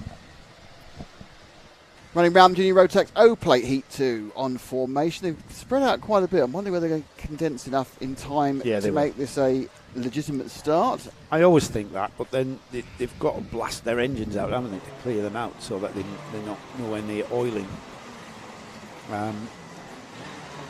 Curtis Latimer is the man on pole position there. Yeah, he's the scored 56. behind lower. Jaden Hewitt. They're both from the same team, as you can see. Cartel. 25-56. We should get them underway because that's a nicely formed grid there, Nick. Look at that. Yeah, perfect. Perfect lines. Off we go.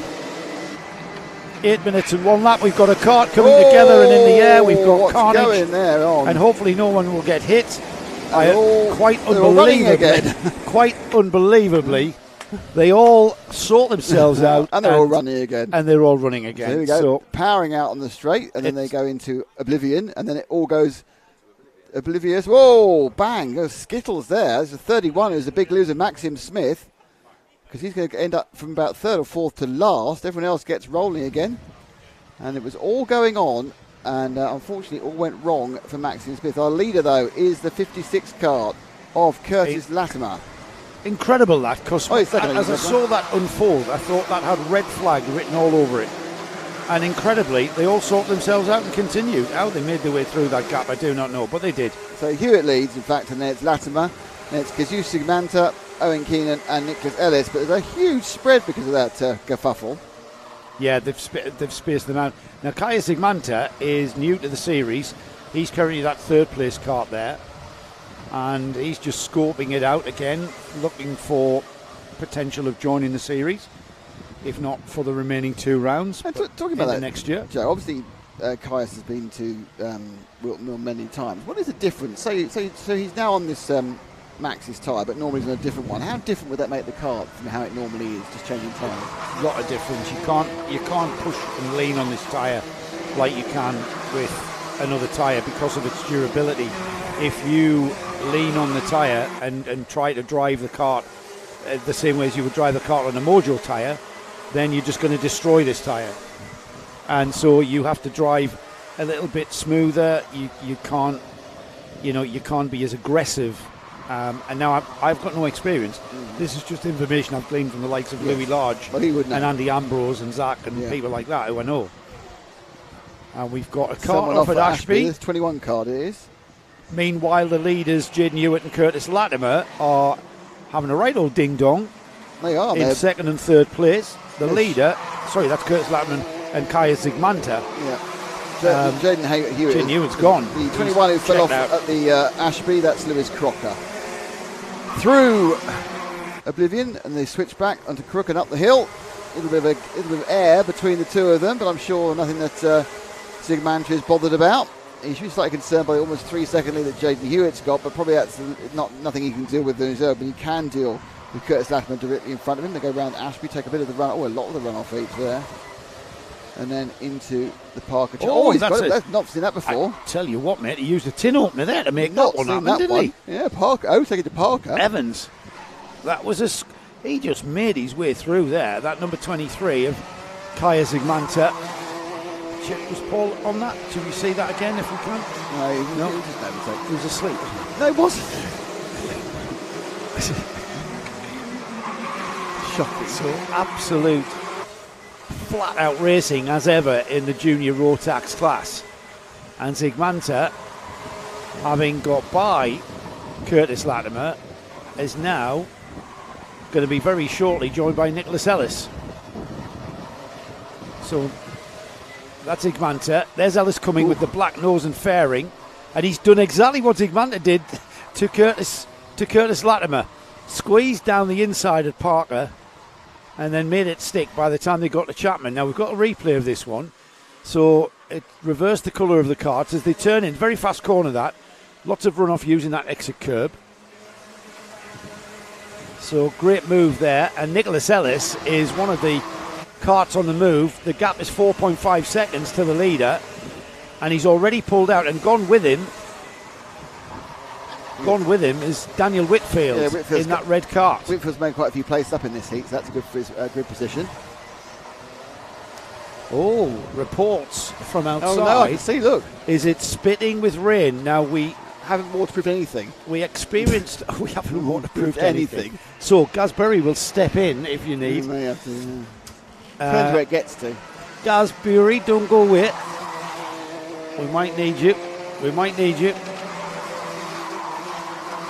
And you know what, Nick? We found out for ourselves just what that means when you get a spot of rain on a dry racetrack. It very quickly goes from a lot of grip to zero grip.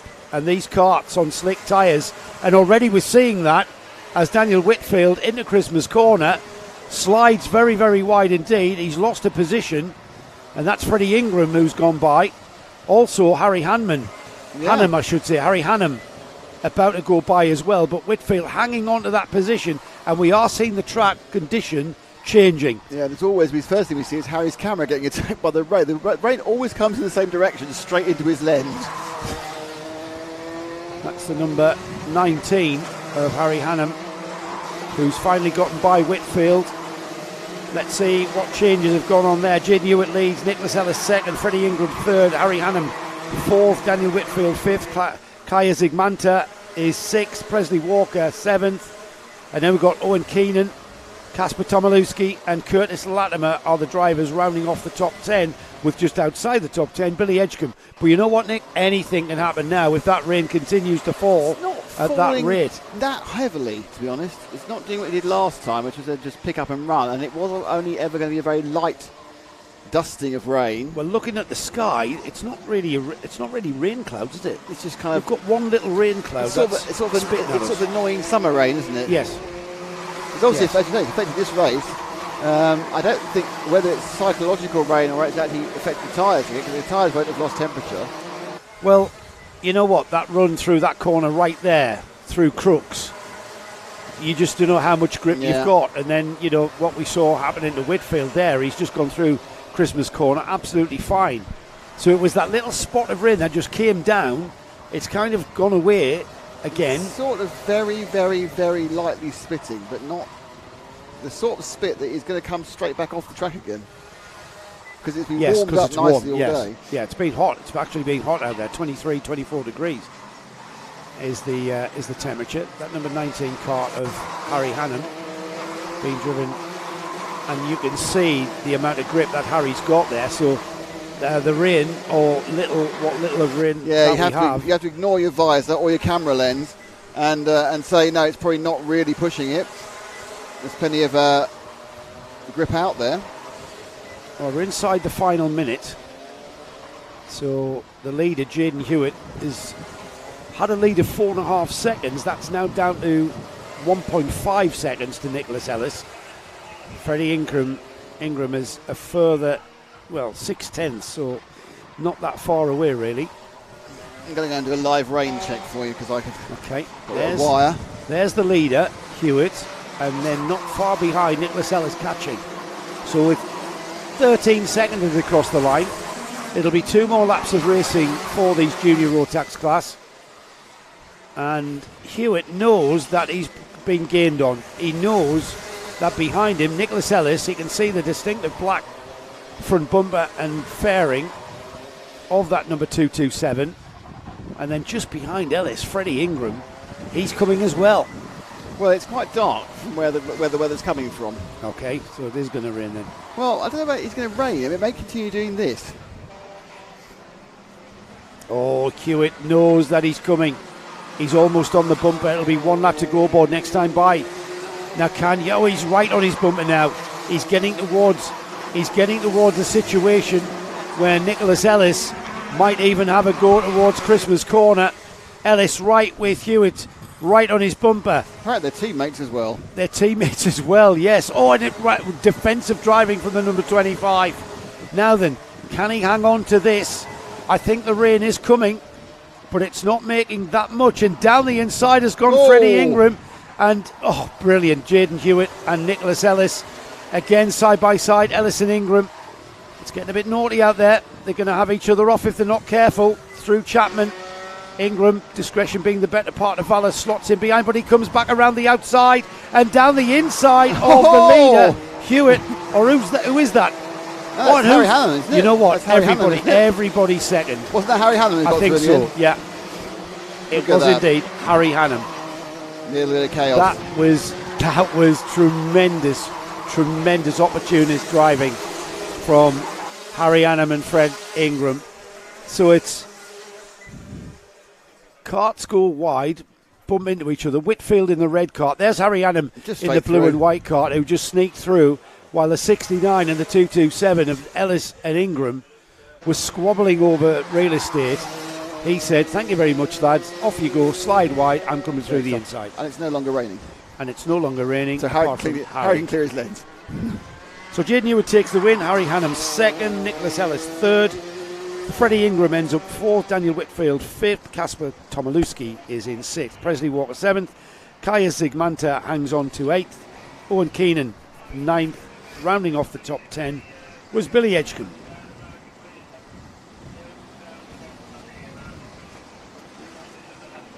So Senior Rotax is the next group out, Nick. It's their second heat of the day. We'll have a look at their grid in a moment. Have we got time? Have we got carts to recover? We have. Let's have a look.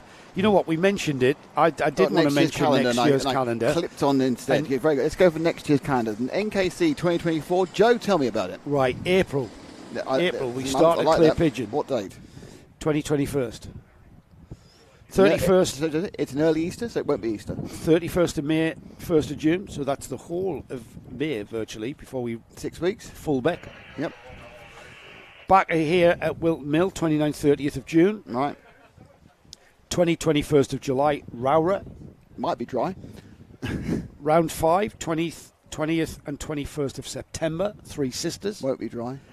And then for round 6, concluding the championship, a new circuit to visit for the series. Yep. And for you and I. I'd say right, Forest Edge. Forest Edge, 19th and 20th of October.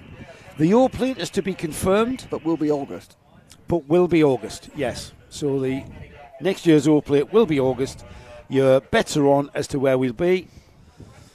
Chris Cox has given nothing away. Rain's back again. Just speculating on the All Plate, Chris. We will.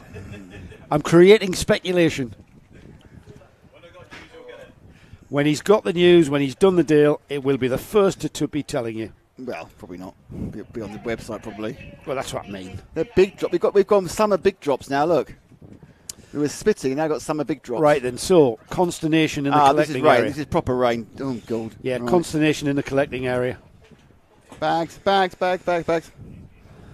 Right then. So as Nick shoots off, Gasbury will join me in case we get this race underway. Harry's just wiping his lens. Gaz has brought me a lovely cup of tea, which is very nice of him. Now then, we've got speculation as to what tyres are going to be used there, Gaz. Well, Hello again. What? Depending on the rules, the carts are on the floor. Yeah, so- that's what I was going to ask you. I mean, I'm familiar with the rules of the cart needing to be on the floor within 2 minutes of the heat. But that's proper in. That is proper. I've just walked in from outside. I can tell you it's properly raining.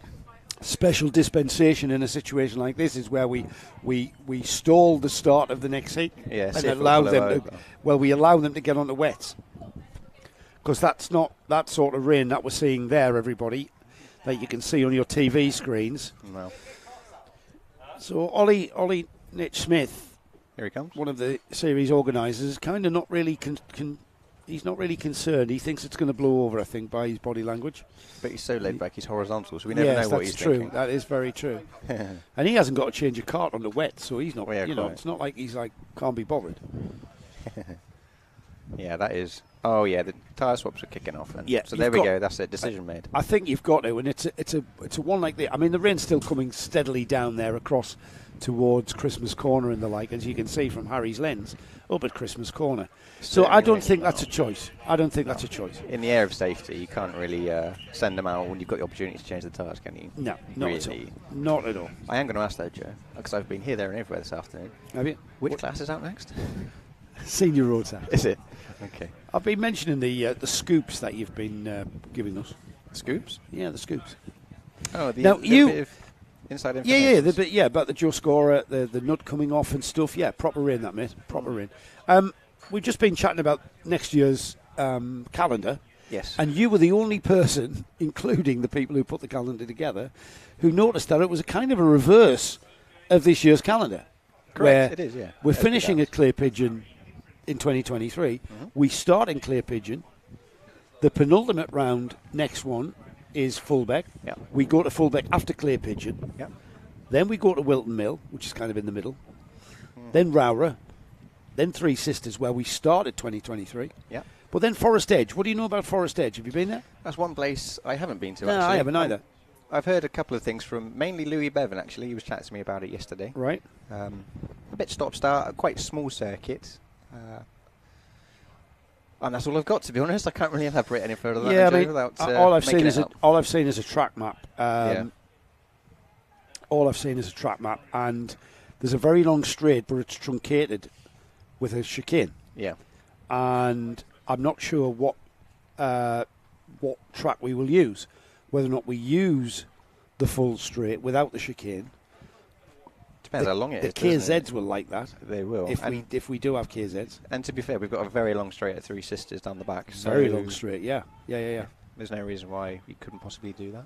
But I'm all for new experiences. Well, are you? Yes. Oh. You know what I mean. When it comes to karting, it comes to motorsport and new tracks, and taking a visit to a track off. It's in the south of England. Yes.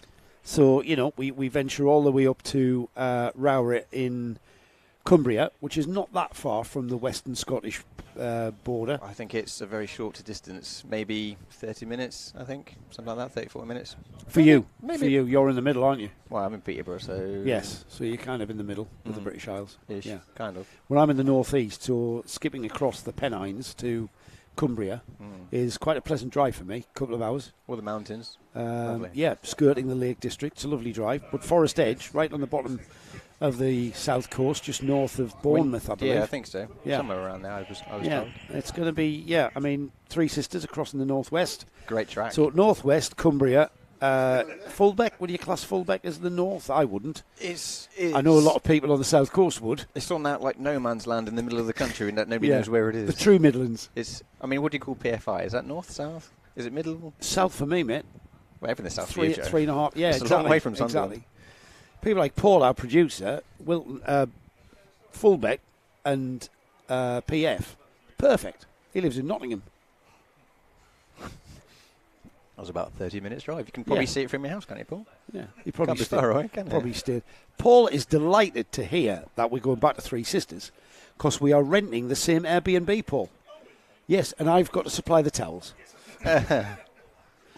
We're renting an Airbnb without towels in Wigan. Brilliant. I mean, do I say it's Wigan? Yeah. It's Wigan. You never It was know. lovely, Yeah. lovely. We had a lovely meal out in Wigan. I can't remember where I stayed. A hotel, probably. No, I we might have stayed- been drunk. we Oh, it was stayed my there. birthday, wasn't it? I was very drunk. Ah, yes. I wasn't. consummate professional. It the was whole your time. 15th, wasn't it? 15th birthday? Yes. Yeah. Gary and I, Gary, wow. If I just called you Gary. I think you just did. I just did. We're going to fall out quicker than you We realise. We really are. Going forward, I think we're going to fall out. That's it. I'm done. I'm off. Going forward, we think we're going to fall out. We are. Gaz and I are having a chat because we're still changing on to wets, and I think that is a very, very good idea. I am to wondering, do though, Joe. Have a look at the start line out the window. Does it look wet to no you? doubt about it. This is a £200 heat for these boys. Definitely. And girls. These are going to go in the bin very quickly. These are going to be very, very warm. These are going to be intermediates. If you've got some intermediates out there as a choice, then I would absolutely consider putting them on if that's the case. Yeah, or a very worn set of inters. Quotation marks. Yeah, we used to do that. We used to, have a sort of a worn set of wets that I certainly used to use for conditions where it wasn't quite wet, or practice session where you knew you were going to destroy a set of wets. Yeah. I will say, while I'm here, as we've got a bit of a lull in proceedings, I've had a couple of messages from Adam Haynes, who's enjoying a very lovely holiday, who's given me a little bit of ribbon for my commentary performances this morning. Oh, was he really? Military banter. Was he saying more energy? He was saying, who's that Joe Bradley? He's I don't know. Hey, it's the accent, isn't it? Yeah, that's it, mate. But there you go. So Hello, Adam. Adam Haynes is Daniel Haynes' dad, isn't he? Yeah. Is he still serving in the military? Yeah, Adam's so that's still his job. Regular. Yeah. He doesn't know why sometimes, but. Well, yeah. The thing is, he's in the army, not the Air Force like I was, so... Sorry, Adam. Yeah. There you go. So that's why he's not here with Daniel. Yeah, I believe. Where are they on holiday? I think they went somewhere very exotic, like Mexico. Oh, very nice. I could be wrong. I can't remember. Very nice. I thought you were going to say Bognor Regis or something. Yeah, probably. You never know. Hello to Kart Fan, came in a little while ago. Is this the Billy Edgecombe show? That's from one of our races before, Ace Racing. Archie, we are running Maxis. Louis Bevan, yeah, we mentioned Louis Bevan. He chose to regroup and replenish his bank account, much to the happiness of his bank manager, probably. Yeah. And his dad. Look forward to it. Well, I mean, Louis going for a championship, isn't he? Yeah, more at stake for him this year. And it will be quite a feat, actually, because... I think he'll be the first three-time consecutive champion. Yeah. I mean, a national series, I'm not quite sure we've ever seen that before. A 3-time winner of a national series. Off the top of my head, I can't think. Yeah, I mean, we had... just looking at the sort of newest iteration of the British Champs that have been running since 2018, in any class, I don't think we've ever seen a consecutive champion. I can't think so. Not off the top of my head. No, UKC, we haven't seen a consecutive champion. I think it's only here, really, in TKMs that I've seen that. Mitch did it a couple of years, 2020, 21, or 2019, 2020, 19. I think he did it in TKM. Yeah. I'll have to ask him, I can't remember. And then Louis Bevan has done that for the last two. Yeah. The maths works out, doesn't it? Yeah. So that's quite a bit of history, actually. We should really plot the socials with that. Well, there's some media ideas for me to look at. Thank you, Joe. Yeah. Just when I didn't need more work.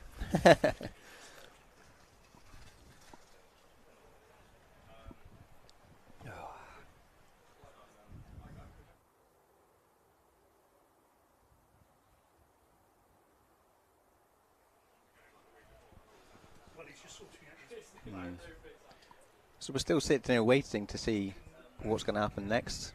Can't tell what tyres they're on, Joe. What do you think?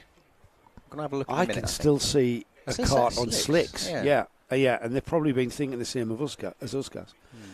Where, you know what, it stopped raining. Paul's just confirmed it stopped raining. The sun's even come up. That was a lot of effort for nothing, wasn't it? But yes. At least they're very good at changing tyres. Here comes Nick Damon. Does he want his seat back? Is it raining, Nick? It's been about a minute and a half of proper rain. Would you? Yeah, I saw that. Yeah, would you be out on slicks or wets then? Yeah. How much money have you got? Is what he's just said. Yeah, that's now the sun's coming out. So that means the track is going to dry even quicker. And I'm looking at that cart there at the front of this Number 7, I think field. that is. Would you like to sit down, Nick Damon? Shall I retire myself? They're on slicks. The number 7, Joseph McVeigh, is on slicks. Here they come out of the area, out of the collecting area, and everyone is on slicks. So that, we're not criticising the delay at all. It was a necessary delay for either to change onto wets or let the rain stop and let the track come back to a dry condition, because a really wet, even a damp, this slightly moist track on slick tyres, you're going to cause carnage. Yeah. So that decision was a very apt one. And given the accidents we've seen here before over Yeah, the years, exactly. Safety is paramount. And you know what? When you've got rain that comes here at Whilton Mill, when you come out of the final turn and head towards Oblivion, you really are heading towards Into Oblivion. Oh yeah, definitely. And when you turn in and you don't know what the track condition's like, you don't know how much grip you've got, No. because the grip level's going away from you. They're all It's falling still, off at the it's double still, left-hander, it's aren't still they? damp out there, isn't it? It's still not quite dry, but that's going to dry very, very quickly. Yeah. It's got carts on it, the sun's shining. Yeah. The spots of rain on our window are very, very quickly drying Are up. they going to have to give them another rolling lap here? Because they are I very think so. spread apart. I think so. We've still got dampness at the boot, on the entry to the boot. You can see the damp patches. It's everywhere. Now they look nothing, but they will affect the road holding. They will affect the grip. Yeah. Yeah, they are fighting that one a little bit. Need to pick up the pace a little bit, I would think, just to get some more tyre heat in there.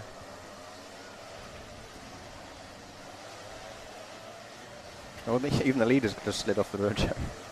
Alex Jackson's decided that the track's no longer for him, and he's going to see what the grass is like.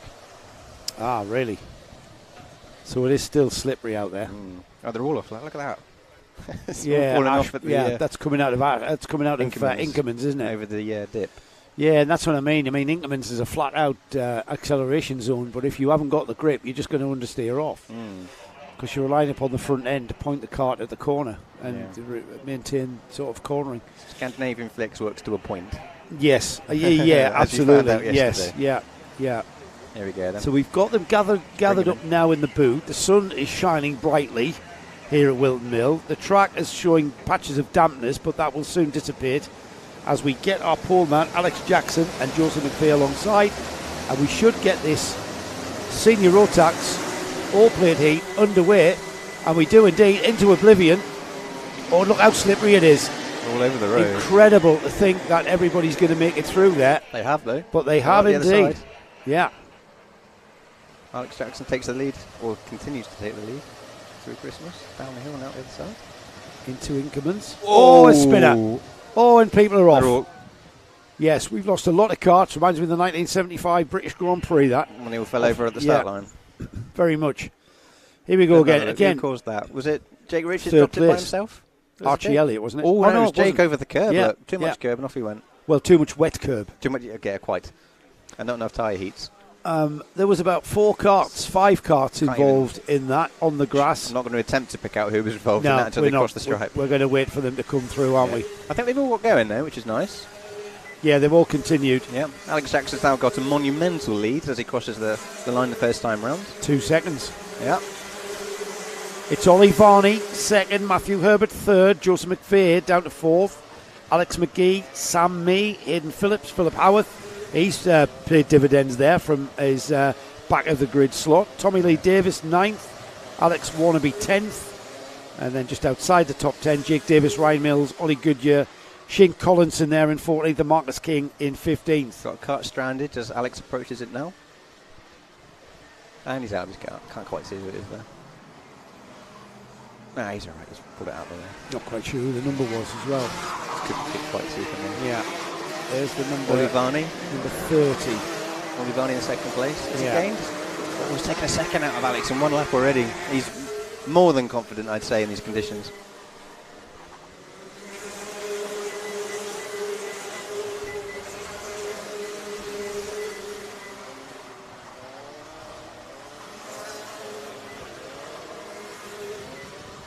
sun absolutely blazing here, and I can feel it over my shoulder, the heat beginning to come back after that little shower. Yeah, I've got a little bit of sweat going on, I think. Not sure if we're going to see any more rain, because the sky to our left is blue. Ollie Varney is the Roalf driver there. Clawing the gap back. He's a lot closer than he was this time. Last time round, sorry. Well, he was almost 2.5 seconds, wasn't it? It Now was. What's he up to 1.6. There's a yellow flag at turn 1. Oh, there is. Yes, it Who's is. that? Yeah, that's the 14. 14. Scott Goldsby off at Oblivion. Not a good place to end up, I tell you. Been there myself, and it's very scary watching cars come at you like that. Especially when you've got a bit of a damp track as well. So this is the lead, guys. Alex Jackson now has Ollie Varney right on his rear bumper. We knew it was coming. I don't think it will be long before he's by. He's no. Rocketed up to the back of him, hasn't he? Yeah, Alex Jackson knew that was going to happen as well. Yellow flags down the hill, though. Nothing can be down here. Oh, doing it down the anyway. inside, Chapman. Was that a green flag he nipped by I there? think so. There wasn't any yellow flag at Chapman. I couldn't see anything. He's coming back, though. Jackson's coming back. It's Or best not. He's decided I'll watch him, see what he's doing. There we go. So Ollie Varney on the curbs Roalf Racing. already. Yeah, you mean because of the wetness? Yeah, on the curbs already. Just trying to talk over you there, Joe. My apologies. Yeah, I know, but you think that's brave, do you? Because the water sits in the recess. It does there, yeah. That last corner is notorious for that, holding the water. Makes for spectacular photographs. Ah, yes. So, Ollie Varney now leads. Creeping away, half a second already in one lap. Yeah, absolutely. And growing. So the front of this field beginning to space out somewhat. I'm not sure whether Alex Jackson has the pace to perhaps close the gap to the Roalf driver. Matthew Herbert's closing on second though as well. He's taking a few tenths out of him in that last lap. Let's drop back then, if Phil we can, Haworth Paul, up to fifth. and watch that. Oh, they're very spaced out.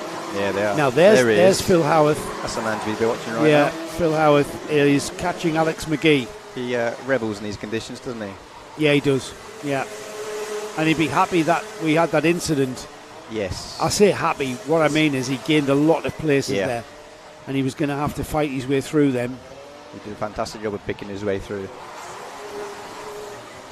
I think everybody did. Who, there was the 5 or so unfortunates who ended up on the grass. They're all still running now, I believe. Aside from, Reece Pope was involved. He's at the back, but he's still running. That's good. It's all points, isn't it, I guess? Right, this is the man who's currently chasing down Alex McGee. And doing it very quickly. Yeah, efficient. I'm waiting for his lap time. He's not the fastest man on the track. The fastest man on the track is the third place, number 39, Matthew Herbert. So he's definitely making inroads into Alex Jackson for second then, isn't he? Yeah. I think Ollie Varney, is fair to say, is checked out at this moment. He's already got a 1.5 second lead almost. Yeah, I think he's gone. Yeah. Unless he makes a massive mistake, Ollie Varney has got a solid lead that he's in 2.5 minutes time or so.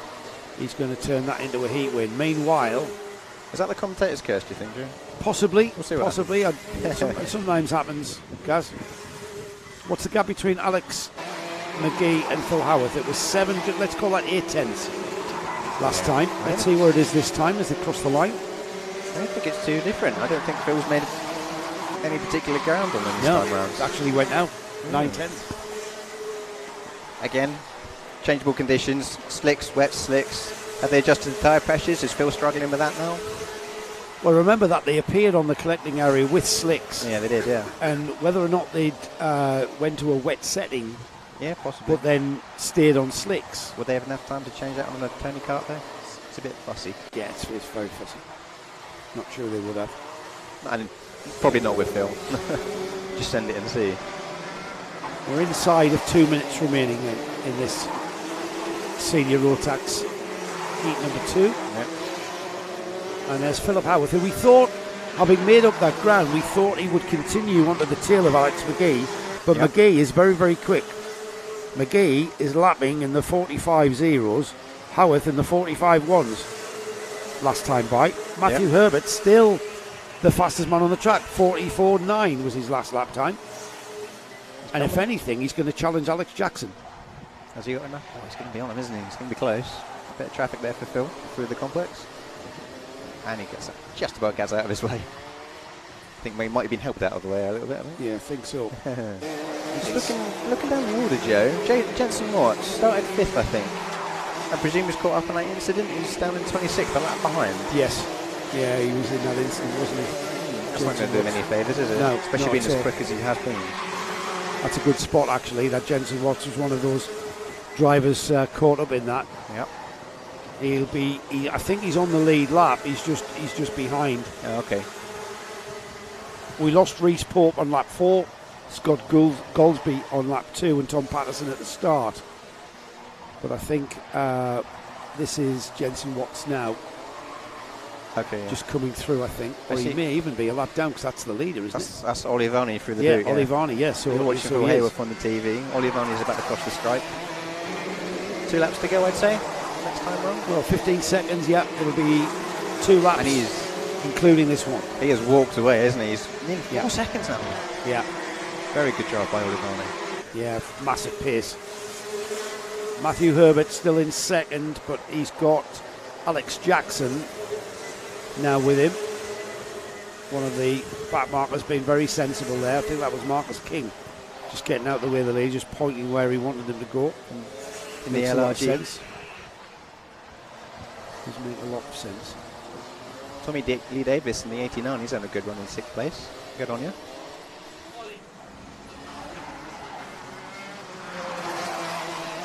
Now then, that's the battle we thought was going to come. It's one more lap of this battle for Phil Howard to get by. Has Phil gone backwards? He was 4th, wasn't he? No, I he's think he's on the back of Alex McGee in 5th Oh, okay. place. Okay. That's the number 15 ahead of him. Of McGee, course, yeah. McGee looks over his shoulder. Sees the intimidating gold helmet and Yes. thinks, oh, all right, then it's you. He's thinking, thankfully, there's only one more lap to keep him there. Yes. Yeah, last lap this time round. And if anything, he'll have picked up the pace. Just ahead of these is Olivani, Matthew Herbert, and Alex Jackson, 1st, 2nd, and 3rd. Now, time is running out for Phil. Oh, look at that defensive Corners to driving go. from the 15. Corners to go. This should be the check for Olivani across the line It is now. crossing the line now, and there's Philip Howard using all of that knowledge that he had of squeezing down the inside at the boot, and he's happy with that, isn't he? Alex, not so much. Alex, with the, yeah. What are you doing? Not so much It's, at all. Good drive by Phil. Nice little recovery from. Where did he start, Joe? Quite a long way down, wasn't he? Phil was quite a way. He was in the middle. That was his middle was he? start, wasn't it? Oh, okay. I can't find him. Oh no, he was 27th. He'll be delighted with that, Philip Howard. Yeah. Not as delighted as Alex McGee is about that move. Olivani, though, took the win. Matthew Herbert 2nd, Alex Jackson 3rd in fine style, those first two. And 1st, 2nd, and 3rd. Philip Howarth, an opportunist 4th, ahead of Alex McGee in 5th. Tommy Lee Davis 6th. Sam Mee in 7th. Jamie Rogers 8th. Alex Warnaby is in 9th, and rounding off the top 10 is Archie Elliott. Just outside the top 10 was Evie Poulin and Shane Collinson. Good race, that. Anyway. Yeah. Anyway, mate, thank you for that. Thank you That's for stepping right. in and allowing Nick to do some technicals. What? Yeah, thank you for turning me on this time. Yes, Really. yeah, turned him on. Yeah. I'll see you later. I'll hand you back All to right, Nick mate. Damon. Yeah, we'll give you a shout if we need some technicals. So Nick is back in the booth, and we have got our already getting ready for our next heat, already lining up in the collecting area. It's Minimax coming next for their heat. It's the second heat for these youngsters. Again, 9-card grid. Andrew Dixon, Harris Roberts on the front row, Lucy Lavelle and Daniel Parsons on row 2.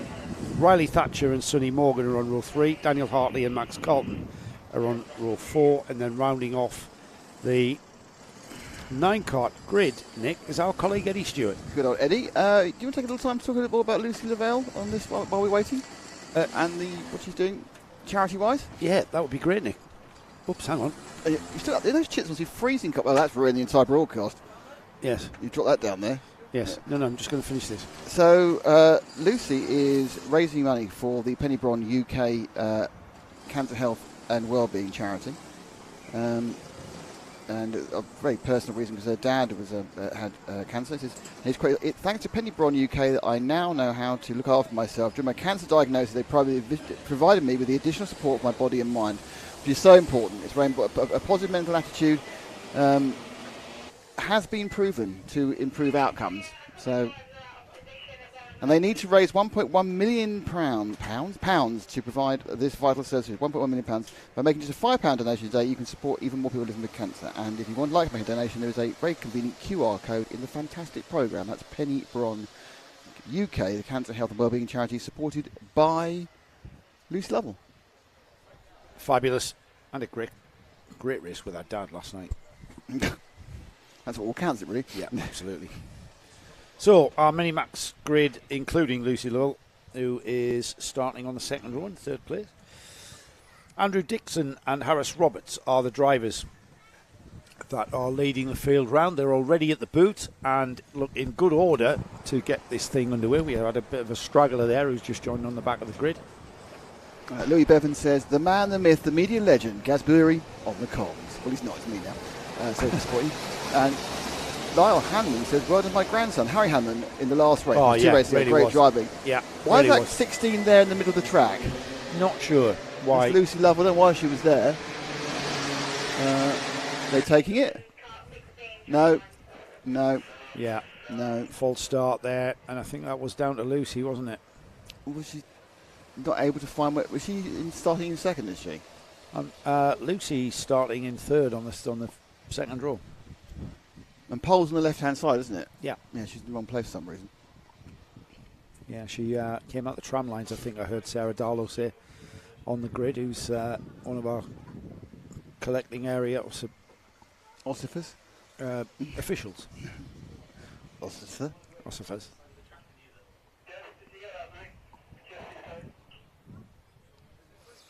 So we'll gather this Minimax lot up, 9 carts.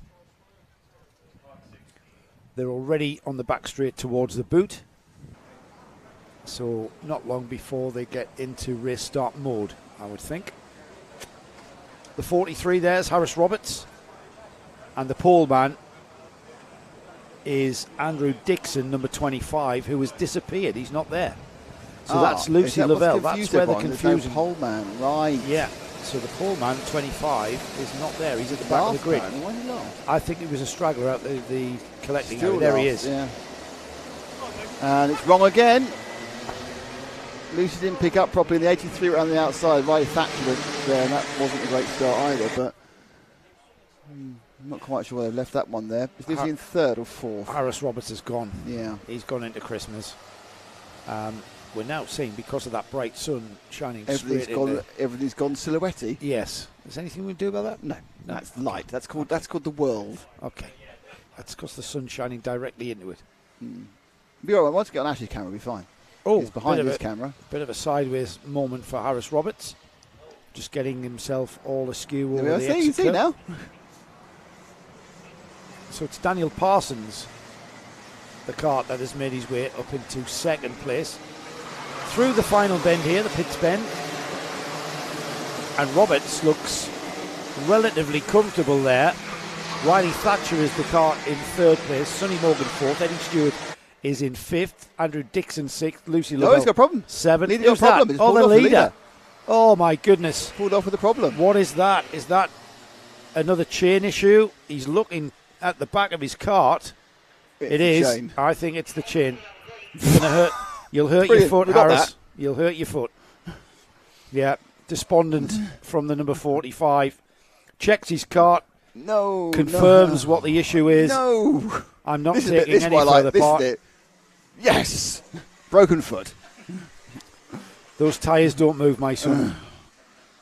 I know how you feel. I know exactly how you feel. That's how I felt last night. That's how I ground to a halt almost exactly the same place on the outside of the road. Nick here knows exactly how that feels. Dodgy cart.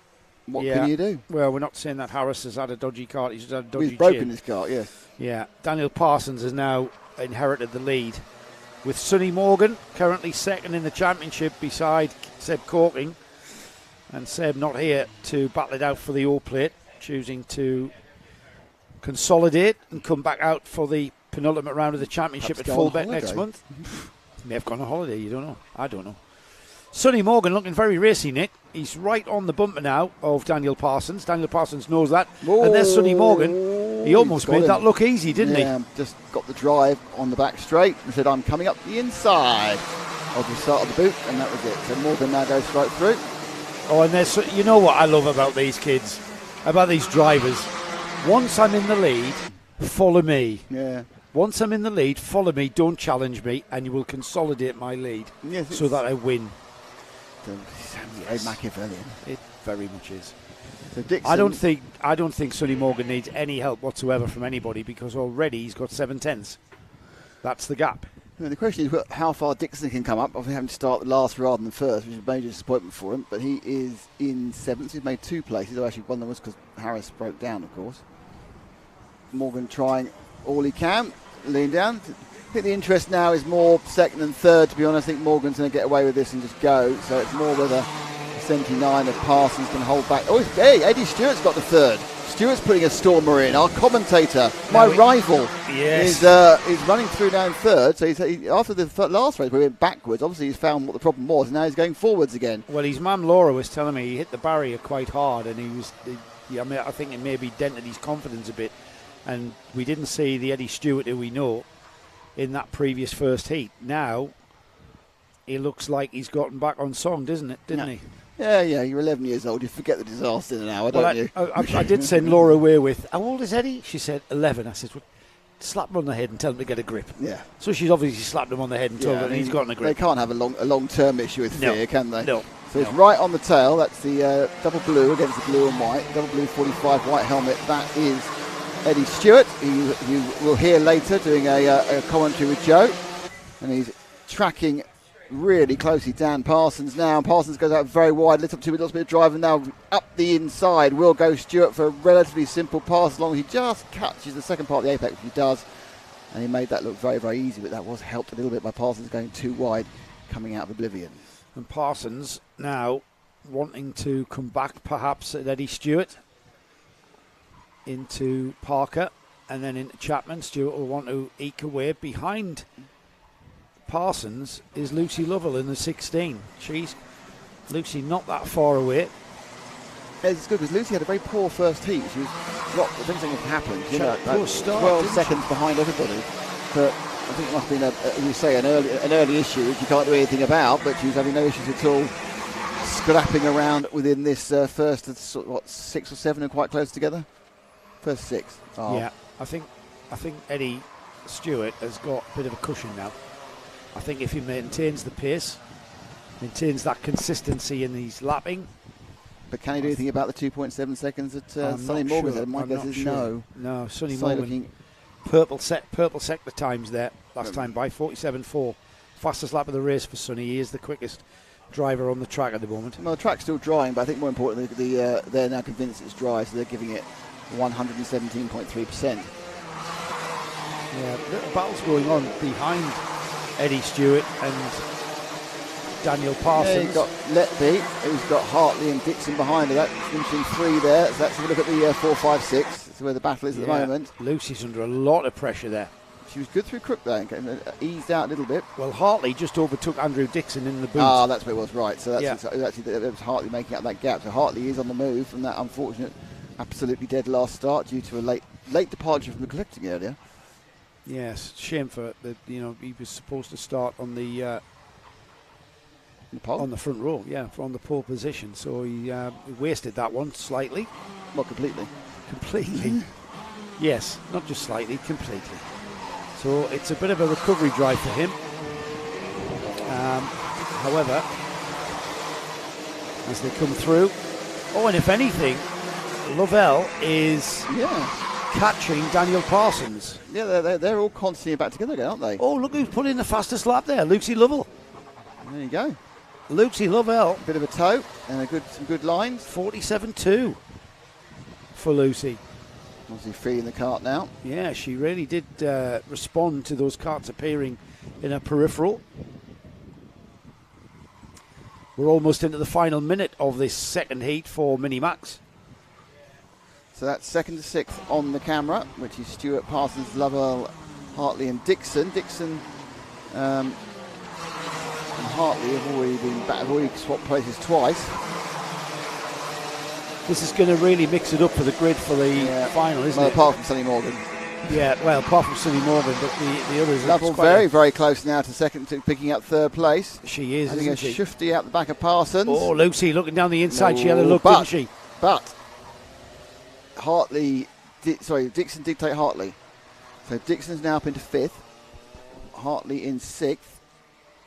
Level 4th, Parsons 3rd, Stewart 2nd. That's how you can see in that video. Stewart's lead's disappeared as well. I don't know whether he's relaxed too much. I think they're going to see the last lap board. May see the last lap board yet.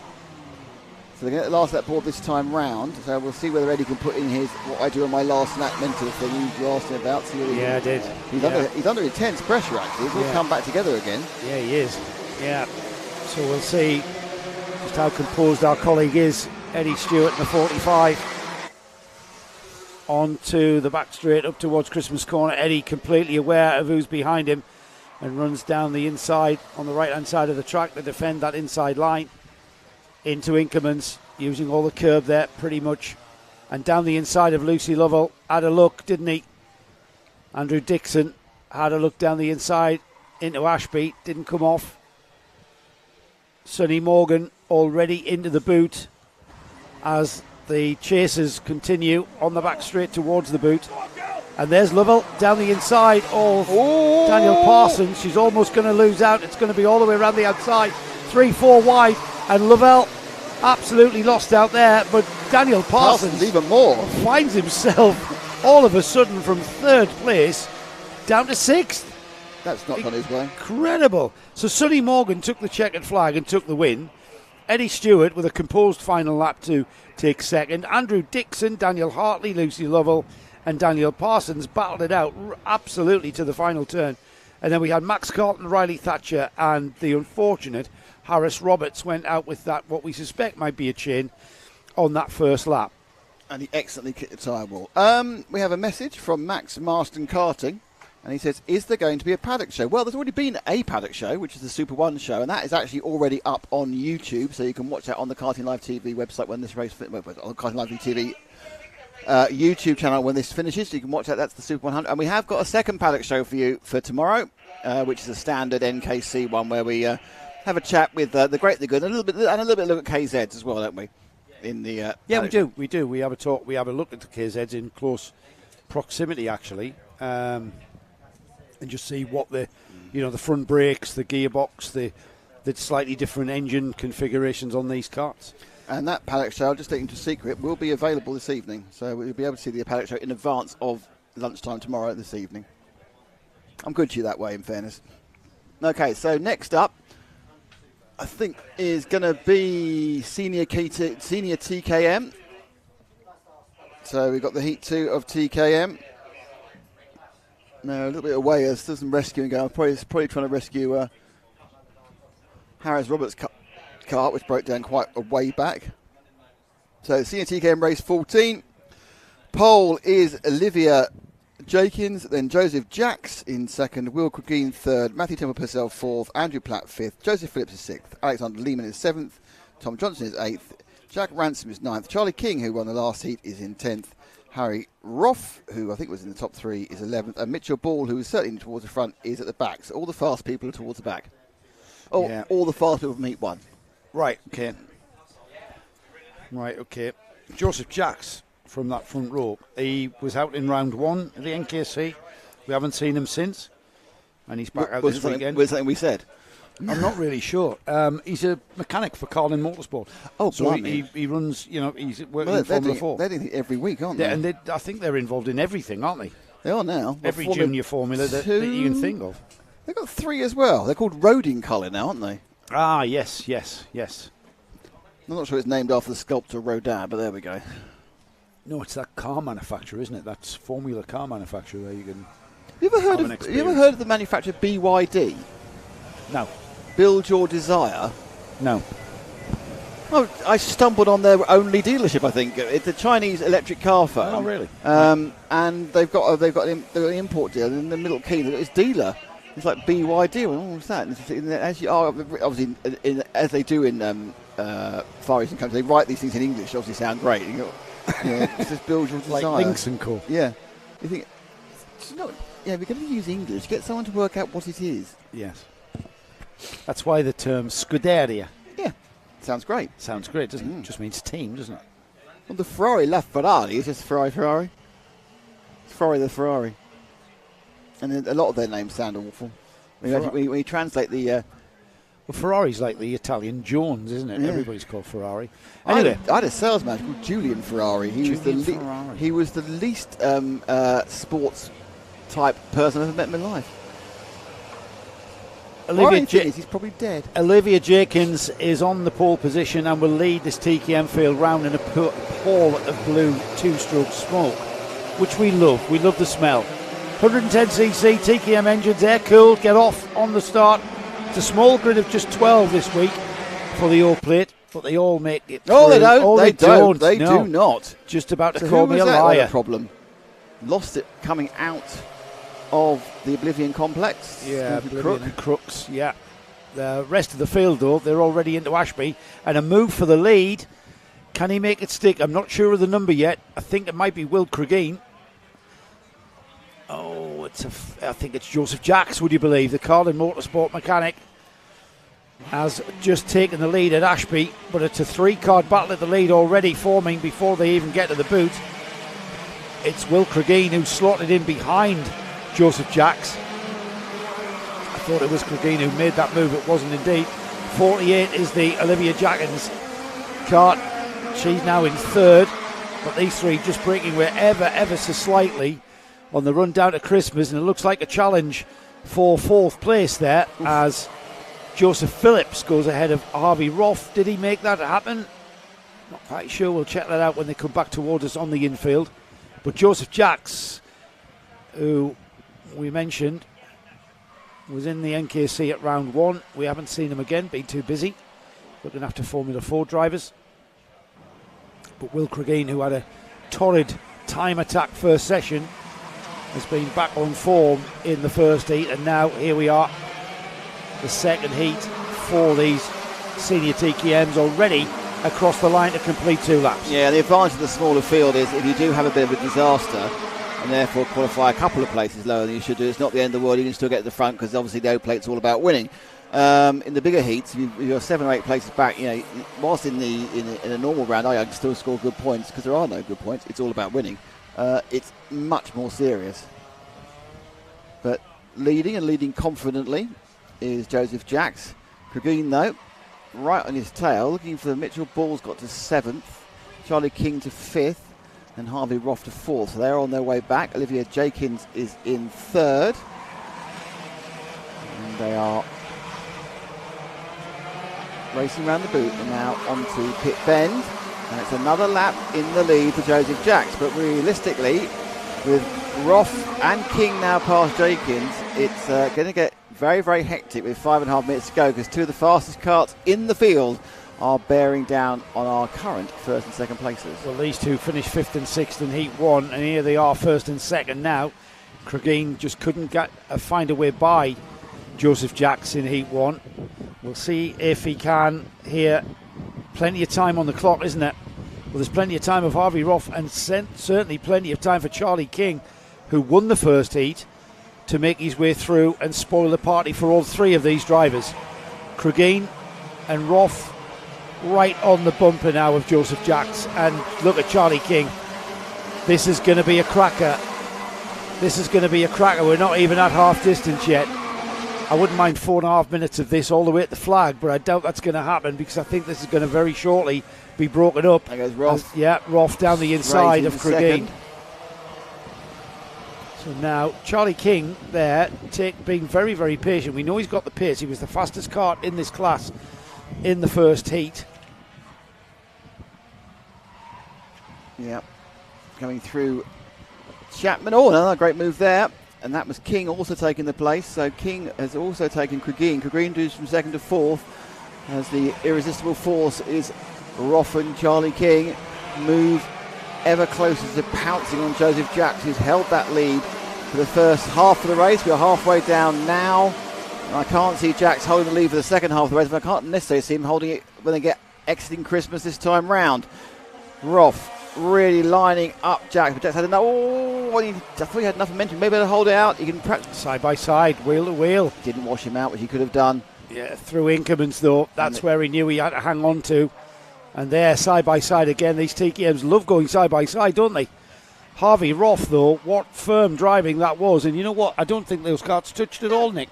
that just proves you can do it. You don't have to drive into one another. You can compromise. You can give each other room, and we can have fantastic racing. And as I say that, King, he's got it. Yeah, does the switch back. Slightly cut across, and it's Roth now down to fourth. Sorry, Jack's down to fourth from first in one lap. So that's not great for him. Mitchell Ball is in fifth. He's the replayer then. Charlie King down the inside of that number 55 of Joseph Jacks. They come together, but Jacks is carrying too much speed and slides wide at the right-hander part of the boot, and that's what allowed Charlie King, who checked the kart's speed and was able to then accelerate out of the second part of the boot on towards the final turn at Pit Bend. I think King was kind of daring Jacks to come across him, and Jacks did, but it didn't work out well for him. Charlie King wants to win all of these heats and the final, and Harvey Roth is the man who wants to try and stop him.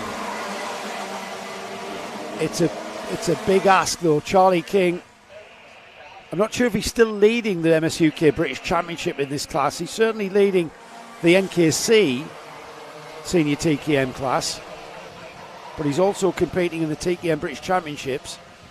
And there he goes down the inside at Ashby. We've seen that many times. And then as they come out of Ashby, Roth tries to get back alongside, but it's only a short straight, isn't it, towards Parker. There's nothing to do about that. And you've got the back straight, which perhaps you can get the run, but you've got to be brave coming up the inside.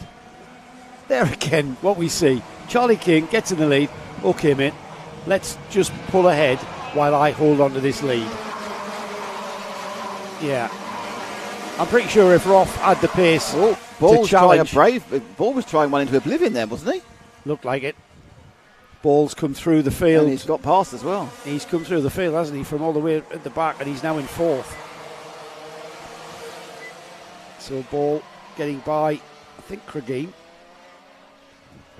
Joseph Jacks is next on the list, then Harvey Roth, then not too far away is Charlie King. In fact, Harvey Roth glued to the rear bumper of Charlie King, into Chapman, through the right-hand King, the exit of Chapman, and on towards the boot. It's a left-hander, followed by effectively a double apex hairpin right.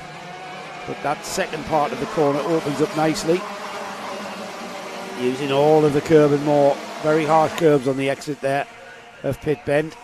Mitchell Ball already ahead of Joseph Jackson into third place. So with 44 seconds on the clock, it's going to be 2 more laps of racing for these TKMs.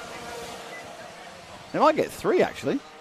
Charlie King went and with 51 seconds to go. No, he won't have 3. How long? What are they lapping in? 30 lap seconds. They're lapping in 46 seconds. 7:08. 51 seconds to go. Oh, I'm just taking off the countdown. Ah. The countdown's 20 seconds. So he's going to cross the line. I think so. With 10 seconds or so remaining. Well, 5 seconds remaining. There's 10 left now. Right, so it's going to be 2 more laps. Yes. Which is what I said. No, you didn't. I did. I said 2 more laps after this one. And we are. Charlie King, Harvey Roth. They've broken a gap to Mitchell Ball, who's broken a gap to Joseph Jackson, Will Cregeen. Behind them, we've neglected Jack Ransom in 6th, Tom Johnson in 7th, Olivia Jenkins in 8th, 9th is Joseph Phillips, Matthew Temple-Purcell is in 10th, 11th was Andrew Platt, or is Andrew Platt, and Alexander Lehman rounds off the Joe Jakes. All right, okay, that's the pronunciation, Joe Jakes, not Jacks. Okay. It's spelt in the French way, though. I know. Brian Jacks, do you remember him on Superstars? Yes, that was J-A-C-K, wasn't it? Charlie King leads on to the final lap. Harvey Roth in second. Mitchell Ball, a very lonely third now, it seems. He's still not giving up, though, is he? The head goes down. His Sunderland EFC helmet stripes there. Glorious red and white. Charlie King, having got into the lead, he keeps the pace. He's got the pace to perhaps break free of Harvey Roth, but he just does enough. It's a very, very clever driver. Harvey Roth trying all he can to keep him in his sights as he comes through the final turn, and for the final time certainly in this second heat for TKMs. and crosses the line to take the checkered flag. Charlie King takes a 100% finishing record in the TKM class. Harvey Ruff second, Mitchell Ball third, Joseph Jakes in fourth, Will Cregeen fifth, Tom Johnson sixth, seventh is Jack Ransom, Olivia Jenkins eighth, ninth Joseph Phillips, Matthew Temple Purcell 10th, and then rounding off the 12th card field, Andrew Platt and Alexander Lehman.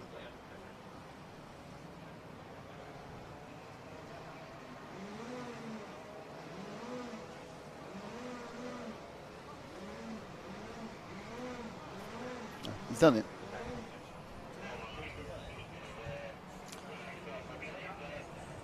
We've got KZs coming next, so stand back. Vroom, vroom, vroom, vroom, vroom. Stand back. 26,000 gear changes a second. Yes, indeed. Approximately. They absolutely are. 2 rolling laps and a standing start. Yes. So we give these carts a lot of opportunity to get some heat into their tyres. We don't want these things on cold tyres, do we? No. Not at all. So KZ, just looking across the collecting area, Nick, we've got a collecting area full of KZs, 12 carts qualified, remember. It's the second heat for these drivers.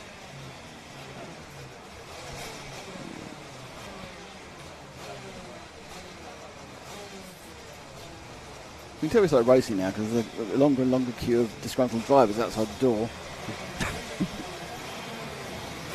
It's been pretty clean so far, I think. It kind of has, hasn't it? It hasn't been too bad. I mean, we are sharing race control, overlooking the Whilton Mill track here. But what that does do is give us great insight as to the shenanigans that are a lot of disgruntled drivers about. We'll be sharing race control at fullback as well. Isn't it 2-tier though? Isn't that 2-tier? Yeah. I'll just do that. So, James Webb and Benjamin Ballou are on the front row of this KZ grid. Sylvanus Klimas and Harvey Reeby are on row 2. Sam Ward and Daniel Sebula are on row 3. Row 4 is Isaac Smith and Ellis Bolshier. Bradley Calder and Bailey Regalsford are on row 5, with Reese Llewellyn and Paul Phillips rounding off the 12 cart field. So we will get another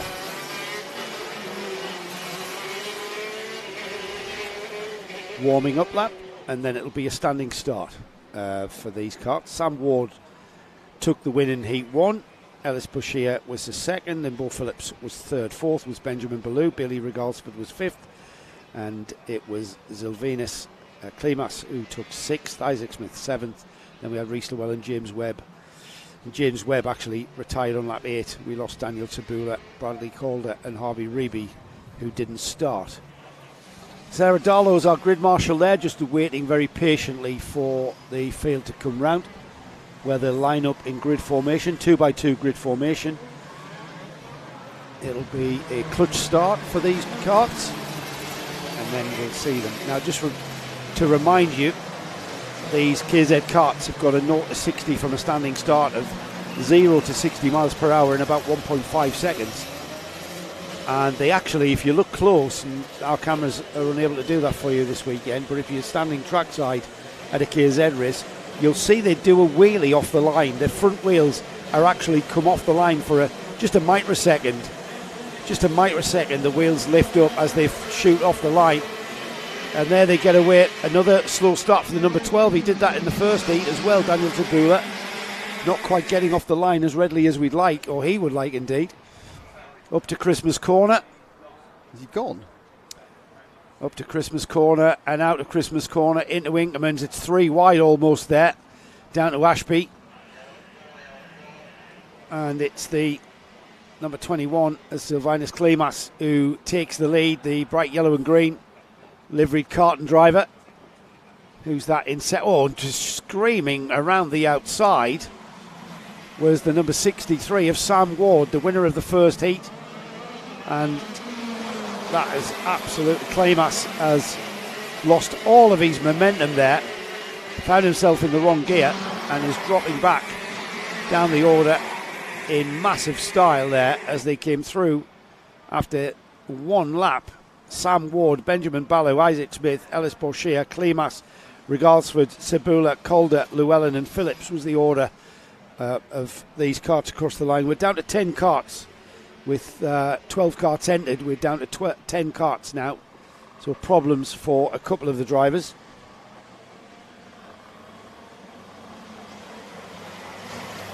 Harvey Reeby is one of the carts that we've lost.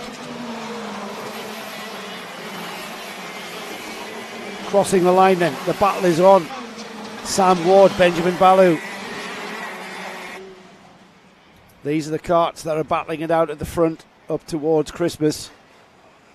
And then through the left and then the right kink at Inkerman's. Very, very fast indeed. You can just see the grip level that these carts are putting in. Down towards Parker and then into Chapman, out of the left-hander through the right kink. Just watch the driver's hands here, down the box, up the box, accelerating up the box again, and then across the line to complete 3 laps. Just under 6 minutes remaining now. Rattling that inside curb. What did I miss? It's very harsh. The race settling down to a battle between Sam Ward, Benjamin Ballew, Ellis Borshire and Daniel Cebula, who's recovered to 4th place now after that torrid time getting off the line. Klimas was hustled into a mistake, looking for gears. Down the inside of Ballew has gone Borshire. He's got some pace in that car, doesn't he? He has. Not sure anybody can keep pace with Sam Ward though. He's been pretty much the class of this KZ field from the very outset. Yeah, second, third and fourth where the battle is there, isn't it? In fact, third and fourth where the battle is. Yeah. Cebula's not particularly happy about being 4th, that's obvious. And going for Ballew. There he is. Ballew will have to grin and bear it, being overtaken. No, that one went over his head. No, I got what you said. I got that. Hopefully no one else did. How cruel. So as you say, Sam is not being closed down by Borshire. But Borshire is getting under a little bit of pressure from Daniel Cebula. Daniel, I think he broke down in the first heat. Yeah, again, not getting off the line as quickly as he would have liked. Now he's had that's given himself a lot of work, hasn't he? You know, he's not getting off the line as quick as he wants to, and now he's having to fight his way through. And just getting onto the back of Borshire now as they come through. Ingerman's just look at that, it's just sliding on the power. Those 4 have made a big break, haven't they? Because the 5th place is 4.5 seconds back behind them. That's Sylvanus Klimas, and you've got Bailey Regalsford. I know you speak to in tomorrow's Paddock show. Yeah, that's right. Bradley Calder, Reese Llewellyn and Bo Phillips did not make the start.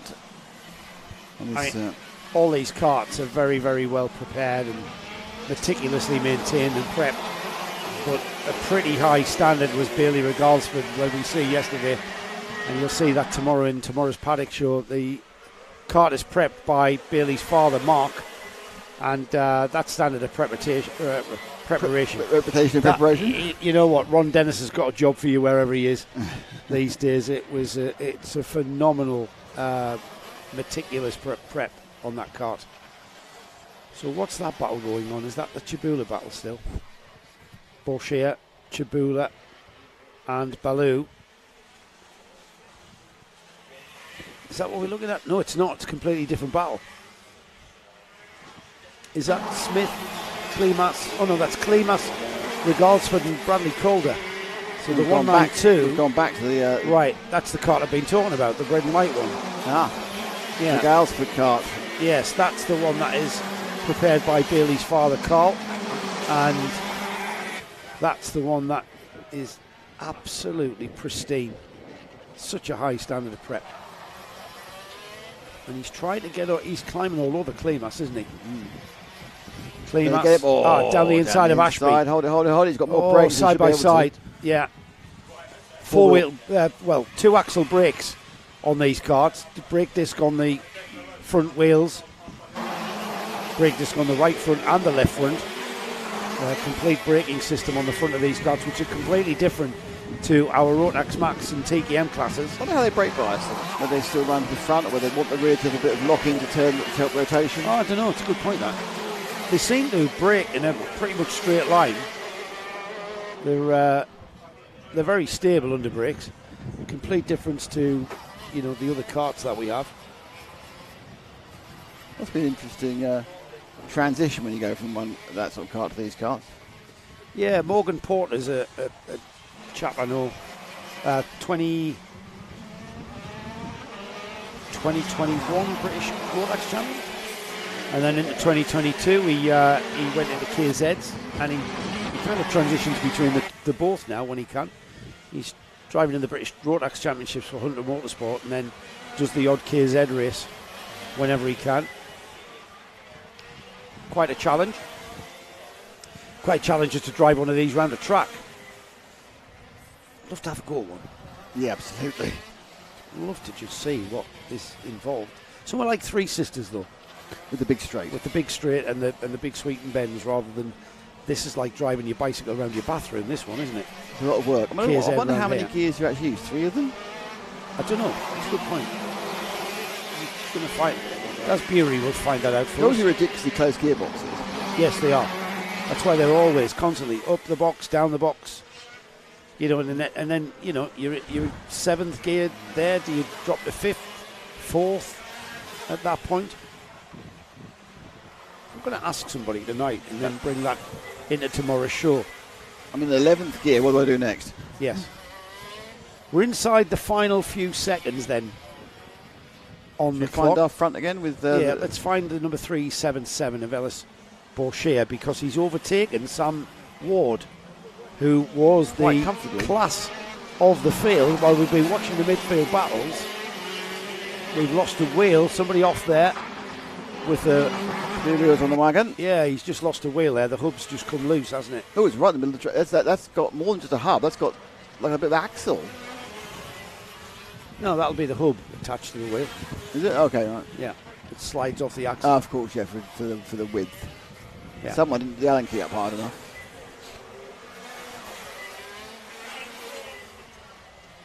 Final lap then for this heat number 2 for KZs.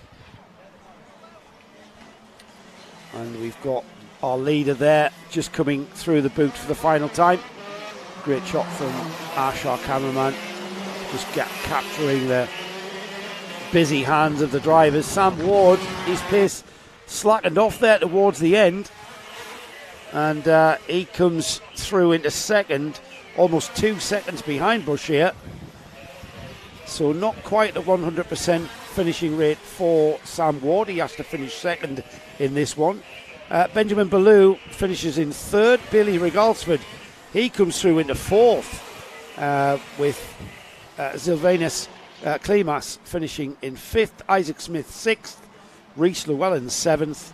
And then Bradley Calder in eighth. Ninth was Daniel Chibula, who we lost on lap 10. I think Daniel was the car that lost that wheel perhaps, and then Paul Phillips went out at the start of this race, so that race only really consisted of 9 cars. Actually finished. It was not a lap. Was what? That was actually a final lap. He just ticked it. Did he just come through? Yeah. Oh well.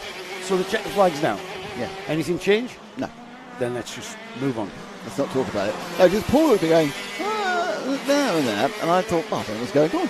And I looked at it and went, oh, it has gone on that way. Yeah. Joe's called the race before it's finished. I'm going to go for a pit stop. Well, hopefully it's a long one, because you've been... How cold are those chips, by the way? How cold? Very cold. You're very, very committed. Oh, my Lord, there's 100 of them. Race 16 of 19 today, before we do it all again tomorrow. Running very slow. I thought we'd finished long before this.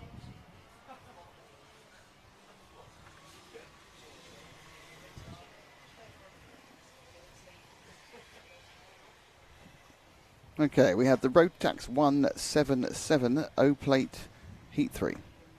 And it is Edward Matthews in pole, and it's Kabardia in second, Jack Taylor in third, Ollie Hancock in fourth. Ollie Smith is starting fifth, and Colin Campbell is starting sixth. Mark Gilley is starting 7th. Andy Collins is starting 8th. Paul Giles starts 9th. 10th of Ryan Taylor Truman.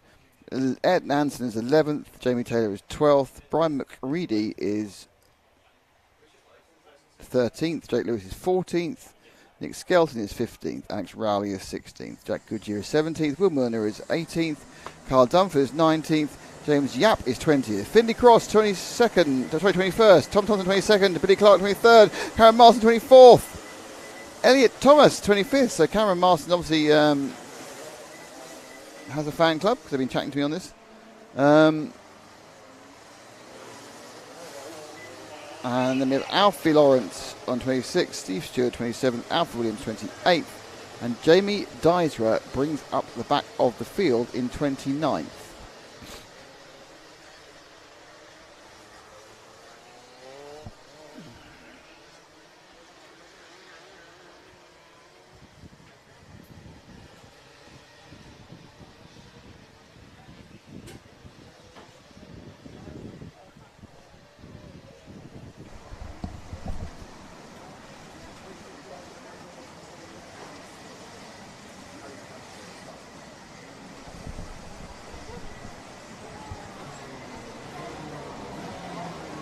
So here we go. Matthews from Capadia. And the 79 of Taylor got in the way. He shouldn't have been there. I think they've rearranged themselves from the grid there because it's supposed to be Capadia on pole and he's starting third. So interesting. Jack Taylor and Capadia seem to swap. So there must have been a reason for that post the adjustments here. But out in the lead, I think as they go down to Ashby, is Edward Matthews, I believe. I'm waiting to see the confirmation of the number. Yep, 79, it's Matthews. And then you got Taylor, Capadia, Smith. And that's the battle for second place, the 99. As you know, Smith has got past Capadia, so it's Taylor from Smith. It should be Capadia in the 51 in fourth. It's Ollie Hancock. So Capadia had a very bad first lap and has dropped way down. Not as bad as Colin Campbell, who's dropped completely out of the field entirely. So they're coming up and through Christmas. It's our leader. It's dropped back second and third. That's where the interest is. And that's the battle between Jack Taylor and Oliver Smith. 99 and the 9. So it's a bright red 99. Well, is it orange, is it? It's fluorescent. Flory orange 99, Jack Taylor. And there is coming out of Chapman, but no, two little looks for the blue, yellow and green numbered number 9 Oliver Smith. Smith arms out straight, name on the back of his jacket, so it was race suit, so he must be important. A disgruntled driver walked in front of our camera. So someone's pulled off to the side. Cameron Marston or Colin Campbell? One of the two, because they're no longer running. But yeah, just walking across. Whoever's got a grey race suit. Down towards Ashby, these two. Look quite evenly matched. There's no real attempt by Smith there to try and get past. Turning left. And then you can see in this kind of a longer shot how they now power out of that corner of Chapman and down the main straight. Up through the start of the boot. Now it's the long right-hand turn. Goes on forever, but you need to get yourself in the right position. And you sweep past Pit Ben. How much rumbles are we going to take? Or how much can your ribs take? I think really, how much can your insides take? I reckon everyone who's been racing here, by the end of the weekend, their spleen will be 3 inches different from where it started. I'm loving Jack Taylor's helmet. Have you seen it? The Gulf it's colours. the Gulfy one, Yeah, the Gulf helmet on Jack Taylor. I tell you what, anything could happen here because Oliver Smith is glued. Just behind them is Ollie Hancock. Then Mark Gilley, then Alex Capadia finding himself at the front of this one. He made a bad start. He started this run and he's dropped back, but after the first lap, he's done all right. On the front row. Well, he seemed to start third in the end. It looked like there'd been a bit of a shuffling. Jack Taylor ended up taking second. But Edward Matthews is ahead of these two, but these will be a right old ding-dong, aren't they? They coming through the boot. Yeah, through the boot. You can really see the way they're using their bodies in those karts to just, little inputs on the steering just to get themselves through the corner. This is a very, very fast section of any track anywhere in the country. And here we are, absolutely flat track. Down the inside goes Smith and the number 9, ninth in the championship in 2022. Makes that happen. He's been lining that up for a while, hasn't he, Nick? Yeah, I mean, I don't think that in the end Jack Taylor was that scrappy about the whole thing. He was relatively happy to live with it. Yeah, he was. Jack was just kind of knew it was coming and did a great job in making the job very, very hard indeed. I mean, it's took him 4 laps to get by. 5 laps, in fact. This is the 5th lap that they're on now. So behind Jack Taylor now in the 99, that number 50 is Ollie Hancock, who, if you're a follower of the NKC, we spoke to Ollie back at the last round it was here. And the thing I wanted to talk to Ollie Hancock about in the number 50 was the difference between these Rotax Max karts and a Formula 1 Fittipaldi F5A, which I'd say... What's the difference? Race. Very little, he said. You get more of a rest in the Formula 1 car. Yeah, and it's more popular in Brazil. Yeah. I'm not sure if this is correct, because according to the grid, Jamie Dizer started plumb last, and now he's 7th. Jamie Zera. Yeah. That's what he does. Well, start Remember, plumb last. Jamie's a Dan Holland. He works for Dan Holland Racing. He's clearly no slouch in the behind the wheel as well as looking after. He looks after Timo Jungling. Yeah, we've lost 5 cars as well, but even so, he's going pretty well. Yeah. Ollie Hancock's had a problem. This is a transponder dropping right out. Hancock plummeting down the order. So this is spread out a bit. Let's drop back a couple. See our next battle. This one's now not really happening, and there we go. Oh, there's very much happening. These 4 are massively happening. Oh, there's waving, there's swerving, there's all sorts of stuff going on. These 4. Zera? It is Zera. He's getting mixed up in amongst the midfield now. He's right in amongst it. That's Alex Capardia. That's Capardia in the blue and white, the third cart in that field at the back. Look, Zera's gone through already. He's gone through 2 more carts. So it's the blue and white car, the second of those 4 carts that the injured one. There he is. That's Ollie Hancock in the 50. Hancock, sorry, no, 51. No, Hancock's had a problem. It's the 51 of Alex. That's Alex Capardia, the 51. Yeah. So Zyra now. So Jamie Zyra is coming up against Le Mans starter Alex Capardia. ELMS winner, I think. Actually, they won a race, didn't they, in that series. I'm not sure he's raced a lot of cars though as Alex Capardia. He's now on the tail 50. I mean, this is his first kart race, and I don't know how many years he said. But Zyra is weighing him up for another pass that would take him into a remarkable 4th from plumb last. Incredible drive. And he's bent double in that car because he's so tall. That's right. Now, slightly smaller framed Alex, not that much smaller. This is the first kart race he's done for a while. Zyra just suddenly could see a chance there. And that was going into momentum. Oblivion, was it? It was momentum. Yeah, it was actually, in fairness. Momentum there at was the final no chess, drafts, or even Chinese checkers involved. It was just momentum. And Capardia has Ryan Taylor Truman literally all over that rear bumper of him. In fact, he's down the inside. So Capardia loses 2, possibly 3. This is where Capardia's inexperience is showing. He's running in clear air. He's as quick as anybody. But once he gets to the battle, but you haven't been used to the battle, because you've been driving massive great LMP2 prototypes and not teeny weeny karts. It's a completely different methodology of wheel-to-wheel racing. Absolute different environment whatsoever. The karting is so frantic and dynamic. You'd never get a breather. I mean, there again, side by side through Oblivion, and he hangs it out. He just, you have to be quite courageous there.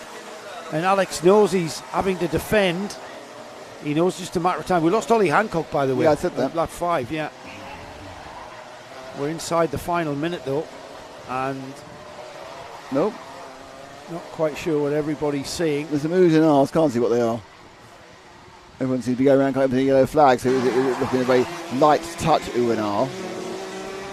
79, Edwin Matthews, another Dan Holland driver. Ed has worked for Hunter Motorsport before. He's back working with Dan Holland and one of the team working out at the Dan Holland Motorsport workshops this weekend, leading this field by 6.3 seconds. If you work long enough, you get like a free race and they give you all the kit to go and do this. I really don't know. It's just, it seems like they've borrowed every single kart in there, and I think it's their own karts in fact. But they're all running with Dan Holland livery and then Dan Holland overalls, and showing that when the youngsters who they're mentoring and telling how to drive round tracks. They're showing that they actually know what they're talking about. That does help, to be honest. And showing credibility for Ed Matthews. Those at the who front can of his do, field. those who can't do as well. There he goes, number 79. He's got his teammate Jamie Zyra in 4th place. Between him, though, is Oliver Smith and Jack Taylor. That's the 95 of Jamie Zyra there. We need to go a little bit further forward to find the leader, Ed Matthews. There's Ed Matthews there, bright pinky orange helmet. And, oh no, that's number 9, Oliver Smith. 2nd place. Yeah, so the cart ahead of him. 7 seconds ahead is what. 7 seconds. He's going to be coming He's through. in a different- Here he's he's a here, different crossing the postcode. line. There he is. There he is, crossed Ed the line. Matthews takes a very fine heat win there. No, wait a very long time for Oliver Smith. There he At is, that at gap number 9. there. Yeah. There's Jack Taylor and Zyra from the absolutely plumb last. Oh, last minute attempt was switching about by the 45 of Jamie Tyler there. Didn't quite work. Ended up just under a tenth of a second behind Alex Rowley. He probably frightened several people by doing that. So behind Zyra, Ryan Taylor Truman was 5th, Alex Rowley 6th, 7th is Jamie Tyler, Alex Capardia. He'd be happy with 8th, won't he? I think so. Absolutely. Andy Collinson, he'd be happy with 9th. That's a cracking result, Andy. Jake Lewis 10th, Carl Dunford 11th, and then we had Nick Skelton, Alfie Williams, Alfie Lawrence, James Yap, Ayrton Anderson, Jack Goodyear, Mark Gilly was 18th, Finley Cross, Billy Clark, Steve Stewart, Brian McCready was the last of the finishers. We lost Ollie Hancock and Will Milner on lap 5, Elliot Thomas and Tom Thompson on lap 2, Paul Giles, and we also lost Colin Cameron and Cameron Marston. There we go. So now then, what have we got? We've got your replacement. No, Nick. I'm sacked again, am I? Yes, you are. I'm not giving the chair this time. Junior Rotax C3. You can stand up this time. Eddie Stewart's going to join us for this one because Eddie showed a bit of a keenness to talk about the Junior Rotax. Eddie, well done on the last heat. That cart's come together then after some fraught early stages of this event. Yeah, it's come together. Thank you to Momentum, my team, for putting it all together because it wouldn't be possible without them. They really have done a cracking job there, mate, because you showed, I mean, that pace that just wasn't there earlier on that we knew should be there was finally there, thank goodness. Yeah, we were on a full wet setup back in the awning, and then when we walked to the dummy grid, it stopped raining, so we had to change it completely back there. Right. 6 men all on the cart, so a huge thank you to Adam Edgecombe at Momentum. You look quite comfortable as well. Was it as easy as you made it look? No, no, it wasn't. Never is. It never is. Right then, you've joined me for Junior Rotax. This is the class that you're going to be moving up to for 2024. I hope we see you doing this in NKC. You can always step in and give Nick a bit of a rest as well when you're between your heats, which is giving you a big thumbs up. So that's purely down to your age, isn't it? Yeah, that you age. did move up to juniors from Minimax. I'll quickly run down the grid and then we'll have a bit of a chat before we get things underway. I think we're recovering a few carts from out there on the track. So Finley Underwood and Frank Warder on row 1, Harry Hine, Presley Walker row 2, Jill Leverton and Marcel Poppicle are on row 3. Then we've got Harvey Williams, Byron Scott, Simmons on row 4. Row 5 is Freddie Ingram, Nicholas Ellis. Row 6 is Joshua Withcombe and Harry Hannam. Freddie Theobald and Joshua Priest are on row 7. Maxim Smith and Joe Bullen are on row 8. Owen Keenan and Lewis Llewellyn are on row 9. And then we've got Ellis Warlock and Freddie Moore on row 10.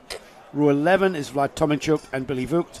Daniel Whitfield and Alex Fraser on row 12. And then Curtis Latimer, Jaden Hewitt, Lewis Crocker and Kasper Tomilewski rounds off the 28 cart field. So 28 carts. What sort of grid size are you running in Super 1 when you're out there? It was 6 or 7 in Mini Rock last year. Right, so the biggest change you're going to find next year is moving on to a grid of 29 carts, and potentially, if you come to the NKC, starting in 29th, 28th place.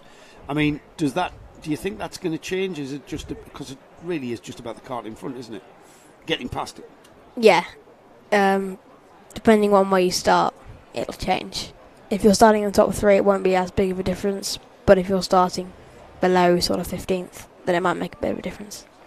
So what's the biggest differences between your Minimax and these junior karts that we're about to see? The speed. That's the main difference on the straight line speed. Corners, they're quite equal, but it's mainly the speed and the weight difference compared to the Mini and the age. So you're going to be going, like for instance here at Whilton Mill, off the back straight into Christmas Corner, you're going to be carrying a lot more speed than you are in the Minimax. Yeah, that's the difference. Do you know the exact what sort of difference in speed, top speed that they are? No, I don't know the exact, but No, it's no. a few mile an hour, I think. It's hard to work out on the mathematics of the gearing and stuff. It's far too hard for me. Yeah. Right, Eddie, we've got the carts leaving the collecting area, and hopefully we'll get this race underway after just one warm-up lap. We've got one more heat to go before we go into the first of our finals this weekend, which will be for our 100 Super. More of that later. Right now it's all about Junior Rotax. And the last heat in Junior Rotax, if I can just find it, there it is, heat 2. That one was won by Jaden Hewitt. Harry Hannum, you probably weren't watching this, Ed, were you? You were probably busy fettling your cart. But Harry Hannum had a massive opportunist move pretty much in the last few corners at the boot and ended up coming a surprised second. So the thing about this junior karting, Eddie, is the fact that everybody is flat out all the time, aren't they? Yeah, it's well, on the straights they are. Yeah, it's the corners. It's a bit slower, but but everyone's going as fast as they can, is what everyone's going as fast as they can. Yeah. So we get underway into Oblivion and then into Crook, and we've got a cart off into the grass. He will take a shortcut and continue, I'd no doubt, into Christmas for the first time. Then it's the number 12 of Finley Underwood. Watch the number 34 cart off Marcel Popical. Right, is he quick? He seemed quick over the last two heats. Right, okay, so Marcel came across the line in 6th. See if we can get a handle on where he is. 4th. Fourth, did he? Yeah. Excellent. So it's getting, as we suspect, very, very busy there down the inside into the boot. The number 69 of Freddie Ingram making a move on Byron Scott Simmons. Let's see as they come across the line. Do you want to give that a quick rundown? Top 6? First place, Finley Underwood from Frank Ward, Harry Hinn, Freddie Ingram, Marcel Popical, and Jay Leviton. Excellent stuff, Ed. So you're right, Marcel Popical, a cart to watch. That's the number 34. It's getting very busy there down into Ashby. You were calling Ashby all the time, weren't you? You were saying that's where the moves will happen. Yeah. Why do you think that is then? Is it because it's downhill and it's downhill and you've got the run and people can get a good exit on the corner before. Just have a really good run through Ashby. Yeah, let's have a little bit of a replay of that touch there. I mean, alright, those two carts touched. The 34 was hit up the back, but that was more about momentum coming out the corner, wasn't it? And sometimes it's unavoidable. Yeah, that was a racing incident. Nothing. Yeah, you agree with that? Nothing malicious about that? Yeah, no issues on that one. Yeah, I agree. So the leader, Finley Underwood,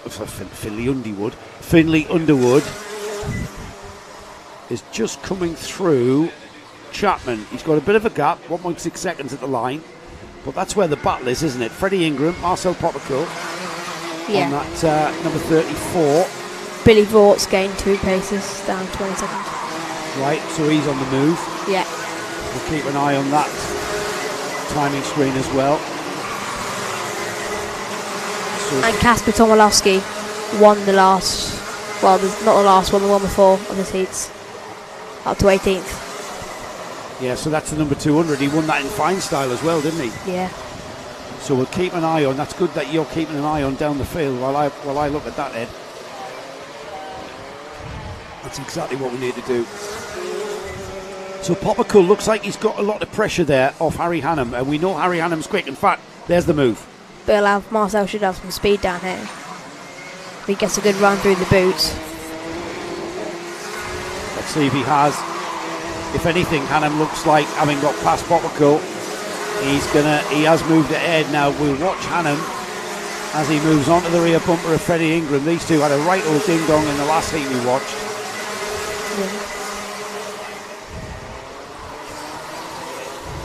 This section here, is that just flat out? Yeah. Is that just flat out? That's all flat out through there. Right. And that's if you get momentum and the car doesn't slide, that's why you can have a go at Ashby out. Yeah. So into Chapman then. That's the number 69 of Freddie Ingram. Now he's coming under pressure now, Eddie. Where do you think Hannum's going to make his move? He'll try and target it into Christmas, I think. He's gone quite wide there. That's too wide, is it? A bit too wide. Marcel's caught up to the back of Freddie Ingram.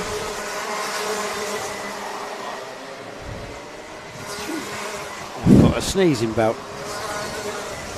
Right then, Harry Hannum into Ashby. Didn't quite have the momentum this time. Now, your mate Marcel is just keeping an eye on this one, isn't he? He's just sat there. Yeah, he's taking a watching brief. It's my term, isn't it? Watching brief. He is though, isn't he? He's just keeping an eye on that. I'm sneezing. I keep turning it off. No. I kept turning it off because I needed a sneeze. So it wasn't your balance that you were playing with, it was me. Now Marcel's coming back, isn't he? Yeah. There he is, that kind of orange and blue livery, isn't it, on that number 34. So Harry Hannum is now dropping back off Freddie Ingram.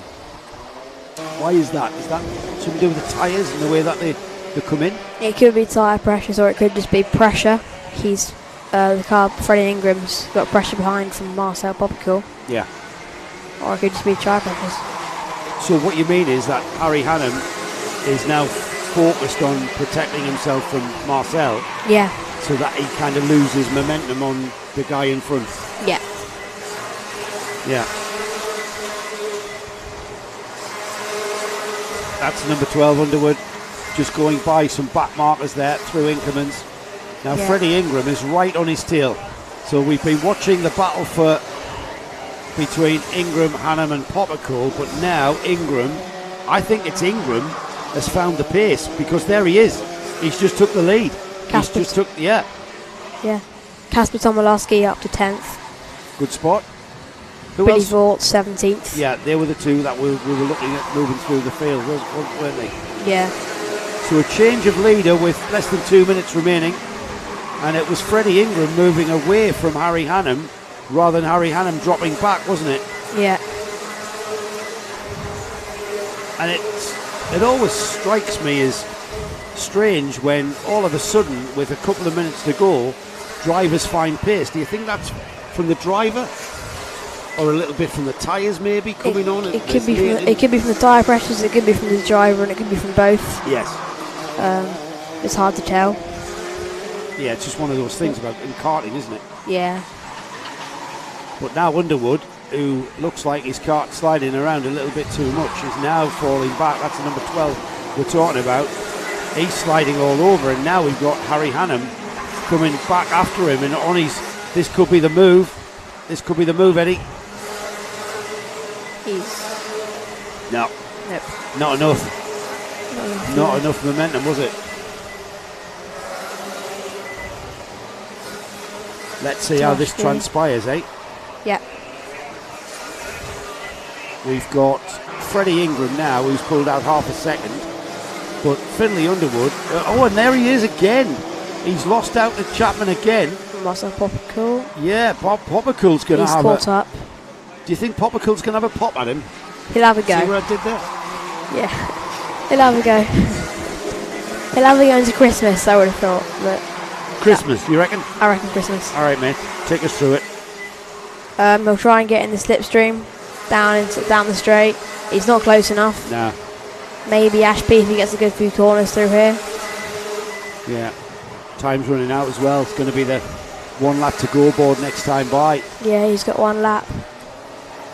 If anything, it looks like Underwood has got a better line through Crooks onto that straight towards Christmas.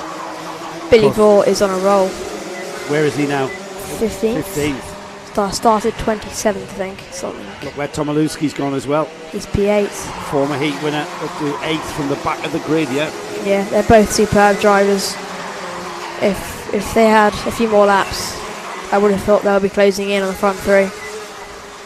Yeah, I think you're right. We need another 3 or 4 minutes. So we're on the final lap now as Freddie Ingram continues to lead. Harry Hannum, he's got Finlay Underwood right with him and Marcel Popical right with him as well. So this is a battle all the way to the flag. And he's defending, isn't he? Popical. Oh, look at that, Popical. He's got it. He's got him. I think that was it. Underwood's been sliding wide at Chapman all the time. That's where he's lost his places every single time. Yeah. As Freddie Ingram takes the checkered flag, there's the winner of this heat there, Harry Hannum second, and you'll be very proud of Marcel Popical, aren't you? You called that from the start. Yeah. Absolutely. Finlay Underwood, Nicholas Ellis, Tomilewski, 7th. Presley Walker 6th, Tomilewski, who you've been keeping an eye on, 7th. Then got Jay Newitt, Jay Leverton, Daniel Whitfield 10th, Joshua Withkin 11th, Maxim Smith, Joel Bullen, Frank Ward. Billy Vaught finishes 15th, Ed. 15th. Yeah, Harry Hine, Freddie Moore, Vlad Tomanchuk, and then we had Owen Keenan, Alex Fraser finishes 20th, then we had Joshua Priest, Harvey Williams, Lewis Llewellyn, and then Freddie Theobald, Lewis Crocker, Curtis Latimer will be the final finishers, and we lost Byron Scott Simmons on lap 10, Ellis Warlock on lap 8.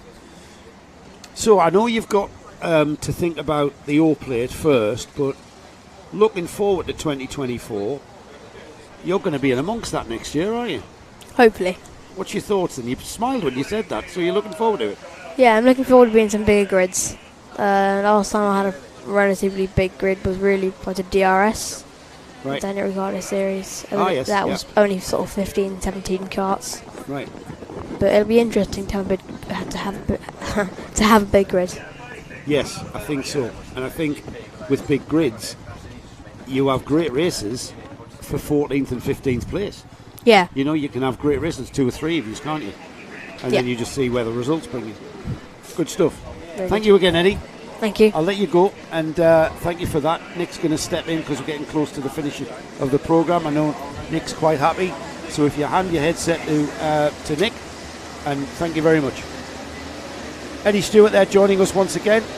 Great stuff. Rain. Oh my goodness. Can you imagine if it rained? I mean, this is the last heat. This is the last of our heats. Yes. And then we go into our only 100 super final. Yep. Spitting. Yeah, I've said rain now, saying spitting. We are having a conversation with someone who the other people couldn't hear the other half of the conversation with. So am I sacked then? Am I simply going to do audio balancing and running around putting things on top of others? It's a work in progress, isn't it, young Eddie? I think he's more wrapped up with competing, and he's really looking forward to moving up to junior Rotax. He's got an O plate to go out and win in Minimax, and considering he won the... Yes, go ahead. It's only winning that counts. It's only the win that counts here this weekend, Nick. We're not about championship points. We're not about the podium. No. Right, so senior Rotax. Why is everybody going ooh and ah? Right, we haven't got time to have a look at the grid. It's there in front of you on the graphic. So we'll get straight on with this. I think we're really running this very, very quickly and getting it started. And a cut off for 41. Yeah, who's that? It's Brodie Trehorn down the field. He ended up on the grass and way out of the order there, down towards Christmas. It's all defensive. The 88 of Alex Moody is our leader, and he really was the last of the late breakers into Christmas corner. It's all very, very crowded out there going into Ashby, 2 and 3 abreast as they come out. Wow. Gathering themselves up, finding some space, making your way, using tin openers, pushing your elbows out, all the other cliches that you want to think about. It all happened there. I don't think elbows are enough, really. I think you need several other joints to get anywhere near anyone. Right, so the leader is, I think, Matt Lewin. He's stayed in the lead.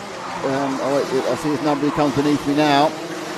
It is the 88 of Alex Moody who took the lead. So Moody lead. Lewin was one of the big losers early on. Toby Kay second. Evie Poulin third, Ryan Mills fourth, and Matt Lewin is fifth. They come up towards, and it's snaking as they come into the Christmas corner. Snaking on the brakes, you mean? Yes. Yeah. Well, they're not playing carpet snake. I've just felt a splash of rain on my left leg, which is the most. That's weird. It's the leg that's inside. That's like that must be sort of reverse sort of tornado, kind of blowing the whole not thing really inside. sure what's happening. I'm afraid there's a man in the paddock who's got a better camera than we have, filming something. Goodness only knows what. Wow, look at that. I know, he's got a massive. Why don't you ask him? He's got a massive one. Why don't you ask him? Change for lead. Toby Case. Change for second. Change for second, I should say. It's Evie Poulin. He's taken Toby Case. Great move there from Evie. Alex Moody has already pulled out 1.5 seconds. And the way he's driving, absolutely on the edge, going into the braking area there for Christmas. Cracking driving at the front. But Evie Poulin now, in a distinctive pink and green helmet, using all of the curve on the exit of Ashby there, will now try to break free of Toby Case and Ryan Mills. Matt Lewin is in 5th, Matthew Lambert 6th.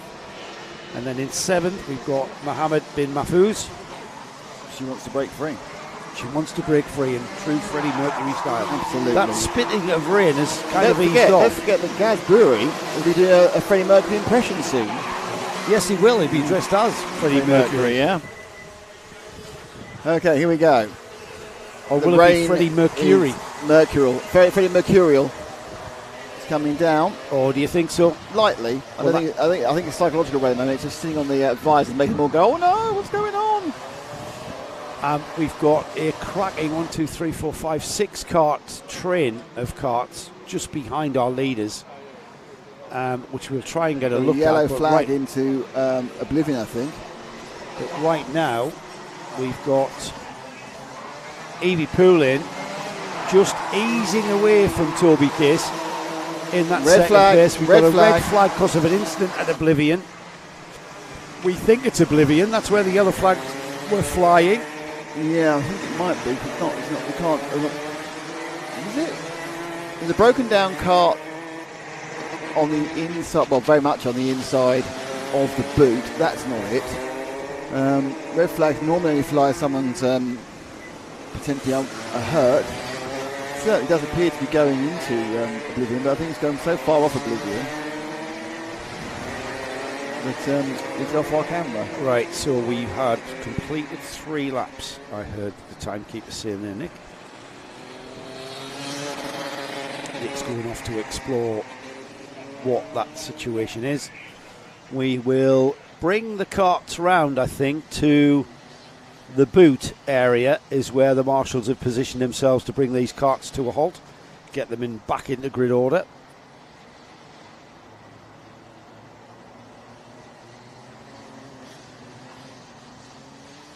And yeah, that's where we are, bringing the carts to a halt up at the boot to see. We will go back to the previous lap, which is lap 3. So Alex Moody, Evie Poulin, Toby Case, Ryan Mills, Matt Lewin, Matthew Lambert, Jensen Watts. He's a driver to watch, as is Ollie Varney and Kieran Gifford. Mohammed bin Mahfouz is rounding off the top 10 at the moment. Then we've got Archie Elliott, Andy Ambrose, who was in a right ding-dong battle in the midfield area. 13 is Ollie Goodyear, George Sanders, Braden Hill, Jamie Rogers, Alex Warnaby, Brodie Trehorn, the cart that we saw on the grass there. So all of these drivers just come to a halt there while we sort out the incident, what I think has taken place at the Oblivion Crux complex. So we've got 2 more races for you. This one to come to conclusion, and then we go into the first of our finals. It's the 100 Supers final. It's not for an all-plate at all.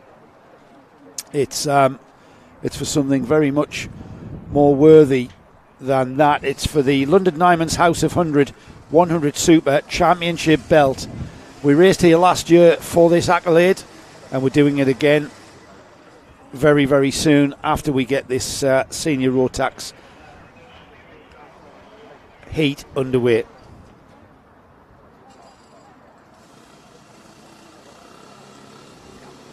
So I believe I've just heard the timekeeper saying we're going to go back We're going to go back to lap 2.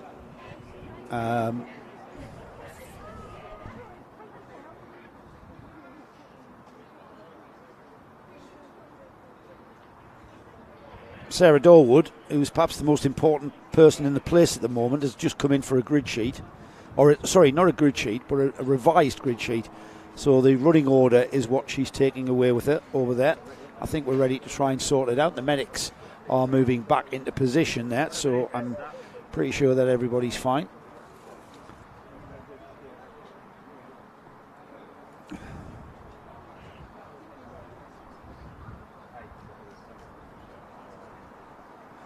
So the heats that we are about are to do with the running of the NKC All Plate, which is a one-off meeting. It's not a championship. It's not part of the Junction 6 NK Championship.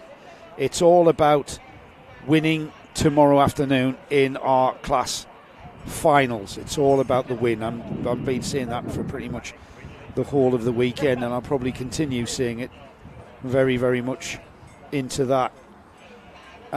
It's unlike the championship insofar as nobody's interested in who's coming second. None of the drivers are interested in coming second. Certainly the front runners will be wanting to finish as high as they can, but the only place that is worthy of finishing will be first place, because that's the winner of the All Plate. Now, what does that mean? Well, it means that going forward for the last two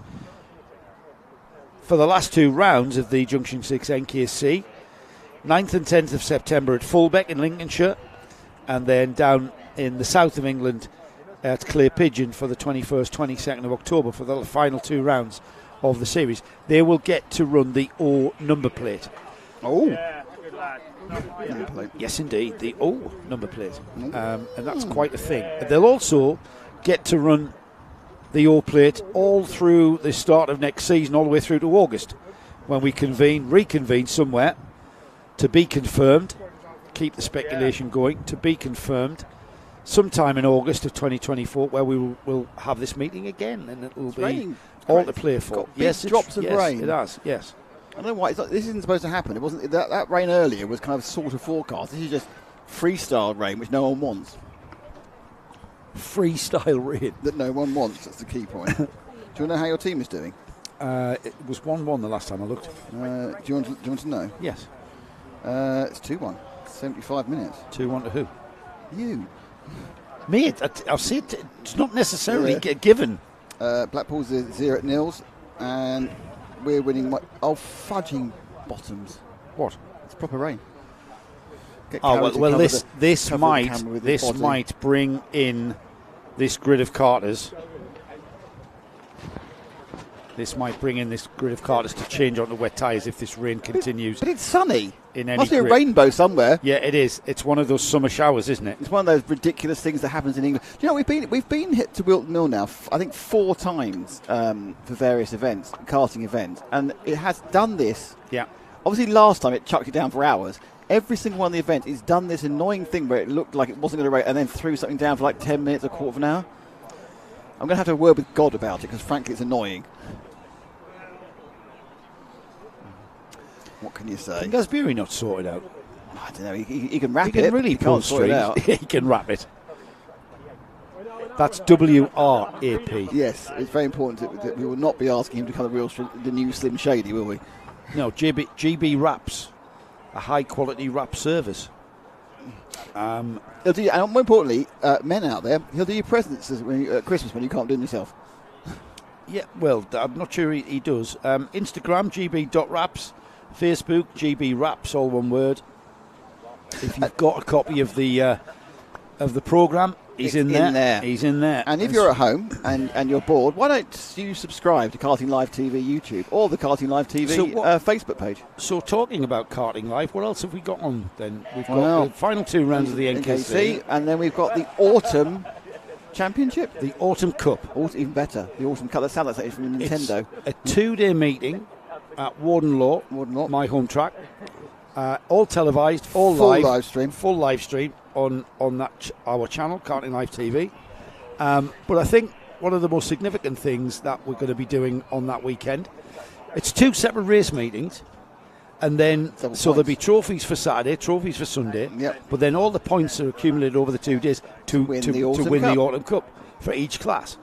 Now, the interesting thing here in connection to the NKC, who run on Maxxis tyres, we are going to run a grid of 177s, so Rotax 177s on Maxxis tyres.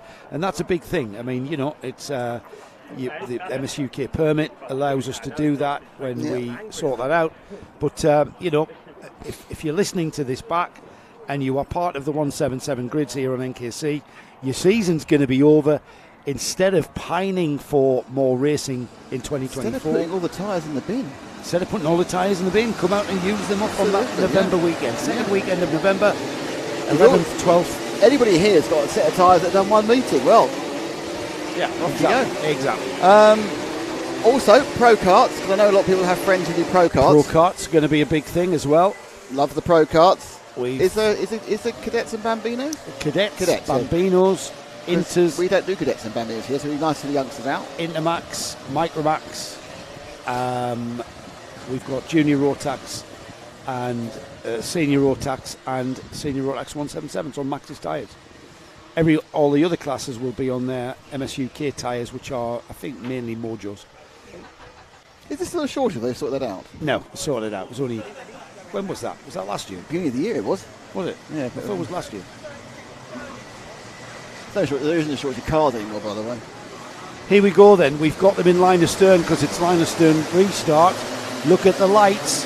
Sarah Darlow tells them, and we get things back underway. The field all closing up, sliding through Oblivion and into Crooks, already up the hill towards Christmas.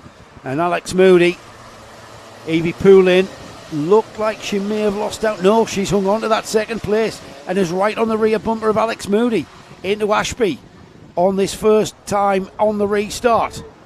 There she is, that bright pink and green helmet of Evie Poulin right on the bumper now of Moody. Behind them, everything beginning to sort itself out and settle down.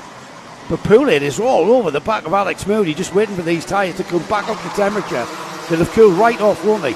Yeah, but Poulin absolutely the big winner out of this suspension of the race, because she was a couple of seconds behind Alex Moody, who made a great start and was having to close that down. But now she can actually go up the inside of him at Christmas Corner and take the lead. So, does she? Because there's a chance she gets swept round the outside by Lambert. That was unbelievable. And now she's been. She was leading for a corner. Yeah. And now she's fourth. Yeah, because she was hung out to dry there. Momentum track, Whilton Mill, all about momentum. She lost momentum. I know you bleat on about me bleating on about momentum, but it is. Yeah, it's a massive factor. You do. You probably found that last night, did you? I kept seeing you off the track. And then through goes the... Jensen Watts. There we go. He's been the man of this class. Oh, look at this. Everyone's mugging everyone this one. I think you're right. They started up again with a race brain on, but not necessarily the tyres to do the race braining. Yeah. Because the last time they went into Oblivion, they were able to stay flat through it. Not quite the same, is it? After they've cooled off and a little bit of dampness. There's someone quite a long way away. Was that? Not quite sure where they came from. So we've got 3 minutes of this heat left, and Matthew Lambert now has Jensen Watts chasing him down. These two are very, very quick in this Rotax Max 162 class. Alex Moody now third, Toby Case, Evie Poulin just regaining her composure in fifth place. We've got a Toby Case telling the number 2088 of Alex Moody. Sorry, that's the 28. Who am I looking at? The 28 of Kieran Gifford, with Ollie Goodyear behind him, just telling him, no, come on, let's work together and catch Evie. Evie's just ahead of them. Gap at the line was 1 second between Lambert and Watts last time by. It is coming down, that gap. It is definitely coming down. We know how quick Jensen Watts is. Oh, third place, well off the track there, Alex Moody. He went for a very bumpy ride. And there's another one. Does that mean the rain's coming? I don't know. It doesn't look like it is in the window. That's very out of character. The window's not showing the rain for me. It's showing the same bob as you have a while ago. The 28 there. But the 28, Kieran Gifford, he slid wide there. Yeah. And Evie Poulin came back ahead of him. Yeah. So she's going to be scored in third now, because Alex Moody had that massive off-circuit run. That's dropped him down to sixth, Nick. And it is Matthew Lambert in the Lambert probably rather than Lambert in the Lambert. We're not at Le Mans, mate. Matthew Lambert, mais oui, yourself. Look at this battle with Evie Poulin and Kieran Gifford. We know how quick Kieran is. We know how quick Evie's proved to be as well. She's having a great heat here. And she's currently third. This is good points all for a final grid position into the boot complex then. First the left, now the right, two double apex. Now into that very fast pits bend. Little bit of oversteer there as Evie turned in. Kieran Gifford's going to be right on a bumper. Through crooks now, the right-hander keeping that cart absolutely nailed up the hill. And these two absolutely on the edge of braking there, weren't they? Kieran Gifford flicking the cart sideways with the rear axle locked. Didn't make down there. Bit of a late move from Kieran Gifford there. I'm not quite sure he really wanted to do that. He's trying to stay with Evie Poulin. Yeah. And he kind of tripped over her a bit there. Behind Kieran, Toby Case. Is that? Yeah. Alex Moody. Moody coming back. Oh, look at that train of carts. Moody, Rogers, Goodyear, Braden Hill. Yeah, it's kept that stoppage has kept them together. But apart from at the front, where Watts now has a 2/10 of a second lead over Lambert. Yeah, we knew that one was coming as well. Poulin, though, controlling that third place and now moving away from Kieran Gifford. With 0 time on the clock, it'll be 1 lap to go board for Jensen Watts next time by. As the number 93 continues, that's the number 76 of Evie Poulin. You need to move first and second are still together. Let's look at the front two, Ash, because they're right together, the front two. It's not been a case where Jensen's just broken Lambert. They've stuck right with each other. Yeah, they have. Lambert here chasing down Jensen Watts. Lambert's on the black liveried cart. Jensen Watts on the yellow and white. Through Ashby. Jensen Watts heading towards the checkered flag. And Matthew Lambert is staying with him, isn't he? Because if he makes a mistake ever so slightly, Lambert will take the win. But that's very unlikely. Jensen Watts, a very, very fast Rotax driver. Nearly. Lambert was all over the shop at that point. Yeah, there. he was. So Jensen Watts takes the win. Matthew Lambert a very fine second, 3 seconds or so. And equally, a great drive there from Evie Poulin in third. Then we've got Kieran Gifford fourth, Alex Moody, Ollie Goodyear, Jamie Rogers, Toby Case dropping to 8th, Braden Hill 9th, Archie Elliott, Ollie Varney, George Sanders, Alex Warnaby, Scott Goldsby, Shane Collinson 15th, Aidan Rudge, Dan Andrews, Marcus King, Reese Pope, 20th was Matt Lewin, and the final finisher Sam Mee. We lost Ryan Mills on lap 9, Brodie Strayhorn on lap 4. We lost Mohammed bin Mahfouz on lap 2. Andy Ambrose we lost on lap 2, Archie Lyons on lap 2, and Jake Davis on lap 1.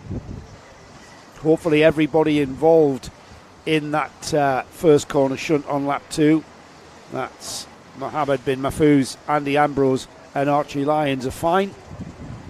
We can fix carts. It takes a bit longer to fix people though, so hopefully they're all right.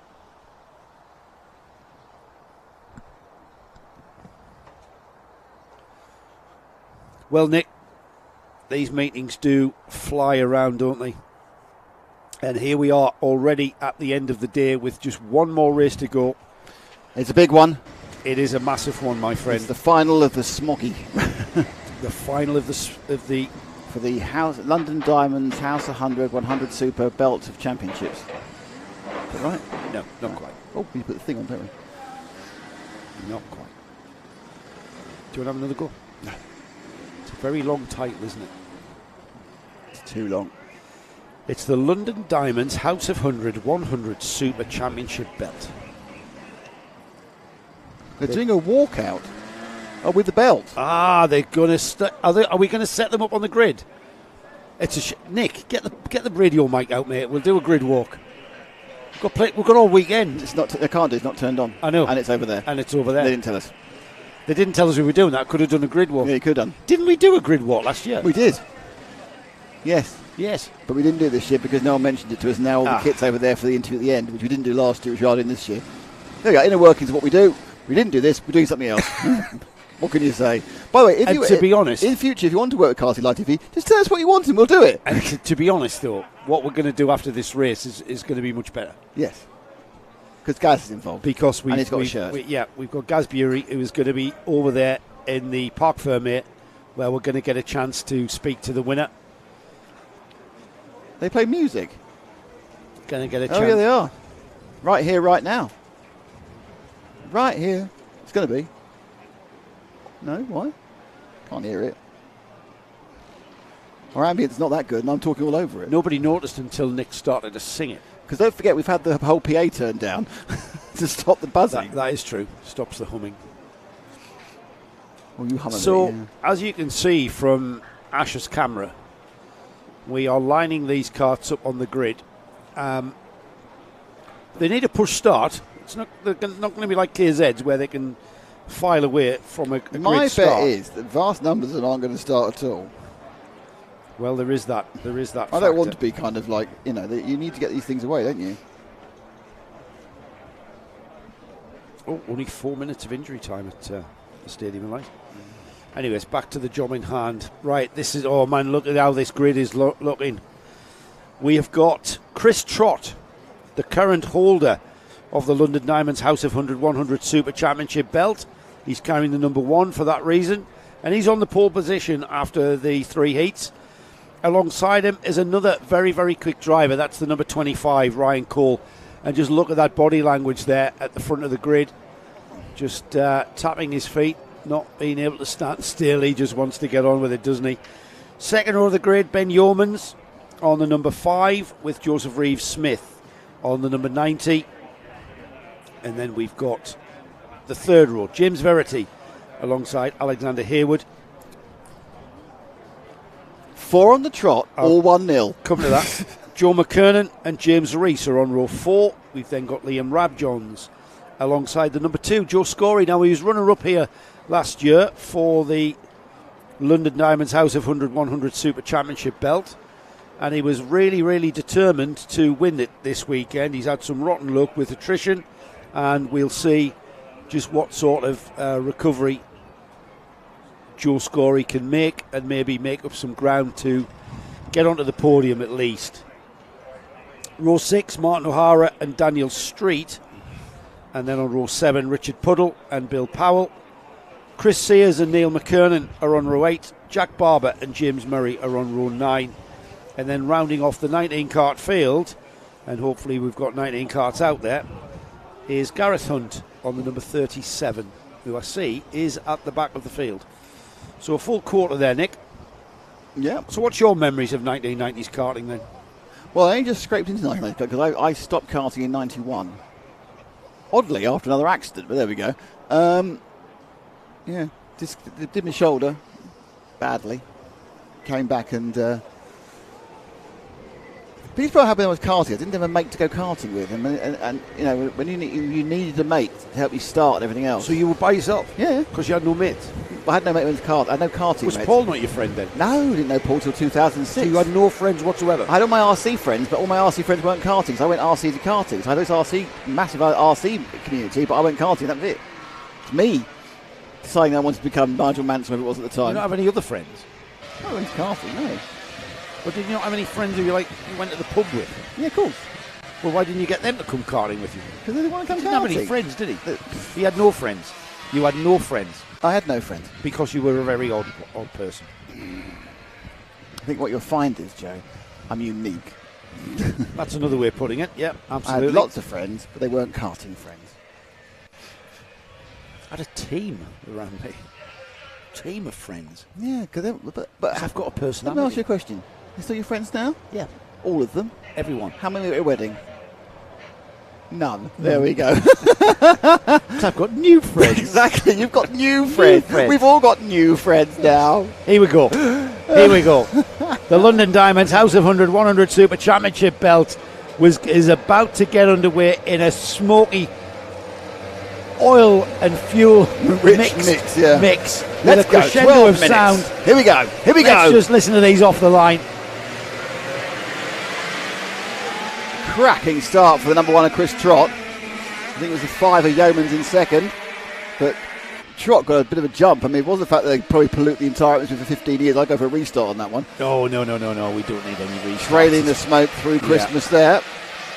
We expected Chris Trott, who, as you will have seen from our Paddock show, was here to do one thing, and that was to win this championship belt once again. He wants to retain that number 1, and he was in very determined fashion. But who's that behind him? It's the 23 or 25, Ryan Cole. Yeah. Who's going to hang on to as hard as he can. Now, Ryan Cole is no slouch either. These small footprint carts flying through oblivion. Round crooks are now up the hill. They will rise towards Christmas. Joe Scory on the number 2, up to 7th already, just ahead of Liam Radjohns in 8th. We've got Ben Yeomans, James Verity and Alexander Hayward, with James Rees in 6th, just behind these two leaders. Short wheelbase, that makes it much more nimble. They're actually much lighter. They're much lighter than, the lightest Rotax is 162. I think these are about 130, 132. 149. 149, right. 17 kilos lighter, which is sure 3 stone. Yeah, because everyone was skinnier then. All right, okay. Now we've had too many snacks, all our karting classes are heavier. So 149 kilos, these are the lightest carts we've got here this weekend. First and second coming up to Christmas senior again. classes, that's all. And Ryan Cole making a much better fist of this than he did, in fairness to him, he did the heats, where he didn't seem to be showing an awful lot at all. But now he's only got thinking about it, but decided against it going to Ashbury. You know what? Look at Chris Trott's body language. He's got him. Ryan Cole. No, he hasn't. Oh, he nearly had. No, he didn't. Because the momentum that Chris Trott had around that very, very fast Parker was what he maintained. Just a little tweak of the air intake there, or the mixture maybe. Just look how composed Trott is. He's controlling this pace. He knows he's got Ryan Cole. Ryan Cole's driving with all the aplomb that is needed. Ben Yeomans, Alexander Hayward, they're the two carts behind. And if anything, the number 5 of Ben Yeomans catching Ryan Cole ahead. No, the unlucky Joe Scory up to 5th as well. And then here he goes, change for the lead, up the inside. And now onto the rumble strip. We get taken straight back. Will he be swooped around on the exit of Chapman? Nope. Cole takes the lead. And this is going completely against everything we saw in the heats. Oh, it's not over yet, Nick. There's 9 minutes of this race, and there's Yeomans coming in as well. And let's add in the factor that the potential of attrition comes in with this formula. It's a 1990s, early 2000s formula. These engines are highly stressed, 20,000 revs. Let's just listen as they come by.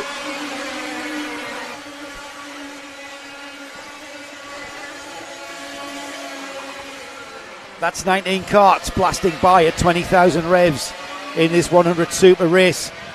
And what a race it's turning out to be. And it's still got ages left, 8.5 minutes for Ryan Cole to hang on to this lead from Chris Trott. We know how good he is. He's carrying the number 1 for a reason. But tell you what, there's a number 5 just behind him, Ben Yeomans. He came 5th last year. Alexander Hayward just behind him there. Who's that just poking his nose in? Joe Scory. There, just behind in 5th, the number 2, who's had horrid luck so far today. Yeah, Scory now probably dreamt of being this close to the leader. Right, his cart's in the middle. When he started this race, he probably thought it was all over after 2 problems he had during qualifying. But of the 19 carts, he's now put himself in the top 5, and more importantly, the other 4 are all together, and certainly no break from Cole. Trott is following him, he's hounding him, he's shadowing him, but he's a little bit thick there by Yeoman's changed his mind. But do you think that Trott perhaps now is happy to be in second? No, he's not at all. No, he's taken the lead straight back. No. Well, no, it's a one-on-one up the inside of Chapman. It goes back round again. This is great news for everyone following. More importantly, it's even better news for the 18 cart of Hayward, who's managed to get himself past. I think, no, he was 3rd. Everyone's been in every position over the last 2 corners. And the number 18 has gone into 2nd. Alexander Hayward moves through, and there's Joe Scory moving through into 4th. These 5, and look at that, Chris Trott, I should say, just finds himself in 3rd place. He knew he was going to be coming under pressure from the carts behind, and that's why he made the move on Ryan Cole. However, he just didn't have enough to make it stick, did he? No, coming down towards Ashby. There's the exit, and they power off away. And there is a try. Oh, good clean move. Yeah. Not really argued much by Alexander Hayward there. Through now into the back straight.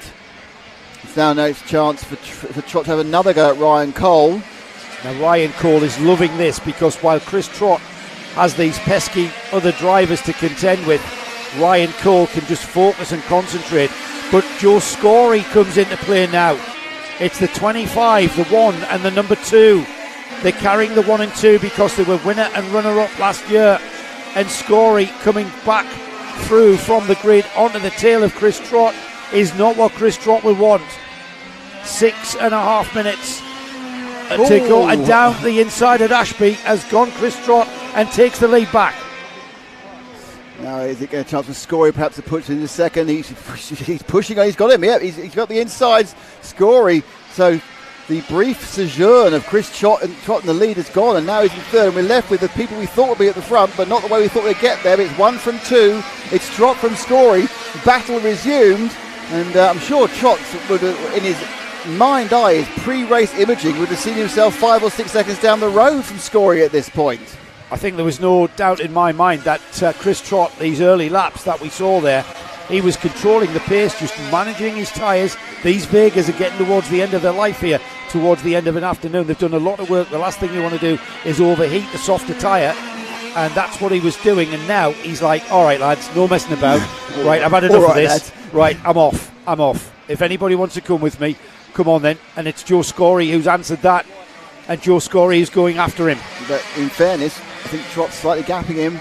Last time round 0.34 per second. That to me is more than 0.34 per second. Not massively more, but a bit more. Let's see on the wonderful world of computer brains. It is 0.5. Yeah, it looks a bit further. 0.5 it is.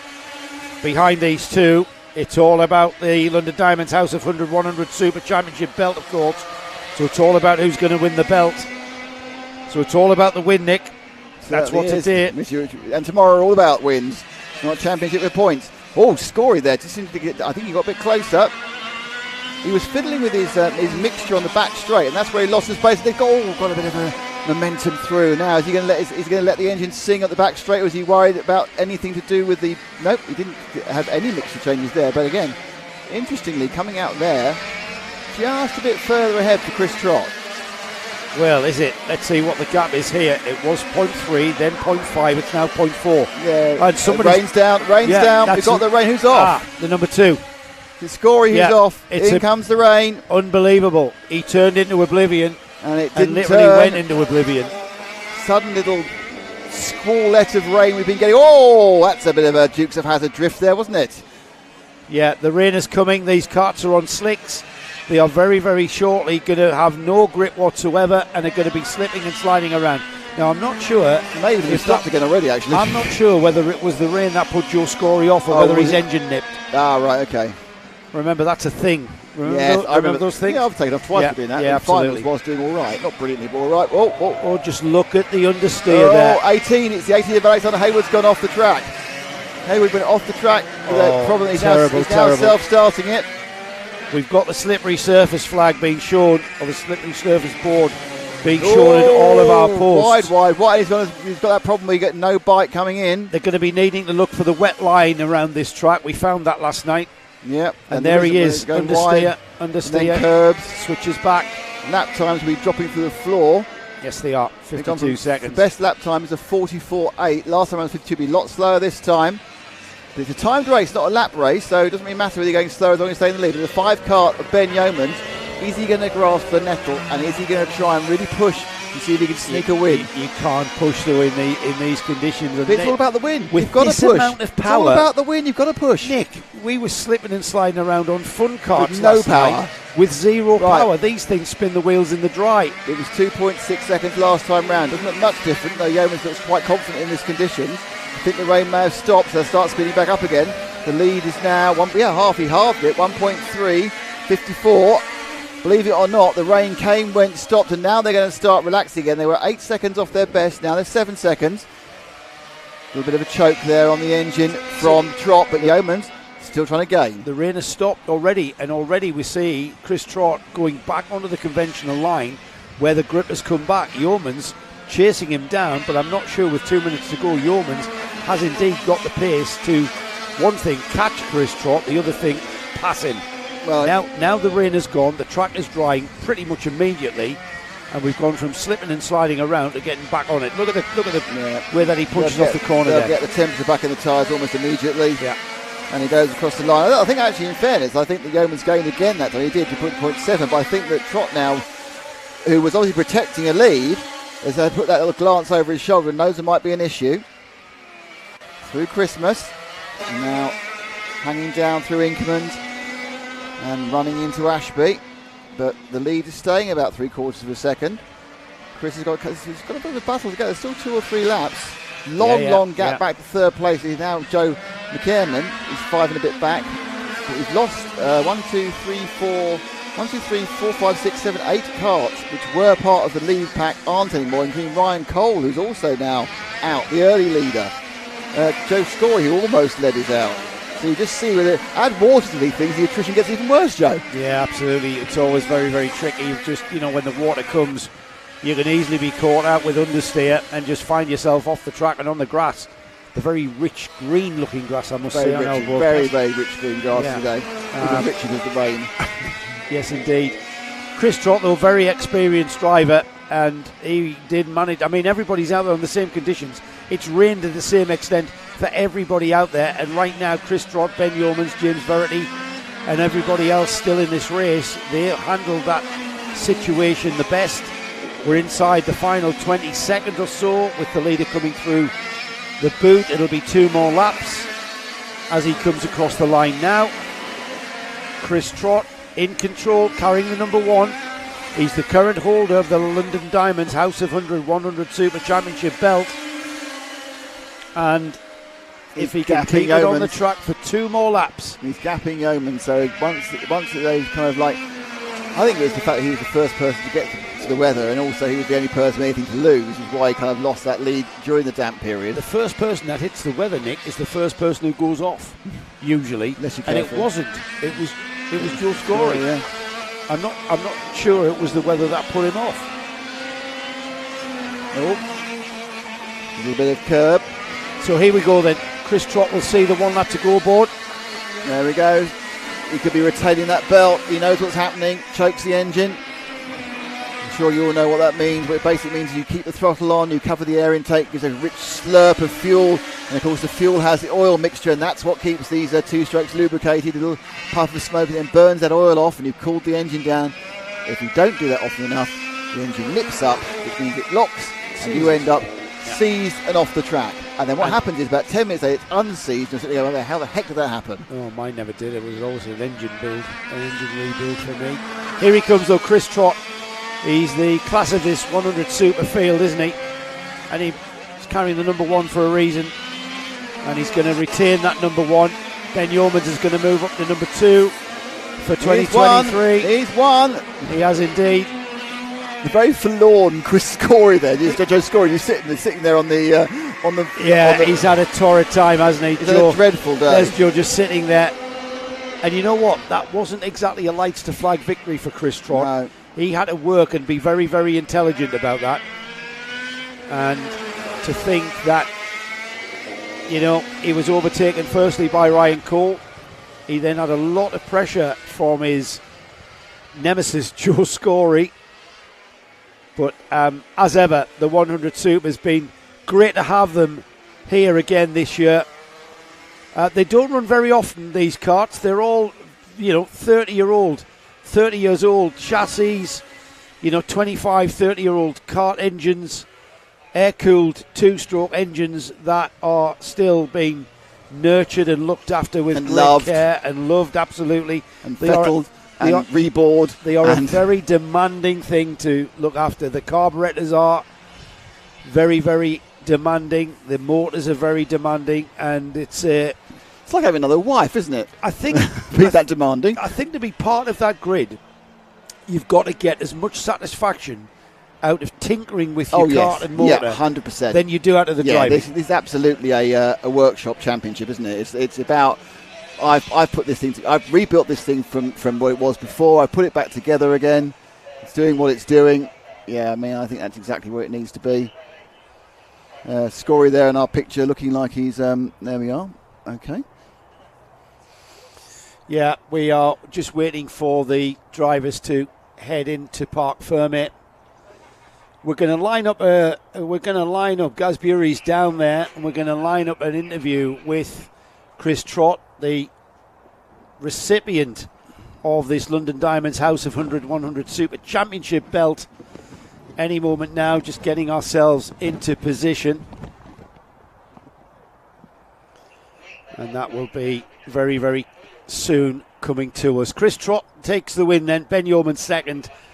Joseph Reeves Smith is in third. Martin O'Hara fourth. Neil McKernan fifth. James Verity in sixth. Joe McKernan seventh. Jack Barber is in eighth. Liam Rabjohns is in ninth. Alexander Hayward is in 10th. And then James Murray, the last of the finishers, in 11th spot. With us, Joe Scory on lap 10. Chris Sears on lap 8. Bill Powell on lap number 8 as well. Ryan Cole on 7. Daniel Street on lap 5. Gareth Hunt on 4. Richard Puddle on 4. And James Rees, we lost on lap 2. Let's head down to Park Fermé where... Oh, no. No.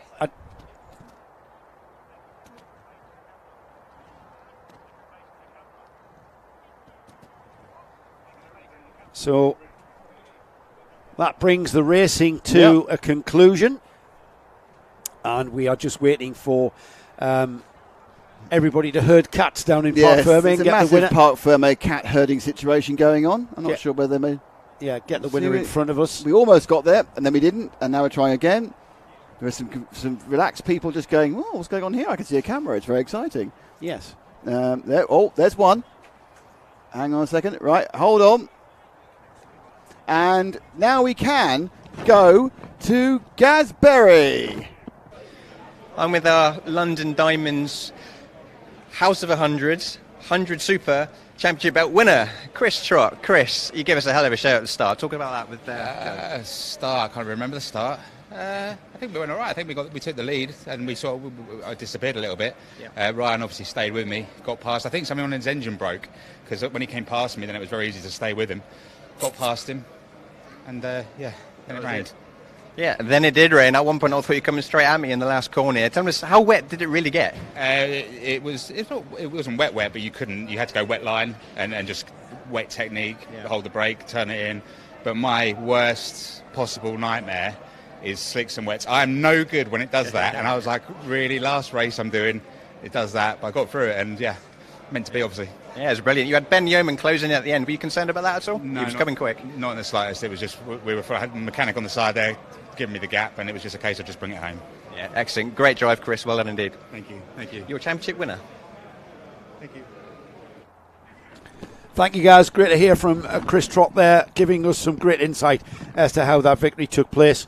Well, Nick, that pretty much concludes the running for today. Guess what, though?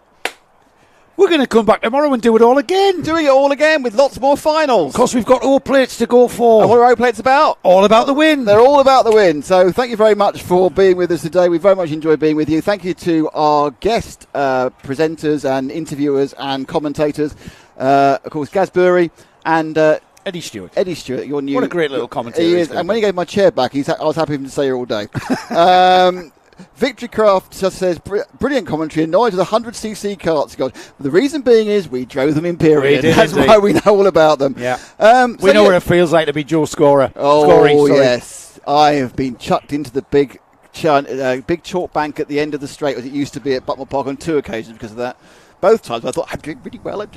Anyway, that's enough of me. It's enough of us. It's enough of everything. We'll be back tomorrow at about 9:30. It's an earlier start tomorrow, a much shorter practice runs.